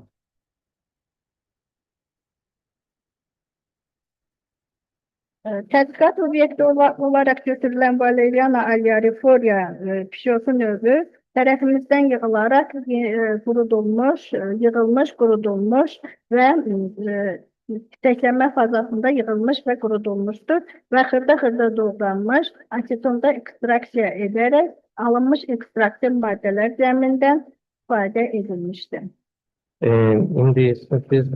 To the species of valeriana alliarifolia, we have collected its underground and above ground parts and made an acetonic extract and then conducted the upcoming the other analysis. Valeriana alliarifolia növünün kökləri və yerüstü hissələri asetonda ekstraksiya olunmuş, alınan bioloji maddələr cəmi sütun xromatografiya üsulu ilə fraksiyalara ayrılmış və komponent tərkibləri qaz xromatografiya kütlə spektrometriya metodundan istifadə edərək təyin edilmişdir və nəticədə 5 komponent identifikasiya edilmişdir. From the collected roots and aerial parts of valeriana species, the biologically active substances have been revealed by using column chromatography first and then gas chromatography mass spectrometry method. And at the end, we have revealed 5 different components. Bu şəkildə isə sarımsaq yarpaq pişiyotunun qaz xromatoma spektrometri metodu ilə tətbiqinin nəticələri göstərilmişdir. In this picture, you have seen the GCMS results of the another species of valeriana. Beləliklə, ilk dəfə olaraq Azərbaycan florasında yayılan valeriana alliarifolia növünün yerüstü hissəsində 5 maddə aşkar edilmişdir. For the first time, the valeriana alliarifolia species, the aerial parts of it, we have revealed 5 different substances. Qaz spektroskopiya metodlarından istifadə edərək maddələrin identifikasiya edilməsi, uzunçiçek pişiyotu bitkisinin köklərindən və çiçəklərindən cəmi 8 komponent identifikasiya edilmişdir. İlk defa olarak uzun çiçek pişiyotu bitkisinin çiçekleme fazasında toplanan bitki köklerinden bitki için yeni madde izoalantalakton, çiçekleme fazasında çiçeklerinden bitki için ise yeni madde ahilden seskili terpön laktonları alınmıştır.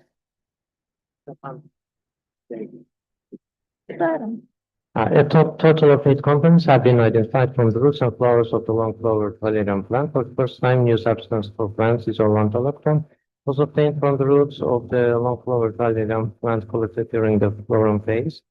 The quality and composition of the chemical components of the roots and flowers of the species were studied using the GCMS method. Beləliklə apardığımız eksperimental tədqiqatlar nəticəsində tədqiq etmişdir ki, valeriana erotika növünün yüksək antioksidant fəallığa malik, praktiki cəhətdən qiymətlli olan izoalantalakton, axildən çeskili terpon laktonların miqdarının çox olması və eyni zamanda ehtiyatlarının az olmasını nəzərə alaraq toxum vasitəsilə çoxaltılması nəzərə tutulmuşdur.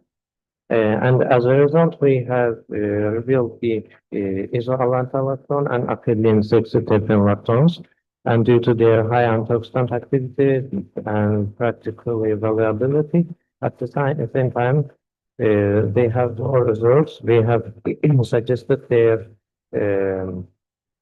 artificial reproduction by seedling.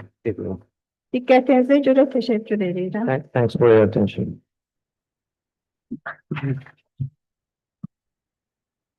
Thank you, Professor Ulkar, for such a nice presentation. Any question from Professor Ulkar?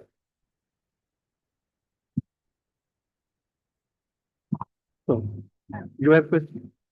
Okay, thank you so much. So our last speaker, Ms. Laila Ahmadova. She's also my student, also working in my co-supervision. And also representing Institute of Botany. Her topic is useful plants of miniature reservoirs area. This area is basically wetland, about 17 kilometers away from Baku. And it is on both sides of the river. So it is very touristic place near Baku. So please, Laila.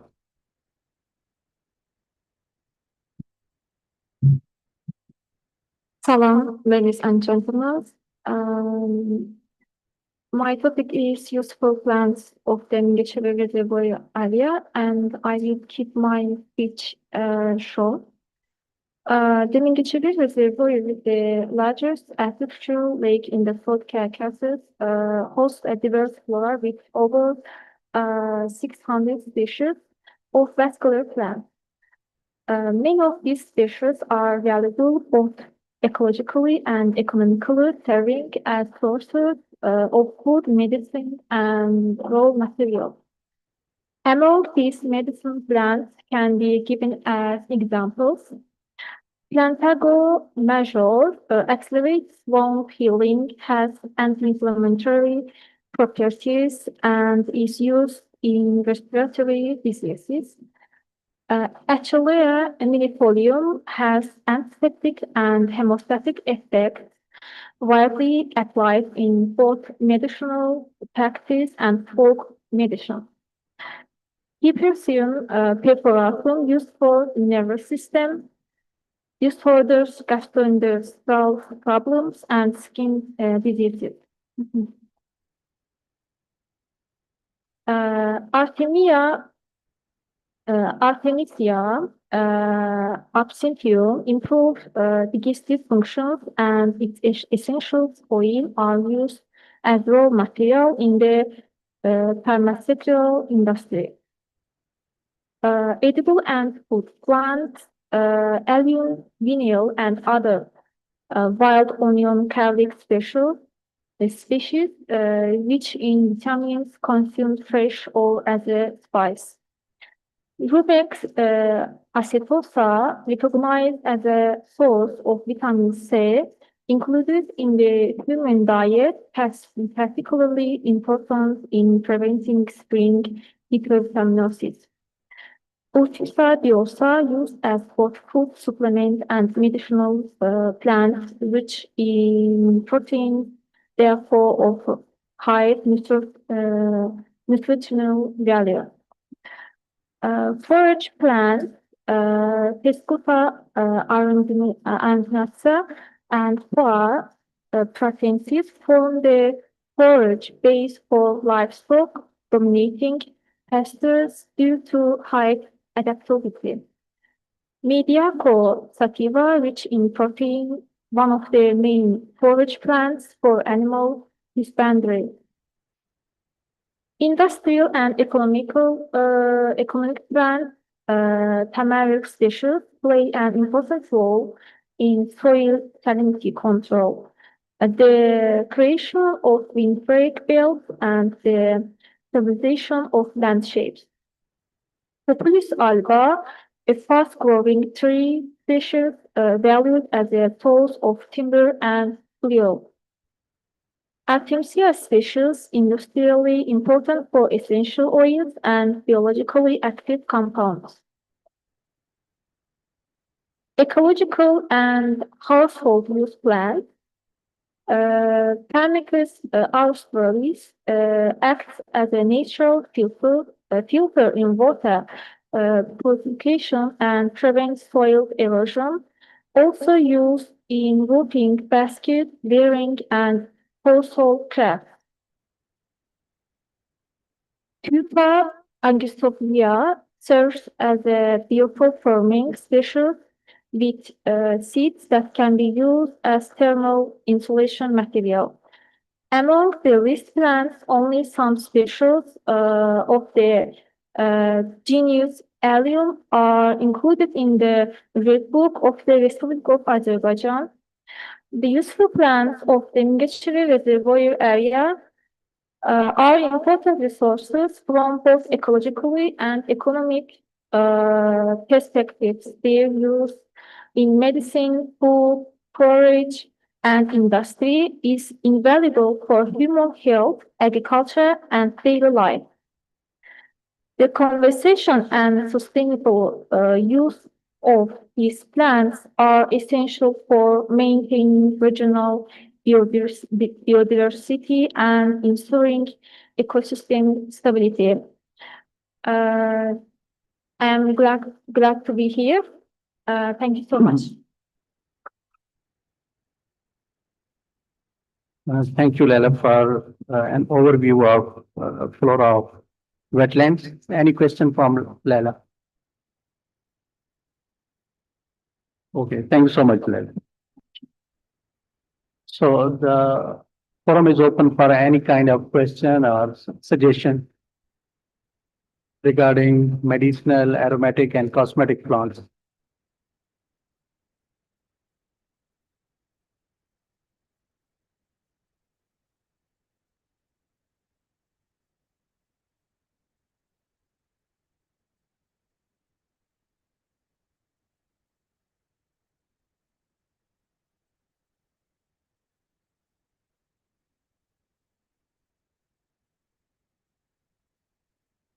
Okay, ladies and gentlemen, with this we come to the session 2, technical session of this workshop, which is the last one. And now we will be moving on to the closing ceremony of this event. And for the distribution of certificates, I would request Professor Dr. Sayara and Professor Dr. Mudassir Asrar to please award certificates to our resource persons who took out their valuable time and to share and impart their knowledge and contributions.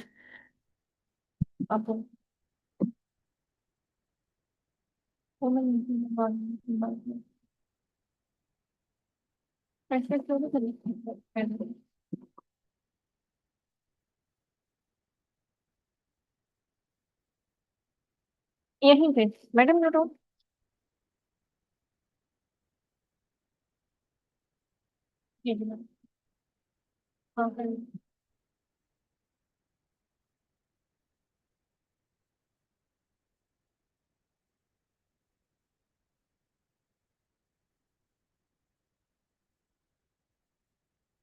Okay, so first I would request Professor Dr. Dilzara to come and receive her certificate.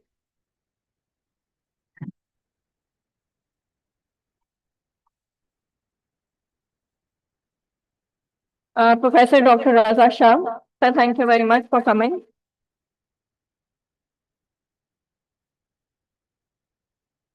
Pictures के जाओ ना photographer.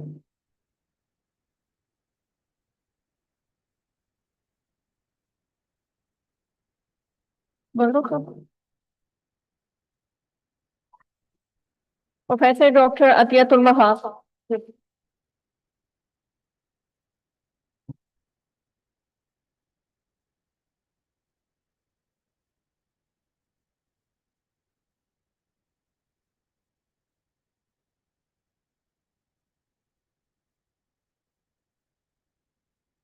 Professor Dr. Ehsan Adad.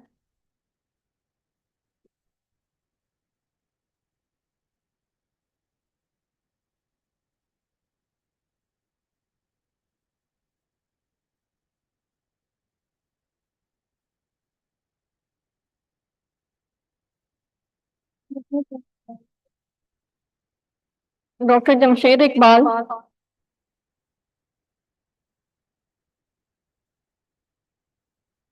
Do we have Dr. Jamshed Iqbal here? No. So, Professor Dr. Nigar Mursal.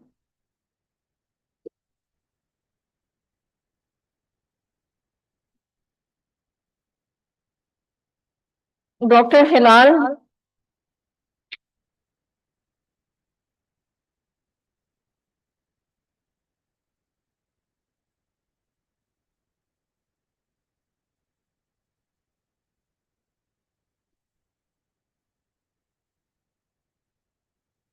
Dr. Eman. Dr. Eman.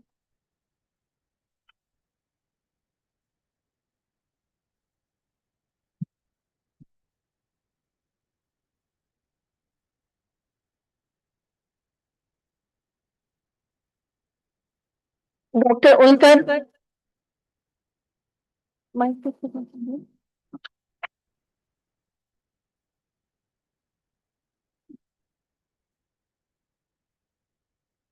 Miss Laila.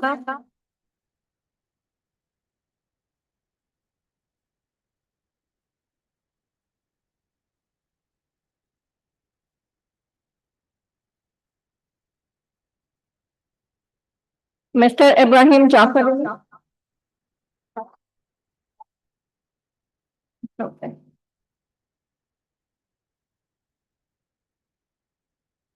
I would now request all our speakers to please come in the front for a group photo of all the speakers with Professor Dr. Seara and Professor Dr. Mudassir Asrar. Madam, please, here.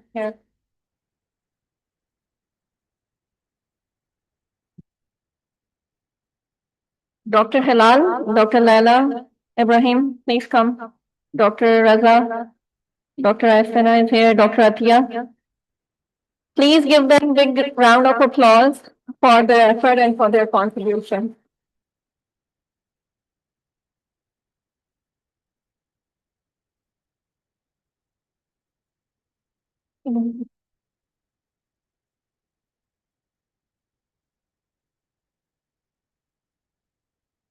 Thank you very much. Now I would request Dr. Seara to please say a few words, madam. You can be there and the mic is there.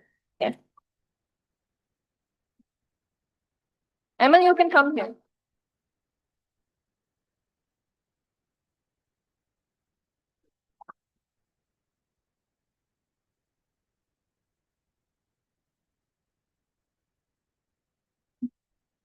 Buraya mı bakalım? Çok şey yazmışım.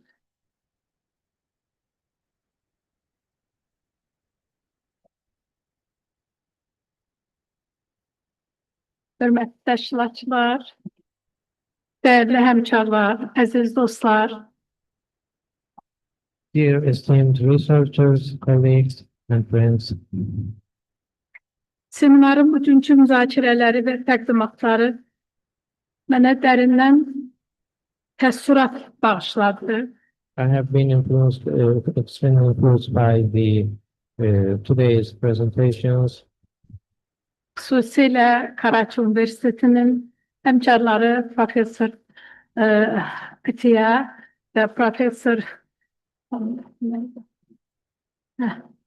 Her ikisinin çıxışından yani biz özümüz üçün də yeni bir yollar gələcək üçün bir vizyon hazırladıq. I have been also influenced by the speeches delivered by Professor Atya and Professor Raveja, which were the participants of the University of Karachi, and we will take their Və digər çıxışların da eləcə də çıxışları. also this is slide for all the speeches delivered today here. Burada əldə olunan biliklər, ideyalar, elə bilirəm ki, və eləyirəm ki, həm bu təcrübələr Pakistan gənc mütəxəssislərinə və Azərbaycan mütəxəssislərinə gələcəkdə yeni elmi əməkdaşlıqlar aparmasına təkan verəcək.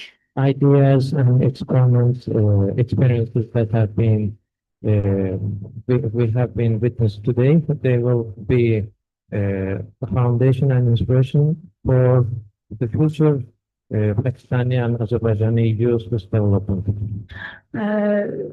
Digər tərəfdən bizim Pakistanlı dostlarımız, həmkarlarımız var burada.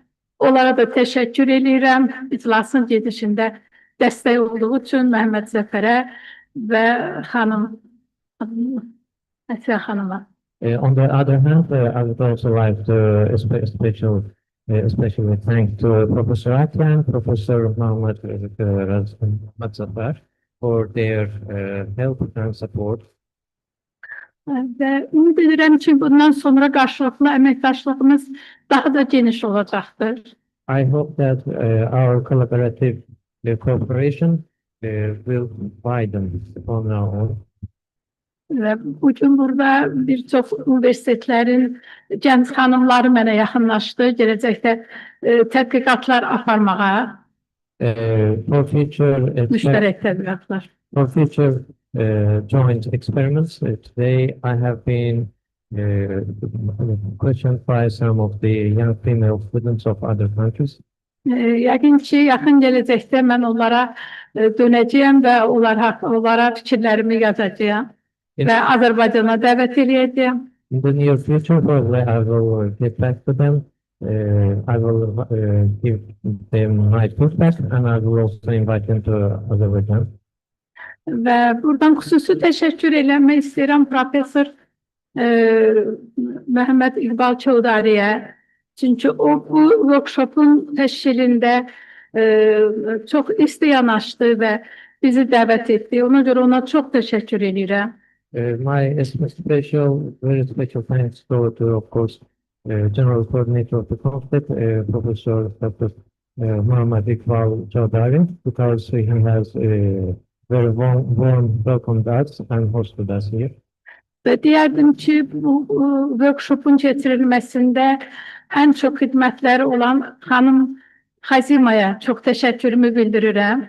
Another special thanks goes to Madam Khazina for organization of the... O nəinki bu workshopun keçirilməsində, hətta bizim qarşılamamızda, səhər, gün orta, axşamda yeməyimizdə belə vaxt sərf edir və bu barədə düşünür. Ona görə çox təşəkkür edirəm Xazimaya. She also takes too much time for organizing the breakfast, lunch and dinner event. And also she have welcomed us, brought us from airport to here. Əsas təşəkkürlərimdən biri də mənim Professor Doktor Atiya xanımdır. Another special thanks go to Professor Dr. Atya. Biz Atiya'dan bir ildən çoxdur tanışıq. Amma elə bilirəm ki, mən bütün həyatım boyu Atiyanı tanımışım. It's just more than 1 year that we have introduced, but it looks like that we have introduced ever since. Bütün iştirakçılara təşəkkür edirəm. Bütün çıxışçılara iki qat təşəkkür edirəm. Çox sağ olun, var olun. Allah əmanətində olun. I thank everyone, to all participants, all of those who delivered speech today. Thanks for your attention. Allah əmanətində olun deməli. May God bless all of you. Allah. Sağ olun, var olun.